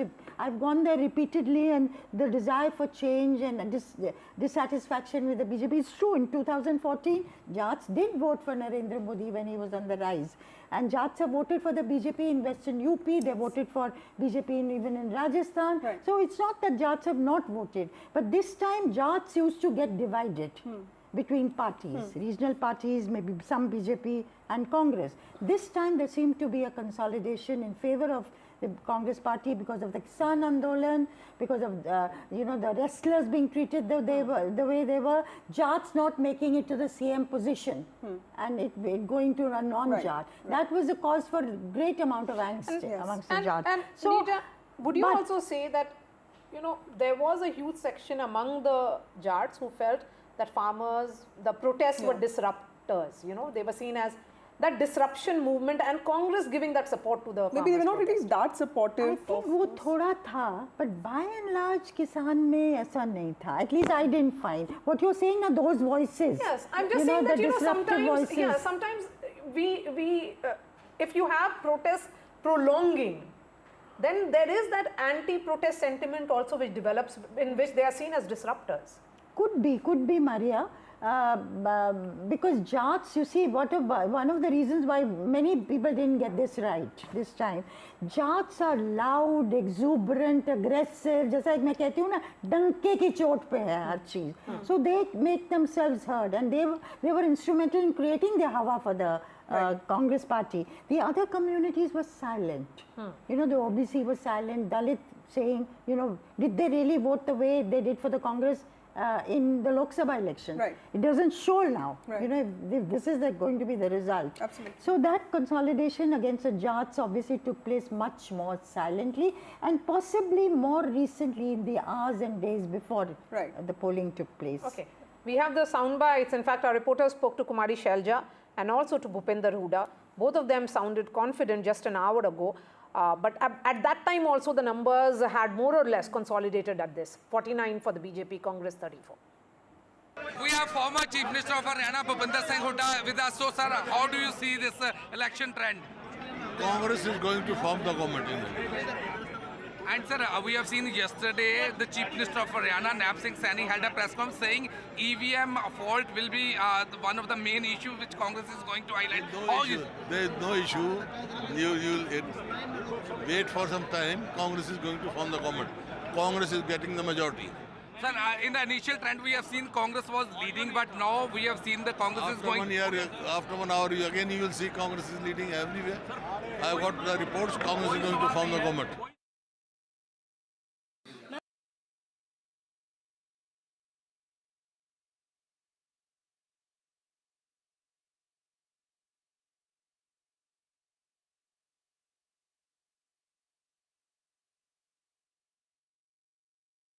Akshat, there is one question I wanted to ask you with regard to Haryana. There is, did we read too much into these Agniveer protests? Because, Charki, Dadri and a whole part of these central, Haryana places actually are known for military recruits and, recruitment in armed forces.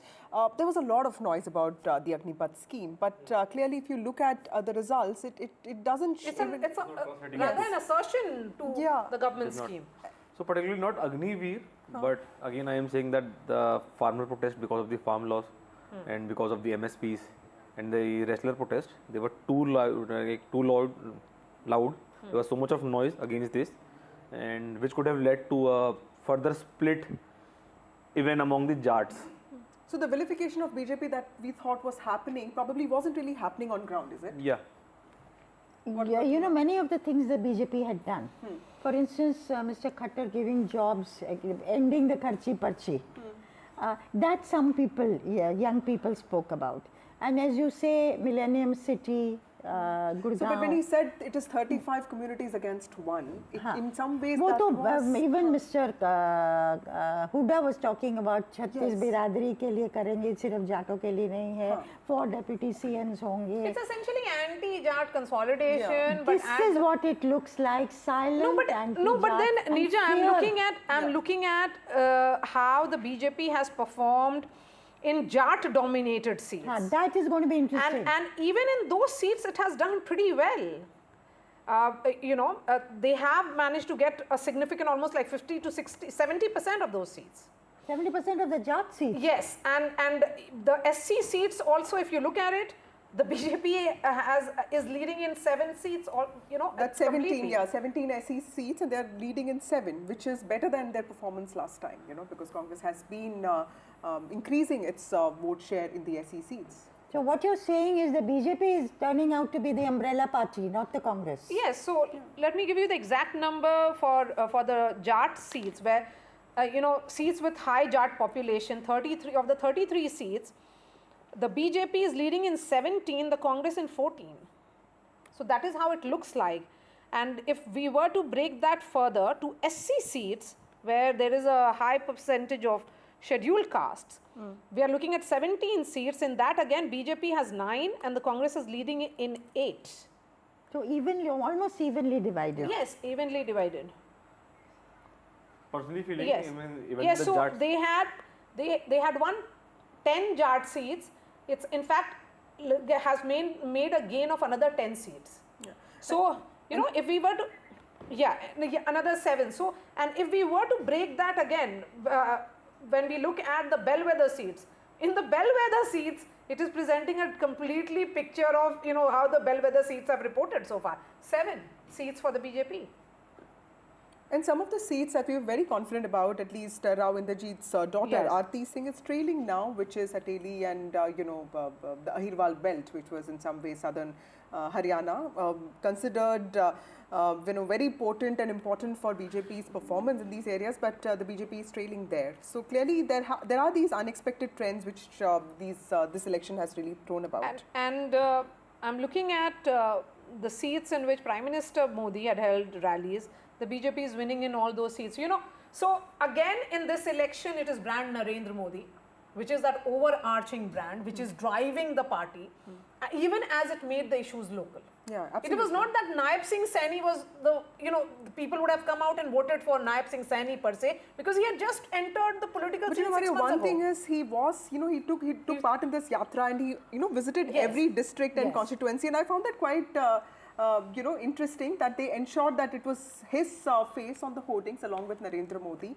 And if you look at even the independents, some of them have not independents, the rebel candidates have done well. Chitra Sarwara, the Jat candidate, Yes. daughter of Nirmal Singh. Another MLA candidate is leading from Ambala Cant, and of course Anil Vij is trailing. That was Okay, those are the visuals of the grand old man of Jammu and Kashmir and Indian politics, Farooq Abdullah. I interviewed him in Srinagar, and Vasudha, what confidence he had. Someone who's seen many of winters and summers of the valley was extremely confident, and what a massive comeback of the National Conference. Absolutely. They have swept the entire Kashmir, the valley, in fact, the valley seats. He's joining me. In fact, Nazir is joining us. Nazir, over to you. We can see Farooq Saab. Yeah, Farooq Abdullah is showing, look how things change. After Farooq Abdullah was released from house detention and PSA was revoked in 2020, he came at the same terrace and showed a hand, he's alive.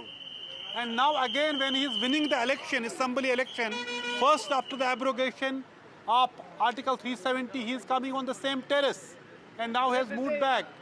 And Farooq Abdullah clearly showing it is the NC victory.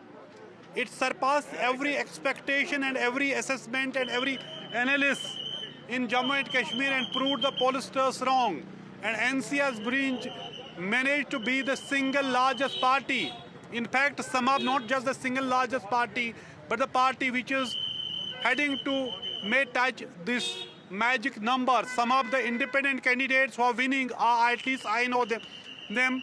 They are actually the NC members, and they had not resigned the party, and party has not actually expelled them either after there was a Congress NC seat arrangement. So NC is confident that it can get that magic number of 45, but today it is the day of National Conference. As you can see, entire media is waiting for Umar Abdullah here to speak to media.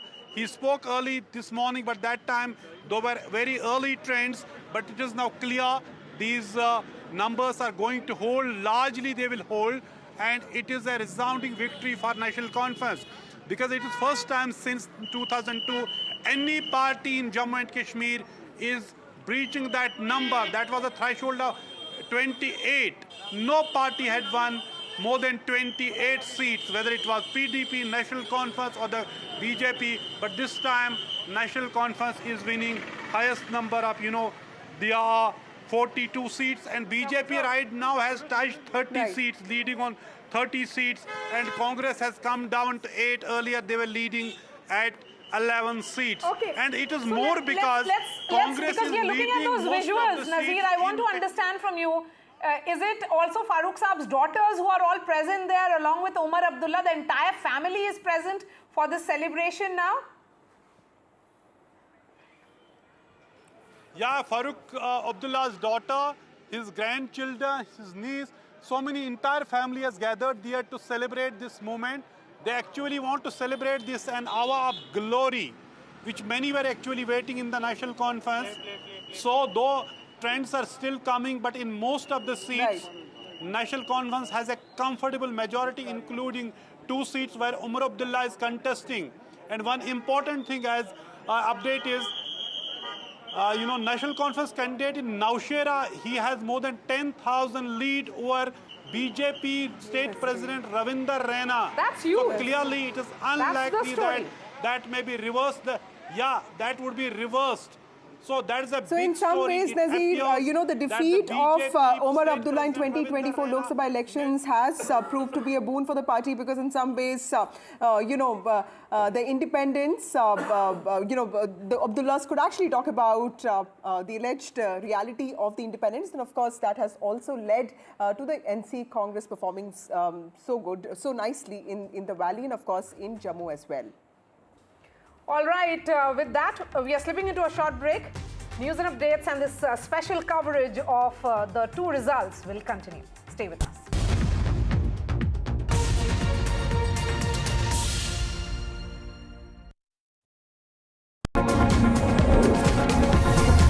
NDTV World Summit 2024, October 21st and 22nd, only on NDTV Network. Color bhi mera hi favorite mila. Dulux Velvet Touch with True Color Technology feels like home. Dulux, Dulux, Dulux.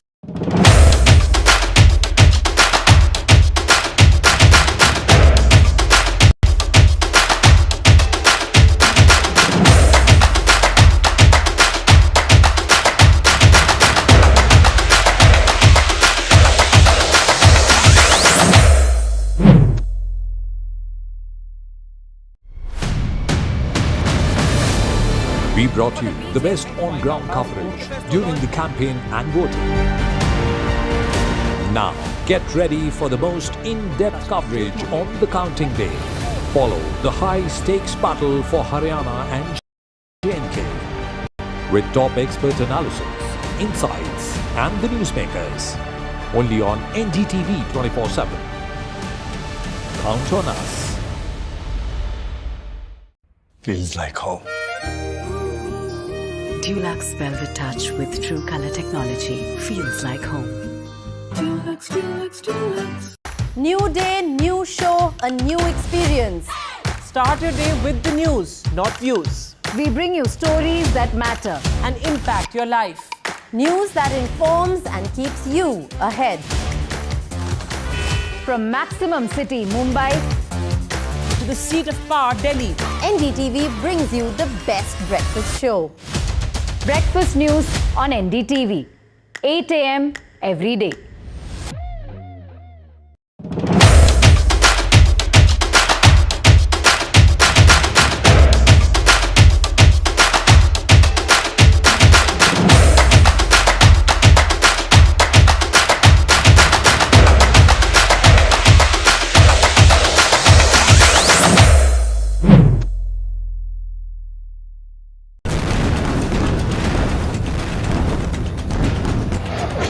From the heart of city in Beirut, a city which is scarred by violence and caught between the crossfire between Israel and Hezbollah. A war which started a year ago between Israel and Hamas has now spilled over to Lebanon. NDTV is on the ground to bring latest updates, in-depth analysis and how the evolving war has impacted this country. Stay tuned for latest updates.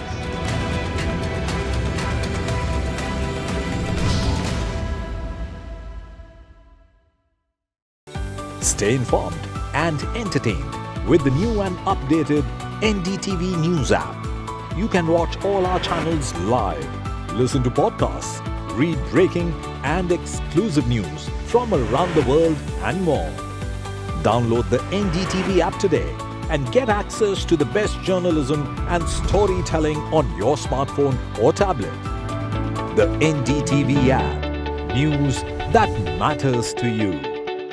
I've been reporting on all issues big and small from Andhra Pradesh, Telangana, rest of South India, bringing you all the action, all that you need to know, all that you want to know. The energy of Maximum City is infectious. I bring in that energy in our news coverage from financial capital Mumbai. India's IT capital is always buzz. It's literally a city that never sleeps. And I keep you ahead on all the Bengaluru buzz. Covering from the southernmost part of India over the last 23 years, I bring in-depth and 360-degree coverage from the Dravidian heartland. The land of Mishti is also known for its bitter politics. I have seen much water flow under the Howrah Bridge, covering Bengal in all its vivid colors.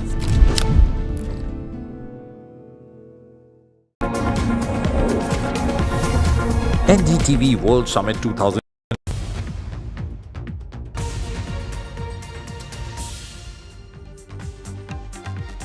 BJP surges ahead in Haryana, headed for a hat-trick in the battleground state. Congress has paused all celebrations. Congress party loses its early lead in Haryana. Congress party's bid to make a comeback in the heartland state of Haryana fades, even as party fails to dislodge the BJP.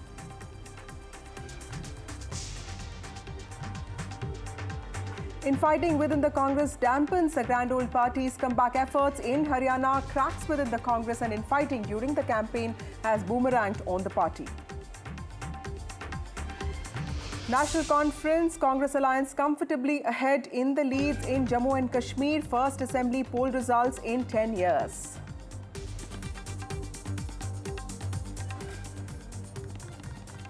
Hello everybody. Jammu and Kashmir seems to be going the Congress and National Conference way, but of course in Haryana, that's the news. BJP seems to be all set, leading away, and it could be forming the government if the leads are to stay. The big question, how did the BJP do this? What did the party get right? Where did the Congress go wrong? Remember, the Congress party has been sitting in the opposition for 10 years. Well, to start with, several things that the BJP did obviously has helped the party, including the change in CM's face. With me is my colleague Akhilesh. Akhilesh, tell us you've been covering the party for such a long time. Tell us the 5 factors that really helped the BJP. Of course, we've heard about the non-Jat consolidation. We saw the CM being replaced. We also saw that Nayab Singh Saini also made a lot of announcements, including MSP on 24 crops, increasing the income ceiling for OBCs, and also the manifesto, 2100 for women, scooters for women. So clearly many things there. What went right for the BJP? I think now since discussing it after the trends have come, so it seems that everything is going right for the BJP. Yes. But if you ask me yesterday, I would have said that nothing is going right for the BJP. Yes. So things have changed a lot, and of course many people have failed to read it on the ground. Yeah. So the reason for the BJP's historical win, and I'm calling it historical, Vasudha, because since 1972, yes, no party in Haryana has been able to repeat or say make a hat-trick in Haryana. So the BJP is going to be the first party which is going to make a hat-trick in Haryana, winning Haryana for the 3rd consecutive time. And now I have spoken to some BJP leaders about this historical mandate by the Haryana people, and they are saying that there are 3-4 main factors behind this BJP's win. First, they are saying it's Modi factor, because since 2024 Lok Sabha election, there was a talk that the Modi factor is going down and people are losing faith in Narendra Modi's leadership. But it's on the contrary, in Haryana, BJP was managed to win 5 Lok Sabha seats despite this so-called anti-incumbents in Haryana.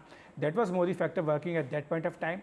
And this time also, when Narendra Modi addressed 4 public meetings in Haryana, so that also worked in BJP's favor. In fact, many people in Haryana, they complain and they actually feel regret that that they did not vote for the BJP in the Lok Sabha elections. Their opinion about the BJP, and especially about the constitution campaign which the Congress party had run, that if BJP scores more than 400 seats, it will change the constitution, will take away the reservation. That was actually people realized that it was a false propaganda. Right. So now they have voted in favor of the BJP. Right. Second point. What about the Dalit vote, Yeah. Akhilesh? Because that, there's this whole categorization, deprived scheduled caste, very similar to the kind of Mahadalit categorization that we have seen in Bihar. Did that... Okay, we'll have to go to Aishwarya now. He is outside Manohar Lal's residence. There's an important meeting going on there of BJP leaders. Aishwarya, tell us what is happening there. Well, crucial meeting underway at Manohar Lal residence here in the national capital as in charge for the Bharatiya Janata Party, Dharmendra Pradhan, co-in charge Surendra Nagar had arrived, and there's a movement happening over here. Let me show you these visuals live on NDTV. There you can see Dharmendra Pradhan standing outside the main porch of Manohar Lal's residence over here, and it is also Surendra Nagar along with him.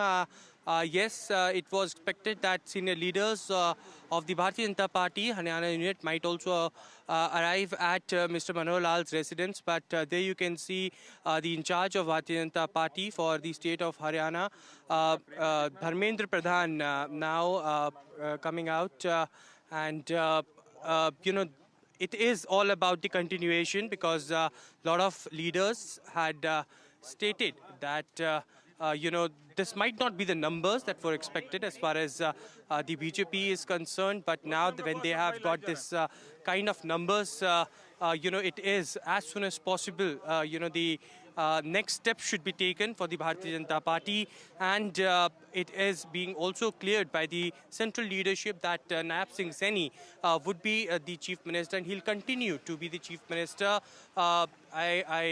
I think that the meeting has just got over, and the cars of Dharmendra Pradhan will come out, but certainly it is all about continuation, what steps need to be taken, how soon the government will be formed, how much the numbers have arrived, because on the other side in the Congress camp they are trying to reach out to the being made at the BJP headquarters. Prime Minister Modi will be arriving there in the evening. What are the preparations at the BJP headquarters?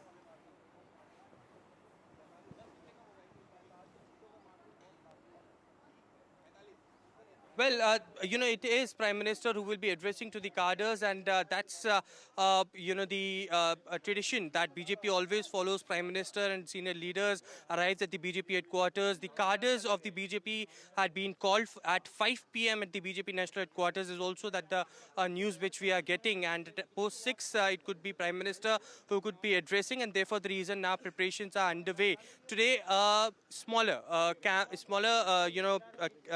tent was there for the media, unlike of the large tents that used to be on the day of election results, but it is all because of the exit polls that came out. But now when the numbers have gone into the favor, the BJP leadership has been quick enough to now organize a much larger picture, because it is also BJP who has done tremendously well in the Jammu and Kashmir elections as well. But as far as the decisions is concerned, how the BJP is going to take next steps, Dharmendra Pradhan and Surendra Nagar currently at Manohar Lal's residence, and they will be shortly stepping outside the residence, and we'll try to get a quick... So BJP has already started work on the future course of action. Aishwarya, stay with us. We'll also go to Srinagar now, Maria, because that is where a lot of action is, and I love these celebrations that happen, be it any party, and of course Farooq Abdullah, like you rightly said, the grand old man of Indian politics, was seen many a chinar leaf fall on Kashmir politics. So clearly, and this is one state which will see an elected assembly after 6 years. So that is actually good news, and NC Congress seems to be in a better position, in a comfortable position to be forming the next government there. There are celebrations that's happening. Over to you, Nazir. What is really happening there? Clearly, this is something that, did they expect this? Because 2024 Lok Sabha elections with Umar losing was not really so hopeful for the party. But of course, NC has made a huge comeback here. Well, perhaps it was a moment where we can say Umar Abdullah was vindicated, that he said that he lost because there was a sympathy vote for Engineer Rashid. He was in jail, in Tihar jail, and his children and supporters said, vote for him so that he is released. But once he was released temporarily for election campaigning, he has not been able to, Engineer Rashid, make a dent. And it's Umar Abdullah National Conference all the way in Kashmir Valley and also Pir Panjal and Chenab Valley as well. So more than, they are leading on 42 seats, and also there are 2 independents, but actually still NC members who are contesting, they have not got the mandate. So I also include those 2 as well when it comes to number, so it could be 44. But BJP is also doing extremely well in Jammu. They are, according to local assessments I got, 30 seats they would be leading. This number may not have come on the election commission website yet, but they are leading on 30 seats. PDP is doing extremely bad. Only 3 seats where they are leading. Congress also not good, where only 8 seats they are leading, and 5 of them are in Kashmir Valley. So they were actually riding on the pro-NC wave in Kashmir. But when it comes to where they had contested most of the seats in Jammu, they have miserably failed. So they could not win any seat actually in the mainland Jammu region. But what is the important thing, BJP tried their best to win some seat in the valley, but they could not. For example, they fielded Kashmiri Pandit candidate in Huda Bastion constituency, which has a sizable Kashmiri Pandit vote bank. And it has got the lowest turnout, like 18% turnout. So if Kashmiri Pandits had voted in the election, perhaps the BJP candidate, who is also a Kashmiri Pandit, would have won. There are 27,000 Kashmiri Pandit votes in Huda Bastion, but only 2,700 had voted. So clear, just less than 11% voted. The same is the true about other constituencies. So Kashmiri Pandits remained indifferent to this election. Just 11% in Srinagar, all constituencies have voted in this election. Having said that, it is a victory moment for the National Conference. Farooq Abdullah came out of his residence on the terrace, waving hand, showing the victory signs. I remember when he was released after after being detained under Public Safety Act, post-abrogation of Article 370, he came on the same terrace and showed victory sign. He's alive. But look at how things change in politics. That today, after more than 6 years, near 6 years, he is coming back as a winner. And we'll have to see when Umar Abdullah will speak, because he's actually waiting for the result of Ganderabal constituency, where he's leading with a comfortable majority, but still waiting for the final results from there. Then he will come and speak to media. But clearly this election is important more than one ways. For example, Umar Abdullah BJP looking at its own performance in Jammu, and do you think, with the delimitation and the kind of reservation it had for Valmikis or STs, did that also help the party in some ways? Yeah, it has helped the party great deal, whether it is delimitation or giving reservation to several groups. Because delimitation, for example, Jammu has far less population than the Kashmir Valley. But when there was a delimitation, opposition said it was gerrymandering. Jammu was given 6 more seats, while as the Kashmir was given just 1 seat. And they say it was only to help, BJP, the allegation which BJP is denying. But it has electorally helped BJP. Coming to the larger point, BJP President Ravinder Raina is losing. He is trailing by more than 10,000 votes from Nowshera constituency. Iltija Mufti has also lost. Sajjad Loni has lost 1 seat, and he is leading in other seat in Handwara. M.Y. Tariq Ami has defeated Jamaat Islami on his way to defeat him in Kulgam. That is a big victory. You have, Jamaat Islami was fighting. They have not won any seat. And in most of the seats, Jamaat Islami has lost their security deposit, their candidates. You have, this Ghulam Nabi Azad not able to open his account from any seat. Engineer Rashid, he has failed badly in this election, and just he may win 1 seat, his seat in Langate. And also you have then, the question of then now what would happen to the nomination of 5 members by the Lieutenant Governor.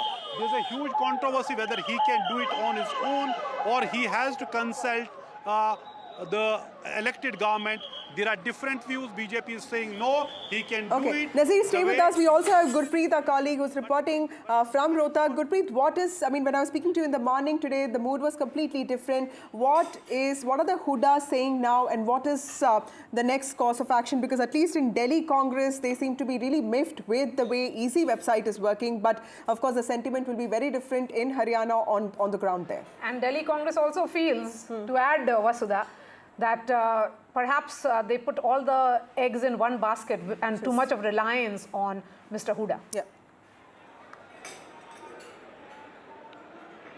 Well, if we can talk about the former Chief Minister of Haryana, Bhupinder Singh Huda, he is saying we are waiting for the final verdict. But since the trends have already been changed and it has gone into the favor of BJP leader, what we have learned, the Congress political analysts, they say the margin is very bleak and that's why they are still hopeful. But now if we can see the trends which are coming at this point of time, BJP is getting full majority the way the trends are showing at this point of time. We have seen huge numbers of supporters of Bhupinder Singh Huda. They are still sitting here. They are saying they are getting feedback from the various constituency, and it seems there is very thin margin between the BJP and the Congress leaders, where BJP is leading at this point of time. They are feeling any time these votes can be changed. So we will talk to the supporters of our former Chief Minister of Haryana. तो क्या लग रहा है अब तो it's very clear BJP is getting full majority from the trends. नहीं, अभी clear नहीं हुआ है, क्योंकि जैसा भी अंदर से खबर आ रही है कि इलेक्शन कमीशन ने वोटिंग को स्लो किया हुआ है, क्योंकि कुछ सीटें ऐसी हैं जहां पर टफ फाइट है और वो चाह रहे हैं कि अगर वहां कांग्रेस थोड़े मार्जिन से अगर जीत रही है तो किसी तरह प्रशासन से श्याम दाम दंड भेद अपनाकर उन सीटों को अपनी तरफ किया जाए। अभी देख रहे हो कि आप चारों तरफ जो वर्कर हैं, कार्यकर्ता ऐसे ही रुके, यहाँ भी रुके हुए हैं, काउंटिंग सेंटरों पे भी रुके हुए हैं और किसी भी वर्कर के चेहरे पर ऐसा नहीं है कि मायूसी छाई हुई है कि हम गवर्नमेंट नहीं बना रहे हैं। ये तो क्लियर है कि पर डिफरेंस बहुत बड़ा दिखा रहे हैं, 34 और उधर 50 दिखा रहे हैं। तो क्या लग रहा है इतना डिफरेंस कवर अप हो जाएगा? भाई साहब, बिल्कुल थोड़ा है पेशेंस रखना होगा। काउंटिंग बहुत स्लो करवा रखी चुनाव आयोग ने। जैसे जैसे टाइम आगे जाता जाएगा ऐसे ऐसे कांग्रेस की सीटें क्लियर होती चली जाएंगी और हुड्डा साहब के नेतृत्व में हुदा बास्टियन की अध्यक्षता में हरियाणा में हुड्डा साहब सरकार बनाएंगे 100%, कोई शक नहीं है। तो आपको क्या लग रहा है 34 से 50 का डिफरेंस बहुत ज़्यादा 16 सीट के करीब होता है, तो क्या वो कवर अप उसको क्लियर भी करेंगे? आप देख रहे हो हम काफ़ी समय से यहाँ बैठे हुए हैं, सीटों का मार्जिन जो वही 46, 48, 36 पर ही है। ऐसा कभी इतिहास में नहीं हुआ है कि 1.5-2 घंटे से सीटों का उल्ट फेरना हो। क्या काउंटिंग चल ही नहीं रही है? अगर काउंटिंग नहीं चल रही है तो क्यों नहीं चल रही है? कुछ ना कुछ ये कह रहे हैं काउंटिंग नहीं चल रही, वही खड़ा है। तो क्या लगता है कि अब इतना बड़ा मार्जिन जो लग रहा है कांग्रेस कवर कर पाएगी? ये कांग्रेस का देखो अभी चल तो रहा है, देखो क्या करे, क्या पता इसके बारे में। तो होना तो चाहिए, बिल्कुल ऊपर होना चाहिए, पर ये कर नहीं रहे, रोक रखा है। क्या आपको भी लग रहा है कि रोक रखा है कुछ? आपको ऐसे लग रहा है कि कोई यहाँ पे जो ट्रेंड है वो बिल्कुल बहुत सीटें ऐसी हैं जो बहुत ही क्लोज, बहुत थोड़े मार्जिन की सीटें हुई हैं। अभी 18 से 20 हमारे पास जानकारी है, 18 से 20 सीटें ऐसी हैं जो बिल्कुल 500, 700 के मार्जिन से अटकी हुई हैं। वो सारी क्लियर होंगी और कांग्रेस की सरकार बनेगी, हुड्डा साहब सीएम होंगे। Well, we have seen the supporter of the former Chief Minister of Haryana, Bhupinder Singh Huda. They had already made it very clear. It seems there is a very thin margin between the BJP and Congress, and they are hopeful they will be able to overcome that margin, and Congress will be perhaps you'll have to break the bad news to them. It's already too late in the day for them to be sounding so optimistic. Perhaps in the Congress headquarters here in the national capital, the picture is appearing to be far more realistic, where Sunil Prabhu is joining us from. Sunil, you know, it's 115, 120 now. It has consolidated. It's BJP all the way in Haryana. Although the Congress can take some respite, I would say, in the fact that they are forming an alliance government in Jammu and Kashmir. So they should be looking at that picture. Haryana is a gone story. I think you're correct to the fact that even in Jammu and Kashmir, it is 7 seats for the Congress, so it's not really, the strike rate hasn't really been anything exceptional. The fact remains that in Haryana, I think, is the real shocker for the Congress party. Here was something that was written on the wall after the Lok Sabha elections, You should have been able to consolidate, get various factions of the party to work together, but that was not to be. High-handedness, be it from the party high command, as well as Mr. Huda, have allowed the Congress party to once again lose an important state in the northern part of India. Haryana was clearly a clear case, as everybody pointed out, a lamppost election where it was very clear that the Congress was doing exceptionally well. What went wrong? Jat versus non-Jat, which was the campaign of the BJP, very, very effective. The fact that they didn't take into account people like Kumari Selja, a Dalit leader, was able to, ensure that they buried the hatchet when those 7 guarantees were announced by no less than the Congress president, Mr. Karge. It was Mr. Huda and his nominee, the party president, who were there. There was no presence of Randeep Singh Surjewala or, for that matter, Kumari Selja to be present.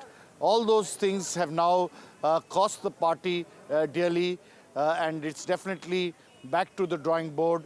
It's a very, very sad reflection, unless, of course, as Ragini was pointing out and other Congress leaders keep saying, the margin of difference is only 500 seats. They're hoping for a miracle at the last minute.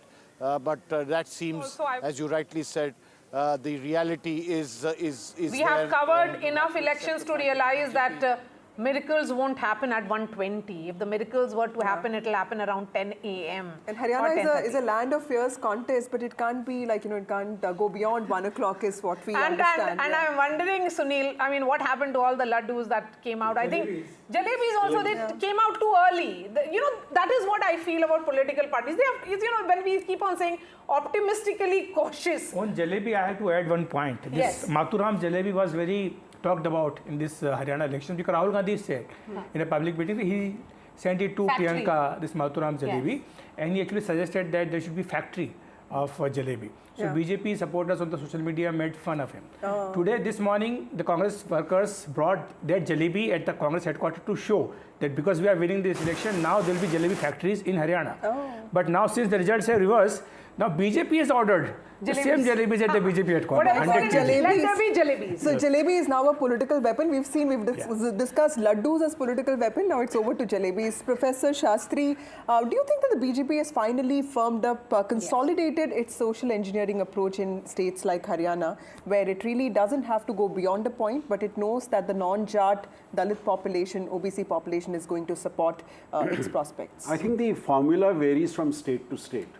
But then this rainbow coalition that it had formed, be it in Karnataka, be it in Haryana today, becomes extremely crucial. And I think this social coalition they build up varies from state to state. But let's also remember a point which Maria was also making in the earlier session. I think the BJP's performance in Haryana is also linked to the very low-key strategy that they followed of covering the entire state, its leaders moving across the state. Whereas the Congress made a high-pitch campaign that we are winning right from the beginning. And that could have led to an element of complacency among their workers and their supporters. And therefore, you see the type of result that So just hold on to your thoughts. We have Yogeshwar Dutt, wrestler, joining us. We also have GVL Narasimha joining us of the BJP. Yogeshwar Dutt, what do you think went wrong for the Congress party?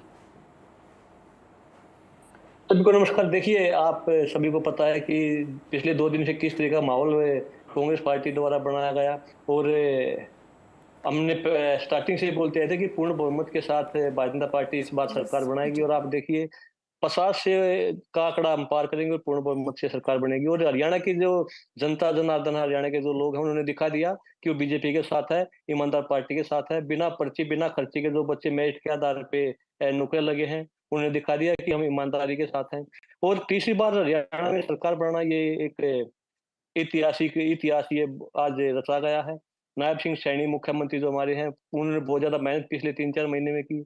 और पहले पूर्व मुख्यमंत्री जो मनोहर लाल जी थे, उन्होंने जो एक line खींची थी बिना पर्ची बिना खर्ची की और ईमानदारी के साथ सरकार चलाने की, उसको तीसरी बार फिर से वहां पर विनेश फोगाट की लीड बढ़ती हुई नज़र आ रही है, वहाँ पर विनेश फोगाट अच्छा कर रही हैं, तो वो कैसे देखेंगे आप भी रेसलर हैं, पहलवान हैं। देखिए बात है कि सरकार कौन बनाता है। हरियाणा में 90 सीटें हैं। ये जो पहलवानों ने जो एक पूरे हरियाणा में एक गलत माहौल बनाने की कोशिश की थी, उन 2-3-4 पहलवानों ने, उसका पूरी हरियाणा की जनता ने जवाब दे दिया है। विनेश वहाँ से जीतती है हारती है, बात वो नहीं है। आप इससे अलग जो 89 सीट 89 सीट जो बचती है उन पे आप देखिए कि कहीं भी कोई पहलवानों का कोई प्रभाव नहीं पड़ा, क्योंकि हरियाणा में 3 ही पहलवान नहीं, हरियाणा में अलग अलग खेलों के लाखों बच्चे खेल खेलते अलग अलग, तो उन्होंने दिखा दिया कि वो किसके साथ हैं और किसके साथ जाना चाहते हैं। तीसरी बात सरकार बनना, और इन्होंने कांग्रेस ने जो एक दुष्प्रचार किया था, और कांग्रेस ने इन पहलवानों का जो गलत मिसयूज किया, इनके कंधे पे बंदूक रख के चलाई।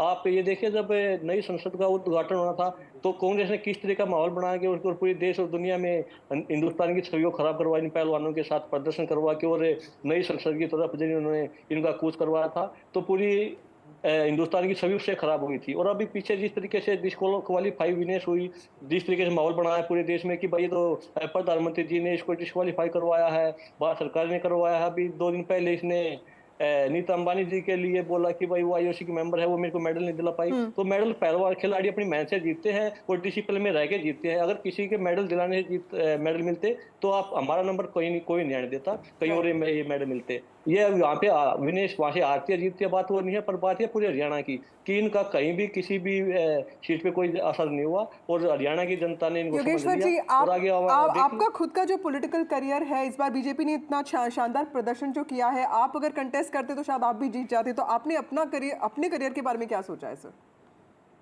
देखिए मेरा करियर बड़े अच्छे धूमधाम से चले और हम खुश हैं। टिकट मिलना ना मिलना ये पार्टी, देना ना देना ये पार्टी का काम है अभी, और ये तो 5 साल में ये चुनाव आते जाते रहते हैं। हम एक विचारधारा साथ जुड़े हैं, एक राष्ट्रवादी पार्टी के साथ जुड़े हैं, हमारा मुशी के साथ जुड़े रहेंगे। हमारा तो एक ही मत है कि हमारा देश आगे बढ़ना चाहिए और हर समाज एक साथ मिल के आगे बढ़ना चाहिए। चलिए योगेश्वर दत्त हमारे साथ जुड़ने के लिए बहुत बहुत शुक्रिया। We are going straight to the BJP headquarters. GVL Narasimha Rao joins us. Mr. Rao, you've been a man of numbers, sir. Tell us what is the biggest takeaway from the Haryana elections, and also do you think that the party performed as per expectations in Jammu and Kashmir? Yes, certainly. I think the party was always confident of winning for the 3rd time, but there is always, it was considered to be a challenge for sure, because a 3rd consecutive term for Haryana is something that has not happened. We were written off in 2019 as well, because nobody expected BJP to come to power for the 2nd time in 2019. But this 3rd time victory is both historic and also a result of 10 years of good governance, a double engine sarkar, which has been a leitmotif of our campaigns, how development is delivered when we have governments both in Delhi and in the states. I think this is yet another example of that success. Prime Minister Narendra Modi ji's Vikas ki Rajniti, politics of development, I think has won over Congress party's politics of deceit, politics of lies, and politics of narratives. I think the Congress is a prisoner of its own political narratives. They create these narratives and they start believing them. I think the premature celebrations in the Congress party headquarters this morning clearly showcase the arrogance of the Congress party. They've always said that we don't believe in exit polls, we will wait for the results, but this time they jumped the gun. Yes.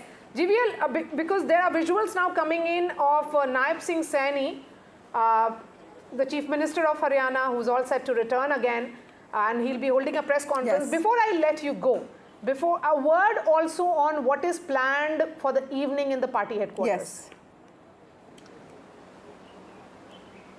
I think you will have to wait until the party really makes up plans everything and then discloses to the media. Certainly, I think on occasions like these, certainly there have been sort of arrival of senior leaders, including the Honorable Prime Minister. But what is in store today, what is planned, you will have to wait and Mr. Rao, we didn't see you smiling on the 4th of June on the result day, but clearly, today is a day of smiles and celebrations for the BJP. Please do smile then on that note. But GVL, the point that is being made here is that Now are the second set of elections, which is Maharashtra and Jharkhand. Nobody gave you a chance in Haryana, and you have won the state. Yeah. Now it is the states where you still have a fighting chance. You are entering those elections far more confident, far more jubilant. Certainly, you see, Haryana, actually of all the states, Haryana was considered to be a very big challenge because we are fighting elections alone, not in alliances, unlike in a state like Maharashtra. But still, we won for the third term. This will certainly boost the confidence of the cadres, and BJP never celebrates without making any efforts. I think Maharashtra and Jharkhand also, the BJP will return to power.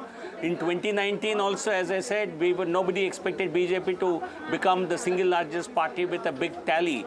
We proved that the wrong projections are wrong, and we will certainly win Maharashtra once again and Jharkhand for sure. So the so-called momentum in the India alliance, which they thought they gained through the 2024 elections, will certainly get a big setback. And they will certainly not be in for a fight even in 2029. That at least can be said from what the trends that you see today.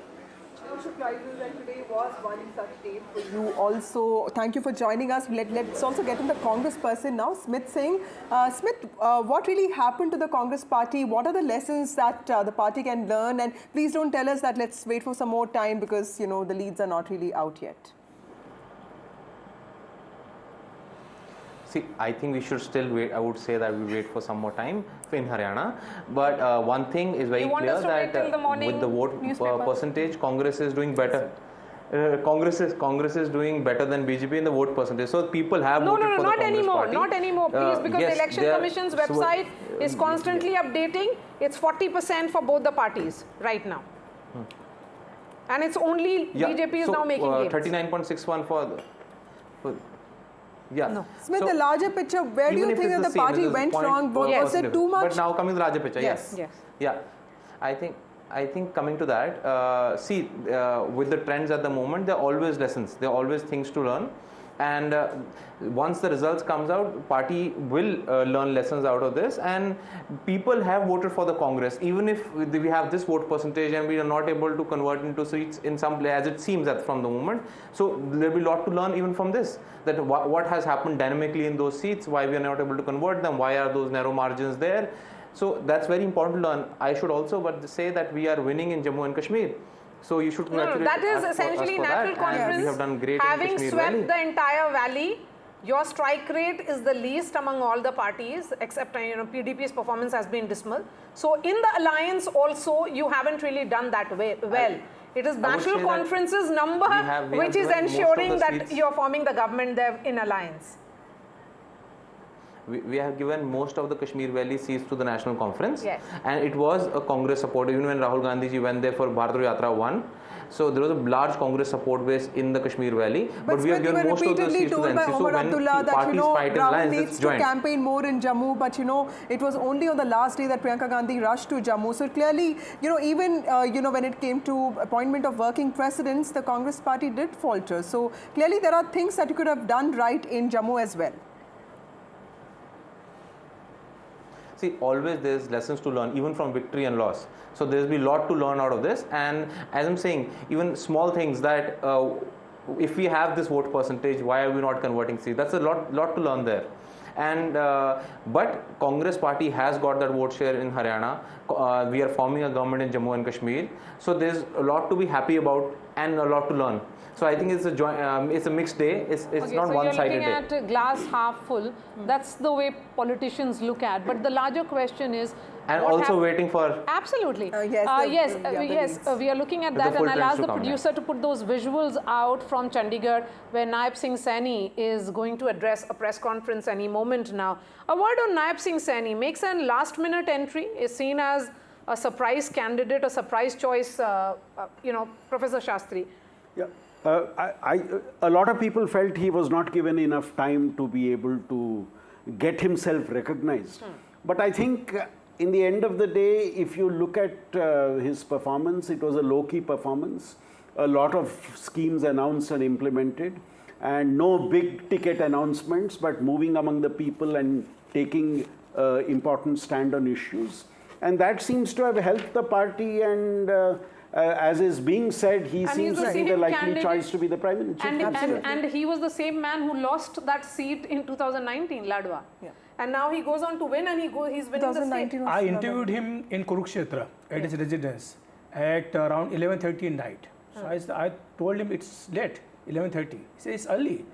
I gave interview at around 3 o'clock in the morning also. So he was constantly campaigning, and he was very confident. He was telling me that, on 8th of October, the Congress party will go into ICU. Oh. And I asked him how many seats the BJP will get. He told me that you please call me at 7 o'clock in the morning, and I will tell you how many seats the BJP will get. But Akhilesh, he was so confident. Organizationally, was there a difference between Manohar Lal and Nayab Singh Saini? Because, he's also seen as, more affable or in some ways more accessible than Mr. He's very Khattar. Close to Mr. Manohar Khattar, and he was his choice. Yeah. When Mr. Khattar was asked... It's like Bade CM, Chota CM. Bade CM, Chota CM. But the important point which he made during the interview also and during the off-the-record conversation also, that he is accessible. This was the allegation which was made against Mr. Khattar, that he was not accessible. A new generation. He represents the new generation of... And he's very close to Mr. Khattar. In fact, when Mr. Khattar was there in the BJP office, in the organization, he used to be there in his room to, help him. Akhilesh, did it actually make a difference that the party actually gave opportunity to newer people, whereas the Congress party, put the entire burden on, tried and tested war horses? Well, the BJP played all the cards right. Now we can talk post-elections, but yes, we can say that because as far as the giving tickets to the relatives is concerned, BJP had this big rule that we will not give it. But in Haryana, they made the exception. Yeah. They gave it to around 18 to 19 relatives. Yeah. They were given tickets. And also the caste factor was kept in mind by the BJP, especially the Jat and non-Jat. Because BJP realized that in 2024 Lok Sabha elections, the chunk of OBC votes, which it has been getting in the past 2 Lok Sabha elections and also in the Assembly elections, shifted towards the Congress party. So now in this election, they have brought it back. And also the Dalit votes, because the BJP played the Shailja card very carefully. Mr. Khattar himself, made this appeal in public that if she wants, she can join the BJP. Yeah. So that worked in the BJP's favor also. Yes. So, Professor Shastri, this is a tried and tested formula for the BJP to change Chief Minister midway or just months before elections, and it is yielding results. Gujarat, Uttarakhand, and now here. No. Tripura. Yes. Now, what is happening is when you have a strong central leadership, which is able to keep the party together and get the party to accept decisions that are made. It happened in Uttarakhand, it happened in other states. During the term of the assembly, you changed the chief minister. With that full confidence that the party would back the new chief minister and your cadres will take it forward. And at the end of the day, a lot of the vote that the party gets is also because of the party and the national leadership. Right. Both these play a role.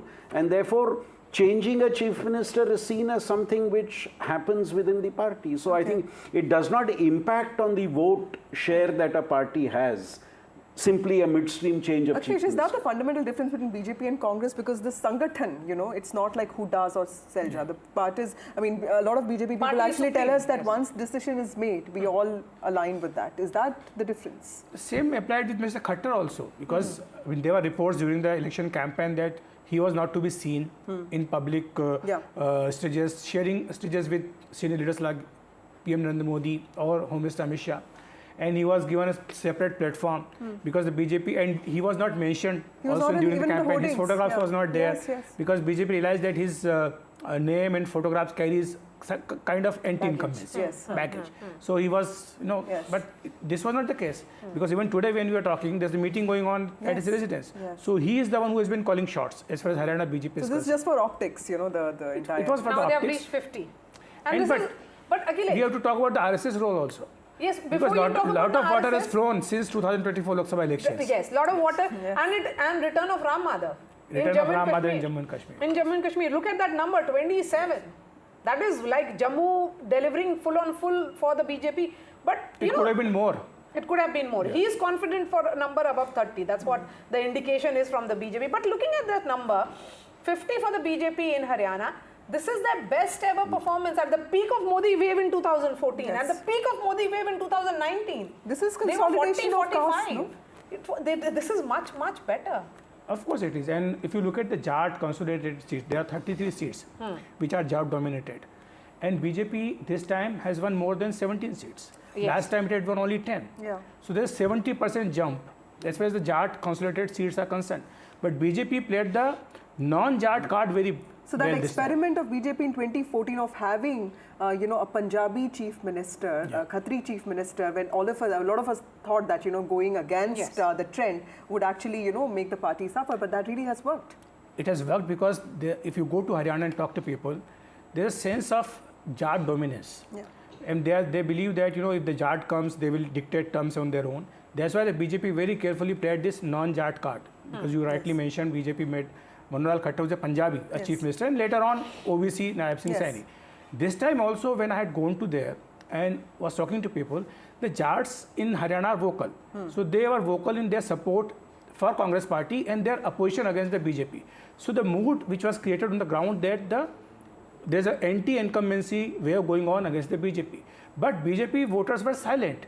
They were consolidating in the favor of the BJP because they were realizing that if Bhupendra Singh Huda comes, then the old days of Jat dominance will come back. Yes. Along with him, Jat Shahi, which we call it, or the Chaudhar. Yes. I'm looking at this, Akhilesh.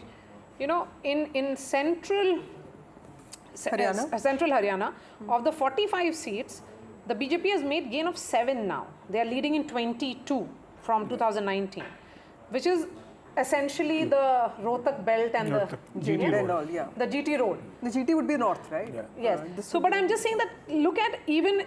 Okay, so those are the visuals now coming in from inside the Gupkar Road residence of Farooq Abdullah, where the Abdullahs have started their celebration. What a comeback for the National Conference. Remember, they stayed in house arrest for under PSA, Public Safety Act. They were detained and they were arrested. They stayed in house arrest for that long. But staying with Haryana, because I think that is the most fascinating story here. In all these regions, be it North Haryana, South Haryana, there has been gains one after another. South Haryana is where the BJP has actually performed well, which is why Rao Inderjeet has always said that, I should have been the CM their face. traditional stronghold also. Yes. Traditional stronghold. But I think the important point is in the Jat area, the consolidation of the non-Jat vote and also taking a segment of the Jat vote has worked to the advantage of the BJP. Yes. And if you see the gains in that region, this is the factor that has caused Which means, Professor Shastri, that this whole thing about Jawan, Kisan, Pehelwan, because this is also the area which actually sends a lot of people to armed forces. Okay, we are getting some shots there, and well, that is Omar Abdullah. Yes, dressed in sherwani, is that, or he's wearing a jacket? He's wearing a jacket. Very different from what he was wearing in the morning, because it seemed quite different there. Yes, he's going to be the chief minister of Jammu and Kashmir. And there was a lot of back and forth in that decision as well. Remember that he didn't want to contest. Out somewhere. So perhaps he'll speak to media a little later. He is heading out. Is it to stake claim to form the government? We'll have to wait to get some more details from that. Or perhaps he's going to collect his own certificate. Yes, because he is contesting from two constituencies. Two constituencies, and he has won from both the constituencies. So he has to collect the certificate as an MLA now, elect MLA. But at least in one of the constituencies, it wasn't easy. Farooq Abdullah is speaking. Let's listen in to what he's saying.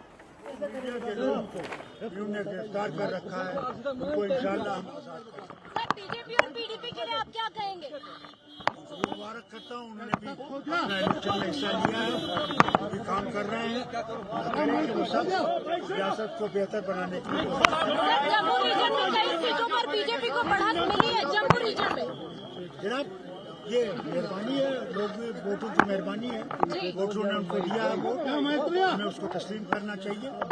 Sir, Jammu Kashmir के विकास को लेकर अब आपकी क्या प्राथमिकताएं रहने वाली है? मैं समझता हूँ कि ये जो हमारा मंशूर है उसमें सब कुछ लिखा हुआ है कि हम लोग कौन से इकदाम करने वाले हैं, वो दोनों रीजन्स के लिए होंगे और दोनों रीजन्स के लिए हम लोग बराबर की कोशिश करेंगे कि उनकी मुश्किलात दूर हों। कब तक सरकार बनेगी, कब तक? मैं समझता हूँ अब पूरे रिजल्ट आ जाएं, उसके बाद बैठ के हम अपने कांग्रेस के भाइयों से भी बात करके वो दिन कायम करेंगे जिस दिन हम लोग गवर्नर लेफ्टिनेंट गवर्नर साहब के पास जाएंगे और बहुमत सामने रखेंगे और हुकूमत के वो फल उठाने की बात करेंगे।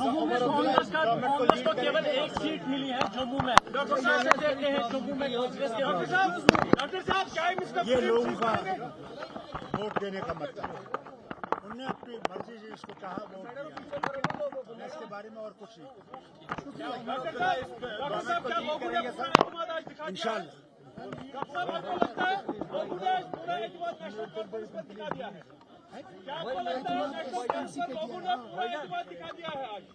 लोगों ने अपना फैसला दिखा दिया है। लोगों ने यह साबित कर दिया है कि जो इन्होंने इक़दामात 5 अगस्त को किए थे वो लोगों को मंजूर नहीं है। क्या एक्सपेक्टेशन से ज्यादा ये जीत मिली है? हमें एक्सपेक्टेशन तो छोड़ दीजिए, काम बहुत करने हैं, मुश्किलात दूर करने हैं। यहाँ पे जो बेकारी है उस बेकारी को दूर करना है, बेरोजगारी को दूर करना है। यहाँ पे जो महंगाई है उसकी तरफ देखना है। जो ड्रग मैनेस है जो इस रास्ते को खा रहा है उस ड्रग मैनेस को खत्म करना है। उसके लिए हमने कायम करने हैं वो सेंटर्स जहाँ पे इनका इलाज हो सके। सर, अब आपकी जीत के बाद क्या हम ये माने कि जम्मू कश्मीर के अंदर पॉलिटिकल लैंडस्केप पूरी तरह बदलने वाले हैं? जरूर बदलेंगे। आज एक लेफ्टिनेंट गवर्नर और 4 मुशीर नहीं होंगे। आज 90 लोग जो होंगे यहाँ की इसके मुश्किलात को दूर करने की कोशिश करेंगे। डॉक्टर साहब, आप कांग्रेस के शुक्रगुजार हैं। आप कांग्रेस के कितने शुक्रगुजार हैं जो अलायंस में पूरा साथ कांग्रेस ने दे दिया? मैं कहता हूँ मैं सबका शुक्रगुजार कि लोगों ने इलेक्शन में हिस्सा लिया और बड़ी आज़ादी से लिया और अल्लाह का शुक्र है नतीजे आपके सामने हैं। उमर अब्दुल्ला बनेगा chief minister.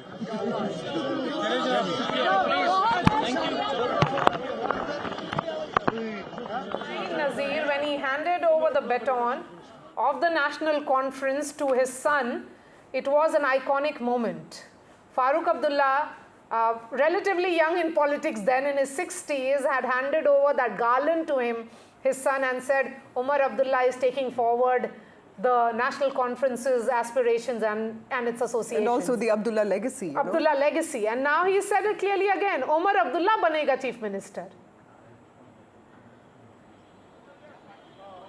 That is obvious. The day Farooq Abdullah said, he was saying earlier, he will contest election, when Umar was saying he will not contest election so long Jammu and Kashmir remains a union territory. But then he was convinced and he fought on 2 seats.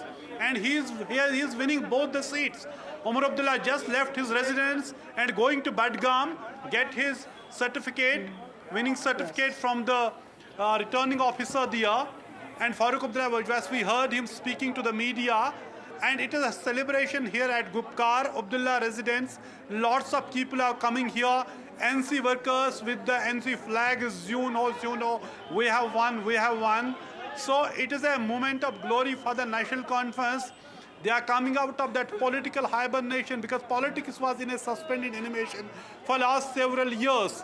When everything was redefined in Kashmir, NC has bounced back like never before, and we have seen it. It is first time since 1996 elections we see one party winning such a major mandate, even as it may look few seats short of the match number of 45, yet we see this type of mandate has actually surpassed even the expectation of National Conference own leaders. Even they were not expecting that they would be leading on 43, 42 seats. And there are some independents, they had not given mandate, but they remain in the party and contest elections. And some of them are also winning these elections. At least I know 2 of them. Parelal from Inderwal in Kishtwar district, and Shabir Ahmed Kulle from Shopian, both of them are leading, and there are a few more independents. And as far as the 44% independents who contest these elections, it was a rout for them. And also the new political parties which were created post-abrogation of 370, there was complete rejection of those parties, like the Apni party, which has got people from all the different parties, senior leaders, they all have lost. PDP has suffered the biggest setback. After its creation, it is leading only on 3 seats. And then you see Engineer Rashid, just few months back, a hero from the Tihar jail, winning parliamentary constituency of Baramulla, defeating Omar Abdullah with a margin of 2 lakh votes. Now completely facing rout. He's leading only in 1 seat from, Langate. Sajjad Lone also has several, candidates fielding, and he's only leading from 1 seat. That is his seat in Handwara, whereas he has lost Kupara constituency. Even Shia top leader, and People's Conference General Secretary Imran Raza Ansari also losing this election. He was defeated by National Conference candidate Riaz Bedar from Patan constituency. Iltija Mufti, Mehbooba Mufti's daughter, losing from Bijbahara constituency, which was a bastion of the PDP, and it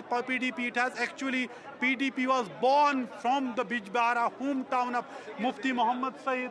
Now finally, you see several leaders, and also importantly, while BJP may be doing extremely well as far as Jammu region is concerned, but its state president Ravinder Raina is losing from Naushera constituency, and it is National Conference candidate Surinder Chaudhary who is leading with a massive majority from Naushera constituency.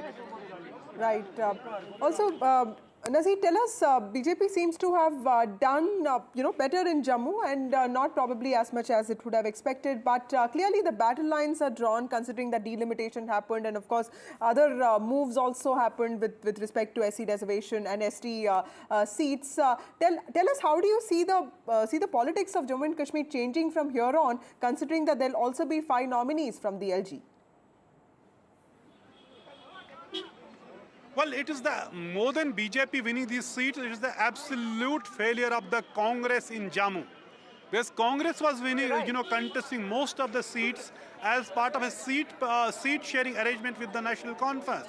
And if you see in the Jammu region, it is most of the seats which have actually won when it comes to the Congress NC alliance, it's won by the National Conference. Congress is leading on 8 seats. 5 of them are on in the valley, which means they were riding on pro-NC wave in the valley, where they got 7 seats to contest. But when it comes to Jammu, mainly the Hindu-dominated areas, they have not won a single seat so far. So the big failure of the Congress, its leadership and its party structure in Jammu, when they were given most of the seats to contest, they have failed there, and that is why BJP has won most of the seats. And in fact, there were burning issues in Jammu. People were not happy with the BJP, particularly over the last 5-6 years of the direct central rule. You were talking about how there is, these liquor shops have been opened. There was unemployment, there's, job scams, recruitment scams, and people were almost every day on roads. I have to tell you on air, on record, you can say I told you so. When I was in Srinagar, you had predicted this number for National Conference and the Congress party. You had traveled across the state and was confident of this number. My question is, now that Omar Abdullah is going to be the Chief Minister, do you think Congress could eye for a Deputy Chief Minister's role, or do you think that's too much? I think that is too much to ask for, given the fact that you cannot have a Deputy Chief Minister from the valley. I think it is NC's first responsibility first, perhaps, and that is what the political maturity demands. Give due representation to Jammu. You may not have won the seats from the Hindu majority areas, but you have a Hindu, candidates who have won, like Surinder Chaudhary from Naushera Rajouri, who has defeated Ravinder Raina. He can get but I understand, get some better position in the government, maybe Deputy Chief Minister. Because as I said, there is no Hindu candidate of Congress who has won from Jammu so far. There may be some independents. Even a National Conference parallel, he was not given mandate in Indarwal in Kishtwar district. He is leading from there. I know he was not thrown out from the party, and he didn't resign from the party because the seat has gone to the Congress as part of seat sharing arrangement. So if we see it, National Conference has that responsibility, taking every region along, give due representation to every region. So I don't think there would be a Deputy Chief Minister from the Congress, given the fact Congress has not won many seats. There are only 8 seats. They are leading. If they maintain that, which looks like now, things are not going to change much. BJP is leading on 29 seats. They are all from Jammu. What is BJP's? They could have won, in fact, 1 seat in Srinagar if Kashmiri Pandits had voted here.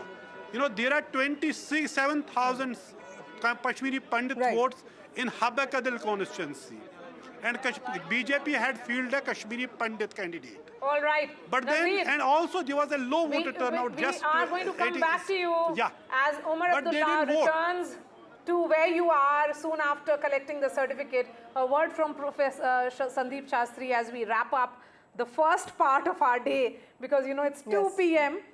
It's sealed, BJP at 50 in Haryana. It's been a roller coaster half day. We began with assuming that something would happen. And as the day progressed, the voter of Haryana clearly surprised us, and she's the hero of this election. Absolutely. In asserting. Public hai, sab janti hai. And I'm happy you said she, they have you said she because women both of us are happy whatever about the pollster said and expert said, it is this voter of Haryana which has actually had the final word on the results which we are now seeing. All right. And action shifts to now what is going to happen tomorrow. Remember that Jharkhand meetings are already on, and the action now is to find out who the Chief ministerial in fact, face is going even to be. as we speak, Prime Minister Modi is continuing with his duties as the Prime Minister. He has just met the Chief Minister of Gujarat. So he's yet to put out his official reaction to his party's victory. And what we know is Naab Singh Saini has already had a word with Amit Shah, the man who in some ways has been instrumental in ensuring the political strategy of Haryana and J&K.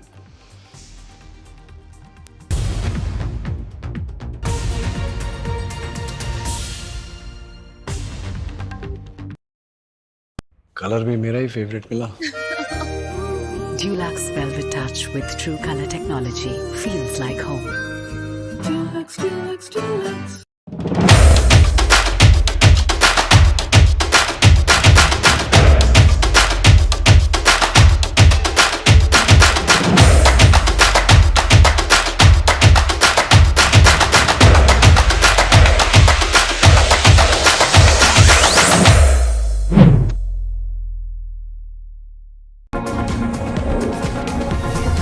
NDTV World Summit 2024, October 21st and 22nd, only on NDTV Network. New day, new show, a new experience. Start your day with the news, not views. We bring you stories that matter And impact your life. News that informs and keeps you ahead. From Maximum City, Mumbai, To the seat of power, Delhi. NDTV brings you the best breakfast show. Breakfast news on NDTV, 8 a.m. every day.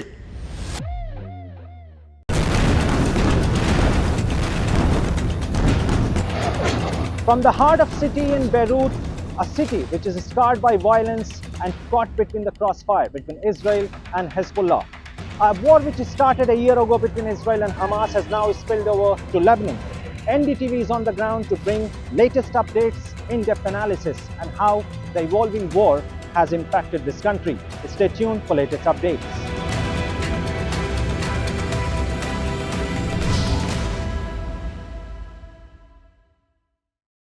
Stay informed and entertained with the new and updated NDTV News app. You can watch all our channels live, listen to podcasts, read breaking and exclusive news from around the world and more. Download the NDTV app today and get access to the best journalism and storytelling on your smartphone or tablet. The NDTV app. News that matters to you. I've been reporting on all issues, big and small, from Andhra Pradesh, Telangana, rest of South India, bringing you all the action, all that you need to know, all that you want to know. The energy of Maximum City is infectious. I bring in that energy in our news coverage from financial capital Mumbai. India's IT capital is always bustling. It's literally a city that never sleeps. And I keep you ahead on all the Bengaluru buzz. Covering from the southernmost part of India over the last 23 years, I bring in-depth and 360-degree coverage from the Dravidian heartland. The land of Mishti is also known for its bitter politics. I have seen much water flow under the Howrah Bridge, covering Bengal in all its vivid colors.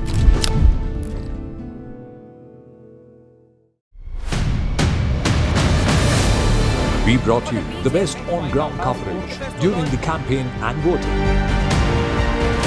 Now, get ready for the most in-depth coverage on the counting day. Follow the high-stakes battle for Haryana and J&K with top expert analysis, insights and the newsmakers. Only on NDTV 24/7. Count on us.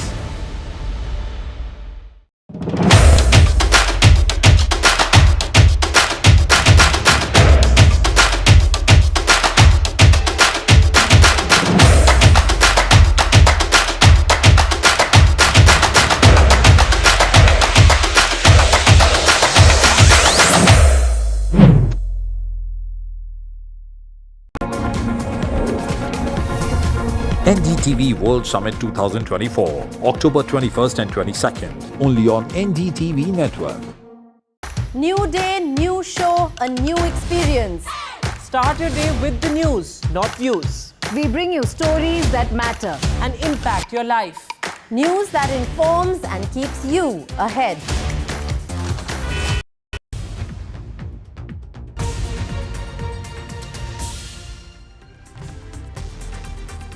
Good afternoon and welcome. A fascinating day of electoral politics at play, ladies and gentlemen. Here, what we are witnessing, Vedant and I, for the next 1 hour, is going to take you to the latest which is coming in. But Vedant, what a turnaround has this been for the Congress and also the BJP in the state of Haryana. That is what everybody is talking about. How the BJP, after 10 years of anti-incumbency, the various protests, still is the party #1 as far as Haryana is concerned. Absolutely, and also the larger national picture. The heartland, of course, seems intact as far as the BJP is concerned. But also, latest from Jammu and Kashmir, Farooq Abdullah has passed on the baton officially. Well, he did so many years ago, but he said that Omar Abdullah will be the chief minister. So all of that and more. First up, the headlines at this hour. The BJP surges ahead in Haryana. It's headed for a hat-trick in the battleground state. This as the Congress pauses celebrations.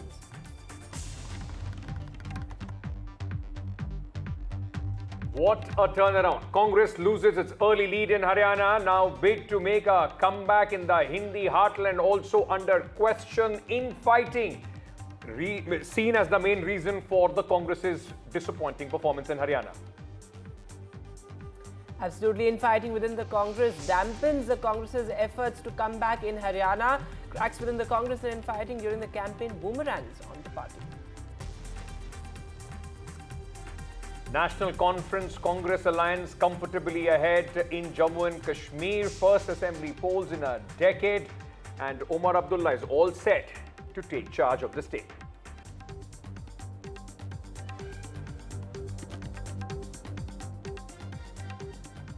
For the last few hours, the focus has been Haryana, but one state which has at this moment thrown a very clear verdict, though Haryana also seems to be heading that direction, is Jammu and Kashmir. So let's just first start with Jammu and Kashmir, because a lot of fast-paced activities happening there. 52 is what the NC and the Congress combine at this moment out of the 90-member assembly sitting at. 46 is the majority mark. Even if you add the 5 candidates which are supposed to be nominated by the Lieutenant Governor, the majority mark is 48. So they are even 4 seats over that. And as Vedant was saying, the baton has formally been now passed on from Mr. Farooq Abdullah to Omar Abdullah. Our colleague Nazir is joining us at this moment in the thick of the celebratory activities, I may say, Nazir, and also these scenes that the people of Jammu and Kashmir are witnessing after 10 long years. Well, exactly. It's not just about somebody's victory and somebody's loss. It's also people's faith in democracy and revival of democracy in Kashmir, Jammu and Kashmir, that was in a suspended animation for last several years. Here it is a celebratory mood at Abdullah residence at Gupkar in Srinagar. National Conference is leading on 42 seats, and it is essentially a decimation of the PDP and the local parties. party has in fact, this performance has surpassed their own expectations. BJP has done very well in Jammu region, but its president Ravinder Raina is facing defeat. Let me try to talk to Ali Muhammad Sagar. Let me talk to Sagar Sahib. He's the all-important General Secretary of National Conference who has won from Khaniyar constituency, and it's a double victory in the Sagar family because his son Salman Sagar has also won. Sagar Sahab, 10 साल बाद election और इतनी आपको यकीन था कि इतनी सीटें नेशनल कॉन्फ्रेंस में? अल्लाह पे भरोसा था। आपको भरोसा था। तो अब जीत तो हुई, लेकिन जो वादे हैं उनका बोझ आप उठा सकते हो? करना है। अगर हमने लोगों से वादा किया है तो हमें वो वादे को पूरा करना है। नहीं करेंगे तो फिर मैं समझता हूँ फिर हमें हक नहीं है। हमें जाना चाहिए लोगों के पास, और जो उन्होंने हमसे वादे किया, हमने मैनिफेस्टो बनाया, उसको नेशनल कांग्रेस हाई कमांड ने अप्रूव किया। जी जी। और उस मैनिफेस्टो को इन लेटरशिप में हमें इम्प्लीमेंट करना चाहिए। तो उसमें पहला वादा ये भी आप रेजोल्यूशन पास करोगे असेंबली में? क्यों नहीं करेंगे? जो वादा हमने किया वो पूरा करेंगे। अच्छा, वो पूरा करेंगे। ये कश्मीर ने उसी चीज के लिए वोट दिया। अच्छा, उन्होंने इसलिए नहीं वोट दिया जो कह रहे हैं कि वो चाहते थे कि दफा 300 से हट जाए।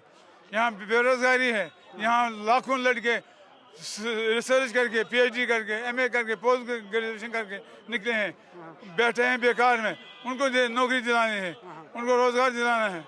यहाँ बिजली का मसला है, बिजली के रिसोर्सेज हमारे पास हैं, लेकिन फिर भी हम लोगों को बेचारों को इस इंतजामिया इंतजामिया ने उन पे जो बोझ डाले उससे वो तंग आ गए। सागर साहब, दो तरह के चैलेंज थे जब आप लड़ रहे थे इलेक्शन। एक तरफ आप BJP के खिलाफ इलेक्शन लड़ रहे थे, दूसरी तरफ जमात इस्लामी जैसे कैंडिडेट सब आए थे जो बाइकआउट कर रहे थे। इसमें आपने कैसे मैनेज की विक्ट्री? वाज इट जमात का भी कोई फैक्टर नहीं रहा है इसमें। जमात का एक रहा है, हमने जब से ज़्यादा 5 सीटें लिए हैं कांग्रेस के वक्त में। हमारे वक्त हमने जमात को, क्योंकि उनकी जो स्ट्रेटजी है, जब आप दुनिया के नक्शे में नजर आए, कभी भी कहीं भी उन्होंने कोई हुकूमत नहीं की है, क्योंकि लोगों ने उनको वोट नहीं दिया। किसी भी मुल्क में आप लीजिए, कश्मीर में कभी नहीं दत्कार है लोगों ने। जमात नहीं दत्कार, उनका काम लोगों को पढ़ाना, इस्लामी तालीम की, उनको उसी काम में लगना चाहिए। ये मैंने असेंबली में गिलानी साहब को कहा था। Okay, Sagar Saab, Congress appears to have done not good. It is riding on the pro-NC wave in Kashmir, but it has not done well in Jammu. Are you a bit disappointed? Your alliance partner has Umar साहब ने कहा था, उमर साहब की बात हमें याद आ रही है, दानदारी और खुलूस के साथ उसने कहा था इनको ज़्यादा टाइम देना चाहिए जम्मू में। उन्होंने नहीं किया। नहीं, वो किया ना किया तो आपके सामने सब आया। बहुत बहुत शुक्रिया सागर साहब। So Ali Muhammad Sagar, here, as I said, long-term, all-powerful, General Secretary of National Conference. He's the person who strategizes things for the National Conference, and he's saying they will fulfill the promises they have made in the manifesto, which including passing a resolution in the Assembly saying we don't accept the decisions of August 5, 2019, which includes abrogation of Article 370.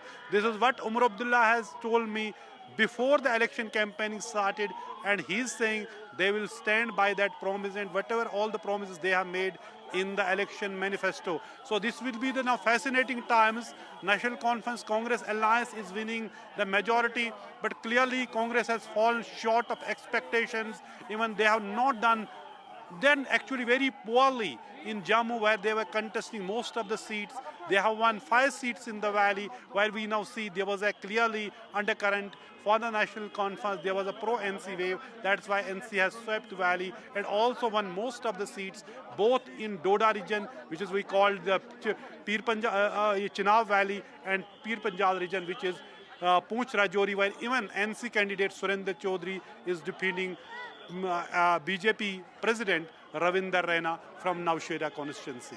Absolutely, and Nazir, I think you made an important point there when you say that the Congress has in fact performed below par when it comes to Jammu. Most of the seats, out of the 31 seats it was contesting, most of them were in Jammu. In fact, let's try and listen into what Farooq Abdullah in fact had to say when he announced that Omar Abdullah will take over as the Chief Minister. लोगों ने अपना फैसला दिखा दिया है। लोगों ने यह साबित कर दिया है कि जो इन्होंने इक़दामात 5 अगस्त को किए थे वो लोगों को मंजूर नहीं है। मैं कहता हूं, मैं सबका शुक्रगुजार कि लोगों ने इलेक्शन में हिस्सा लिया और बड़ी आज़ादी से लिया और अल्लाह का शुक्र है नतीजे आपके सामने हैं। उमर अब्दुल्ला बनेगा chief minister. Like Vedant was saying, underperformance of the Congress party, well, that would also be an understatement at this moment with what is happening in Haryana and also in Jammu and Kashmir. It's largely the NC government that you are seeing with the Congress in supporting role. The Congress's direct fight in Jammu was with the BJP, where it seems to have not made a huge dent.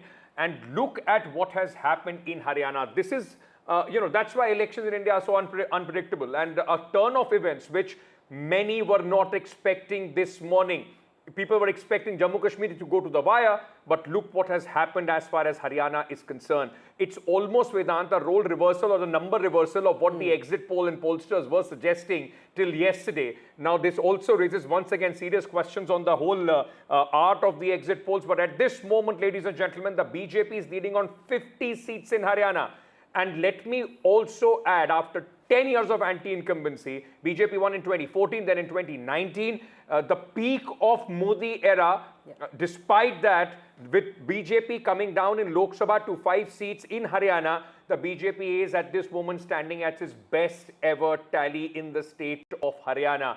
For the Congress party, like many would say, it once again seems they have, in fact, clutched defeat out of the jaws of victory. It was an election for them to win, and what at this moment you are seeing in a bipolar contest, a very, very fiercely bipolar contest, the BJP making massive inroads again in Haryana with 50 seats that they are leading on.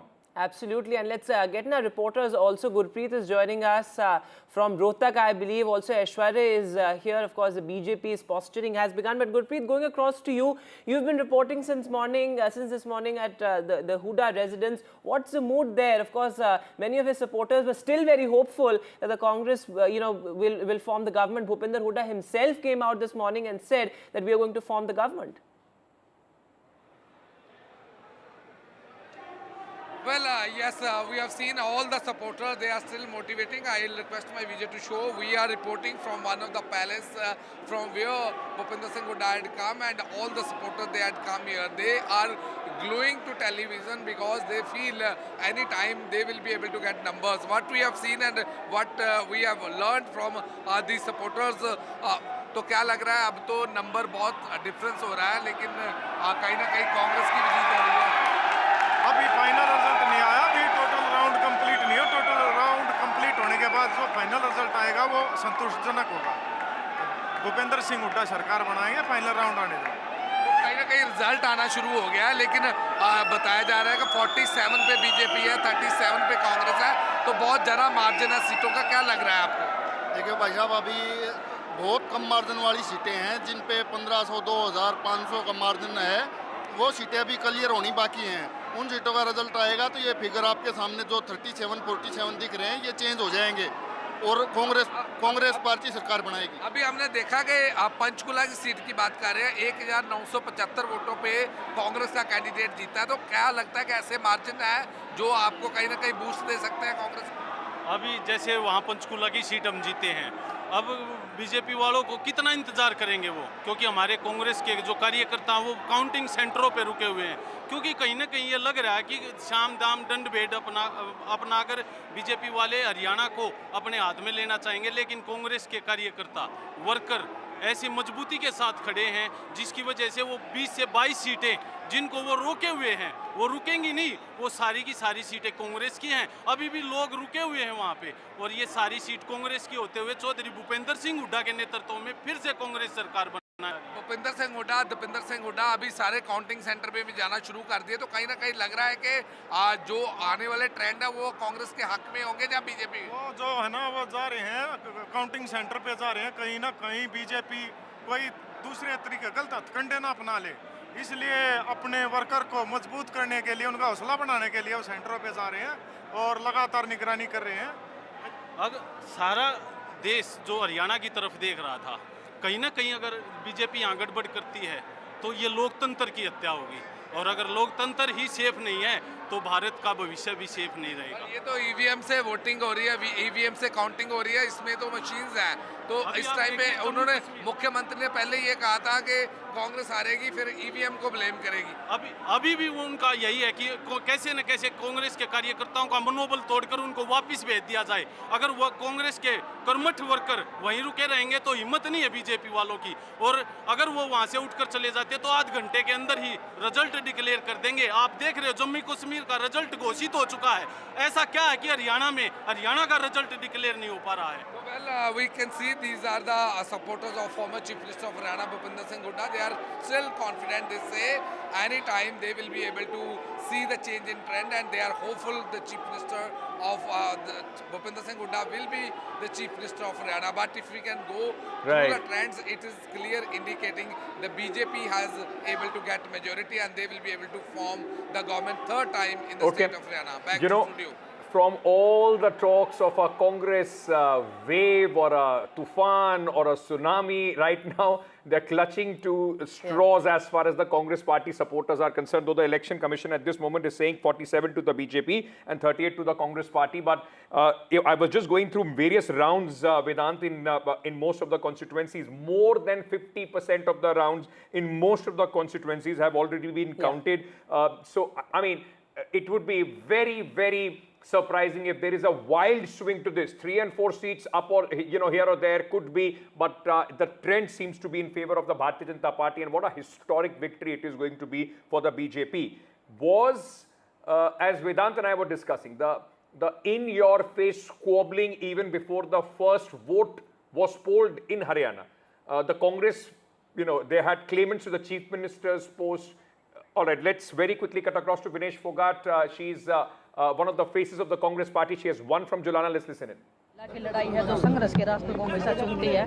आज संघर्ष की जीत हुई है, सच्चाई की जीत हुई है, और मैं चाहती हूँ कि हमारे लोगों ने जो प्यार प्रेम दिया है, जो इस देश ने मेरे को प्यार प्रेम दिया है, उसको मैं हमेशा बना के रखूँ, उनके विश्वास को हमेशा बना के रखूँ। आपकी पार्टी आपकी पिछड़ गई है, सरकार नहीं बन पा रही, इसको लेकर क्या कहेंगे? देखिए, अभी वेट कीजिए थोड़ा सा, अभी सारे रिजल्ट नहीं निकल के आए हैं, एक सीट निकल के आ रही है। पहले हमारा भी पीछे चल रहा था, लेकिन हम भी लीड में आए हैं, तो अभी रिजल्ट चल रहे हैं, अभी क्लियर नहीं हुआ। जब सर्टिफिकेट हाथ में आएगा तो कांग्रेस पार्टी की सरकार बनेगी। राजनीति में कंटिन्यू रखेंगे या फिर खेल की तरफ भी देख सकते हैं?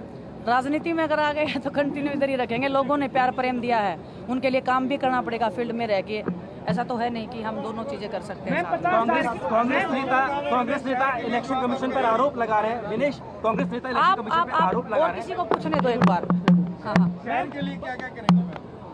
शहर के अकेले की बात नहीं है, पूरे जुलाना विधानसभा के लोगों ने जो मेरे को प्यार प्रेम दिया है, जितनी उम्मीद से मुझे वोट किया, हर एक वोट को मैं चाहती हूँ कि हर एक वो वोटर खुश होना चाहिए जिन्होंने मेरे पे उम्मीद जताई है, तो वो कोशिश रहेगी हमारी। क्या एक्सपेक्ट कर सकते हैं आपके? हाँ जी, स्पोर्ट्स के लिए क्या एक्सपेक्ट कर सकते हैं आपके? देखिए, मैं स्पोर्ट्स पर्सन हूँ, जितना हो सकता है मैं स्पोर्ट्स के लिए करूँगी, और मैं एक फील्ड में सीमित नहीं रहना चाहती। हर फील्ड के लोगों ने, हर किसान का मेरे हैं, चाहे नौजवान हैं, सभी ने मेरे को वोट दिया है, तो सभी की जो जिम्मेदारियाँ हैं वो मैं बखूबी निभाने की कोशिश करूँगी। खेल के लिए सर क्या प्रार्थना करेंगे, आप क्या चाहेंगे? सर वो आगे का सवाल है।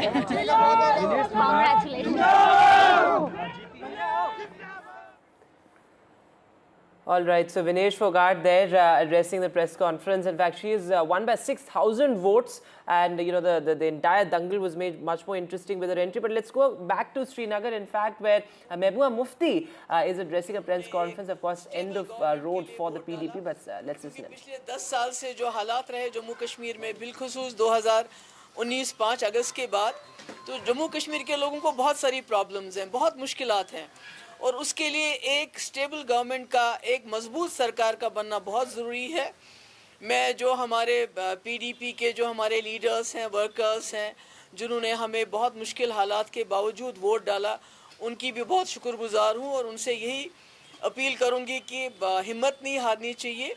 उतार चढ़ाव आते रहते हैं, और मुझे इस बात की खुशी है कि जिस तरह से लोगों ने वोट किया एक स्टेबल गवर्नमेंट के लिए, तो जो इसमें गड़बड़ करने का कोई चांस नहीं अब, क्योंकि लगता था कि अगर मैंडेट कुछ मिक्स्ड होगा, अगर एक तरफा मैंडेट नहीं होगा, तो फिर उसमें बहुत सी शरारतें हो सकती थी, बहुत सारी उथल पुथल हो सकती थी, और कहीं ना कहीं यहाँ के जो लोगों ने मैंडेट दिया है उसको डिफीट करने की बात हो सकती थी। इसलिए I congratulate all of them, specially people of Jammu and Kashmir, जिन्होंने बहुत जो है सोच समझ के एक स्टेबल गवर्नमेंट के लिए वोट दिया है। If you want to ask anything, please go ahead. 2014 में 28 सीटें, जी जी जी, और 2024 में 3 सीटें। जी जी, 96 में नेशनल कॉन्फ्रेंस 60 सीटें, 2014 में 16 सीटें। ये उतार चढ़ाव आता रहता है, इसमें क्या करेंगे आप? लोगों की विक्ट्री है, लोगों की चॉइस है। आपको लोगों की चॉइस, जो उनकी मर्जी है, उसकी कदर करनी चाहिए, उनकी इज्जत करनी चाहिए। जमहूरियत में तो यही होता रहता है। नहीं, मुझे लगता है कि लोग चाहते थे एक स्टेबल गवर्नमेंट, और उनको लगा नेशनल कॉन्फ्रेंस और कांग्रेस जो है वो हमें स्टेबल गवर्नमेंट दे सकती है और कहीं ना कहीं बीजेपी को दूर रख सकती है। I think that is the, मुझे लगता है सबसे बड़ी वजह। सॉरी जी, मैं कहती हूँ वो तो बात की बात है, अब क्या हुआ। पर मेरा ये है कि जम्मू कश्मीर के लोगों ने एक स्टेबल गवर्नमेंट के लिए वोट डाला, जो उनको लगा कि नेशनल कॉन्फ्रेंस और कांग्रेस एक गवर्नमेंट, स्टेबल गवर्नमेंट दे सकती है और बीजेपी का मुकाबला डट के कर सकते हैं, तो उसके लिए उन्होंने वोट दिया है। नहीं, अब तो मेरे ख्याल में बहुत अच्छी, मैंने तो वही, मैं तो कह रही हूँ कि लोगों को मुबारकबाद दे रही हूँ कि उन्होंने हंग असेंबली को नहीं चुना, एक स्टेबल गवर्नमेंट के लिए वोट दिए। ये तो मुबारकबाद है लोगों के लिए। All right, that was PDP's Mehbooba Mufti, and at this moment PDP has been relegated to 2 seats. How things change in 10 years from being the party number 1 in the 2014 assembly elections to just being relegated to 2 seats, not even a marginal player as far as Jammu and Kashmir is concerned. Let's also, ladies and gentlemen, we'll keep a lot of inputs coming in. We'll keep swifting through Haryana and Jammu and Kashmir. Kumari Shelja, one of the key faces of the Congress party, was it her anger sitting at home for 11 days and continuous bickering in public? Has that cost the Congress party the elections of Haryana? She spoke just a while back. Listen in. अब ये खबर आई है कि कांग्रेस के जो वरिष्ठ नेता हैं जयराम रमेश, उन्होंने एक कंप्लेन किया है चुनाव आयोग से, और उसमें ये कहा गया है कि पिछले लंबे समय से कई दौर की जो काउंटिंग हुई है वो रिफ्लेक्ट नहीं कर रहा है इसी की वेबसाइट से। कुछ लग रहा है, क्योंकि जो मॉनिटर बीच बीच में देख पाते हैं, ऐसा लग रहा है कि और वही चीज़ पर अटके हुए हैं। तो इसी को देखना चाहिए कि ये क्यों हो रहा है, क्या उनके यहाँ प्रॉब्लम है। बड़े बड़े इलेक्शन कंडक्ट किए जाते हैं, या हरियाणा के साथ ऐसा क्यों हो रहा है? तो ये इसमें क्या आपको लगता है, आप कैसे देखते हैं इसको? क्योंकि पिछले जयराम रमेश का ये कहना है कि 4-5 जो राउंड की काउंटिंग हुई है सिर्फ वो रिफ्लेक्ट कर रहा है वेबसाइट पे, जबकि ज़मीन पर 10-11 राउंड से ज़्यादा की काउंटिंग हो चुकी है। तो फिर कुछ ना कुछ बात है, इलेक्शन कमीशन को ही जवाब देना पड़ेगा ना। आफ्टर ऑल वो ही जिम्मेवार है फ्री और फेयर इलेक्शन करवाने के और दुनिया को बताने के कि क्या हो रहा है। तो ये जवाब तो इलेक्शन कमीशन को देना होगा।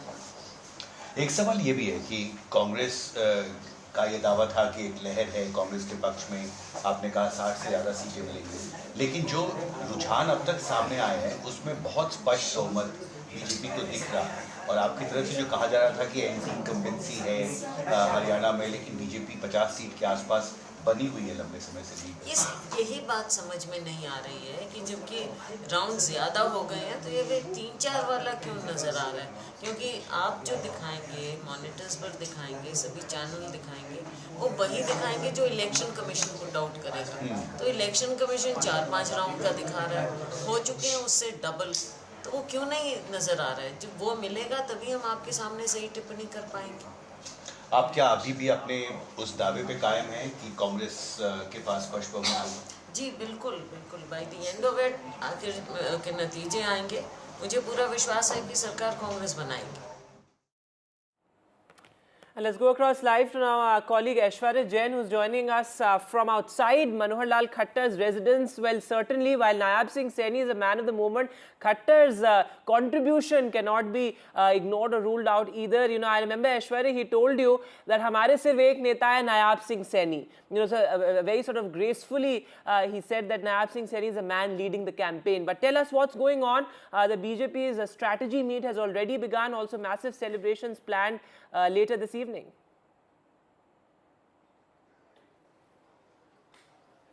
Well, a very crucial meeting underway here at Manohar Lal's residence in the national capital, where Bharatiya Janata Party in charge for the state of Haryana Biplav Dev and Dharmendra Pradhan, along with co-in charge Surendra Pathak, also had arrived, and it's been more than 2 hours that these leaders are inside Manohar Lal's residence, and certainly it is also these leaders who are keenly watching the results as trends are coming into the fold as far as results are concerned. But as the Congress have moved to the Election Commission of India about the slow voting process, the leaders from the Bharatiya Janata Party are still holding their fort. They have not come outside, but the sources within the Bharatiya Janata Party clearly revealing to us that the leaders over here, including Jitin Prasad, who also just went inside at Manohar Lal's residence, they are, they will not wait for the government,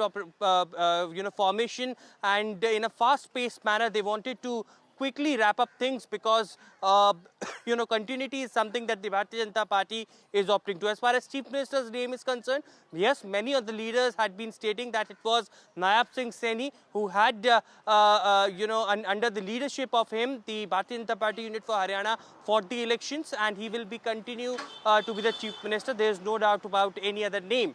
But yes, as far as BJP is concerned, it's the most successful elections for them as far as Haryana is concerned, defeating the 10 years of NT incumbency. And that's the point that BJP addressed 6 months back when Nayab Singh Saini had been appointed as their Chief Minister. At the BJP headquarters post 6 p.m, what we will see is the senior leaders of the BJP coming in along with Prime Minister Narendra Modi. A call had been given to Bharatiya Janata Party cadres to arrive at BJP headquarters at around 5 p.m. and Prime Minister will be addressing from the BJP headquarters to all the cadres as far as Dhanyavad Haryana and Dhanyavad Jammu and Kashmir is concerned. But certainly it is, these leaders, a crucial meeting which is still underway at Mr. Manohar Lal's residence here in the national capital.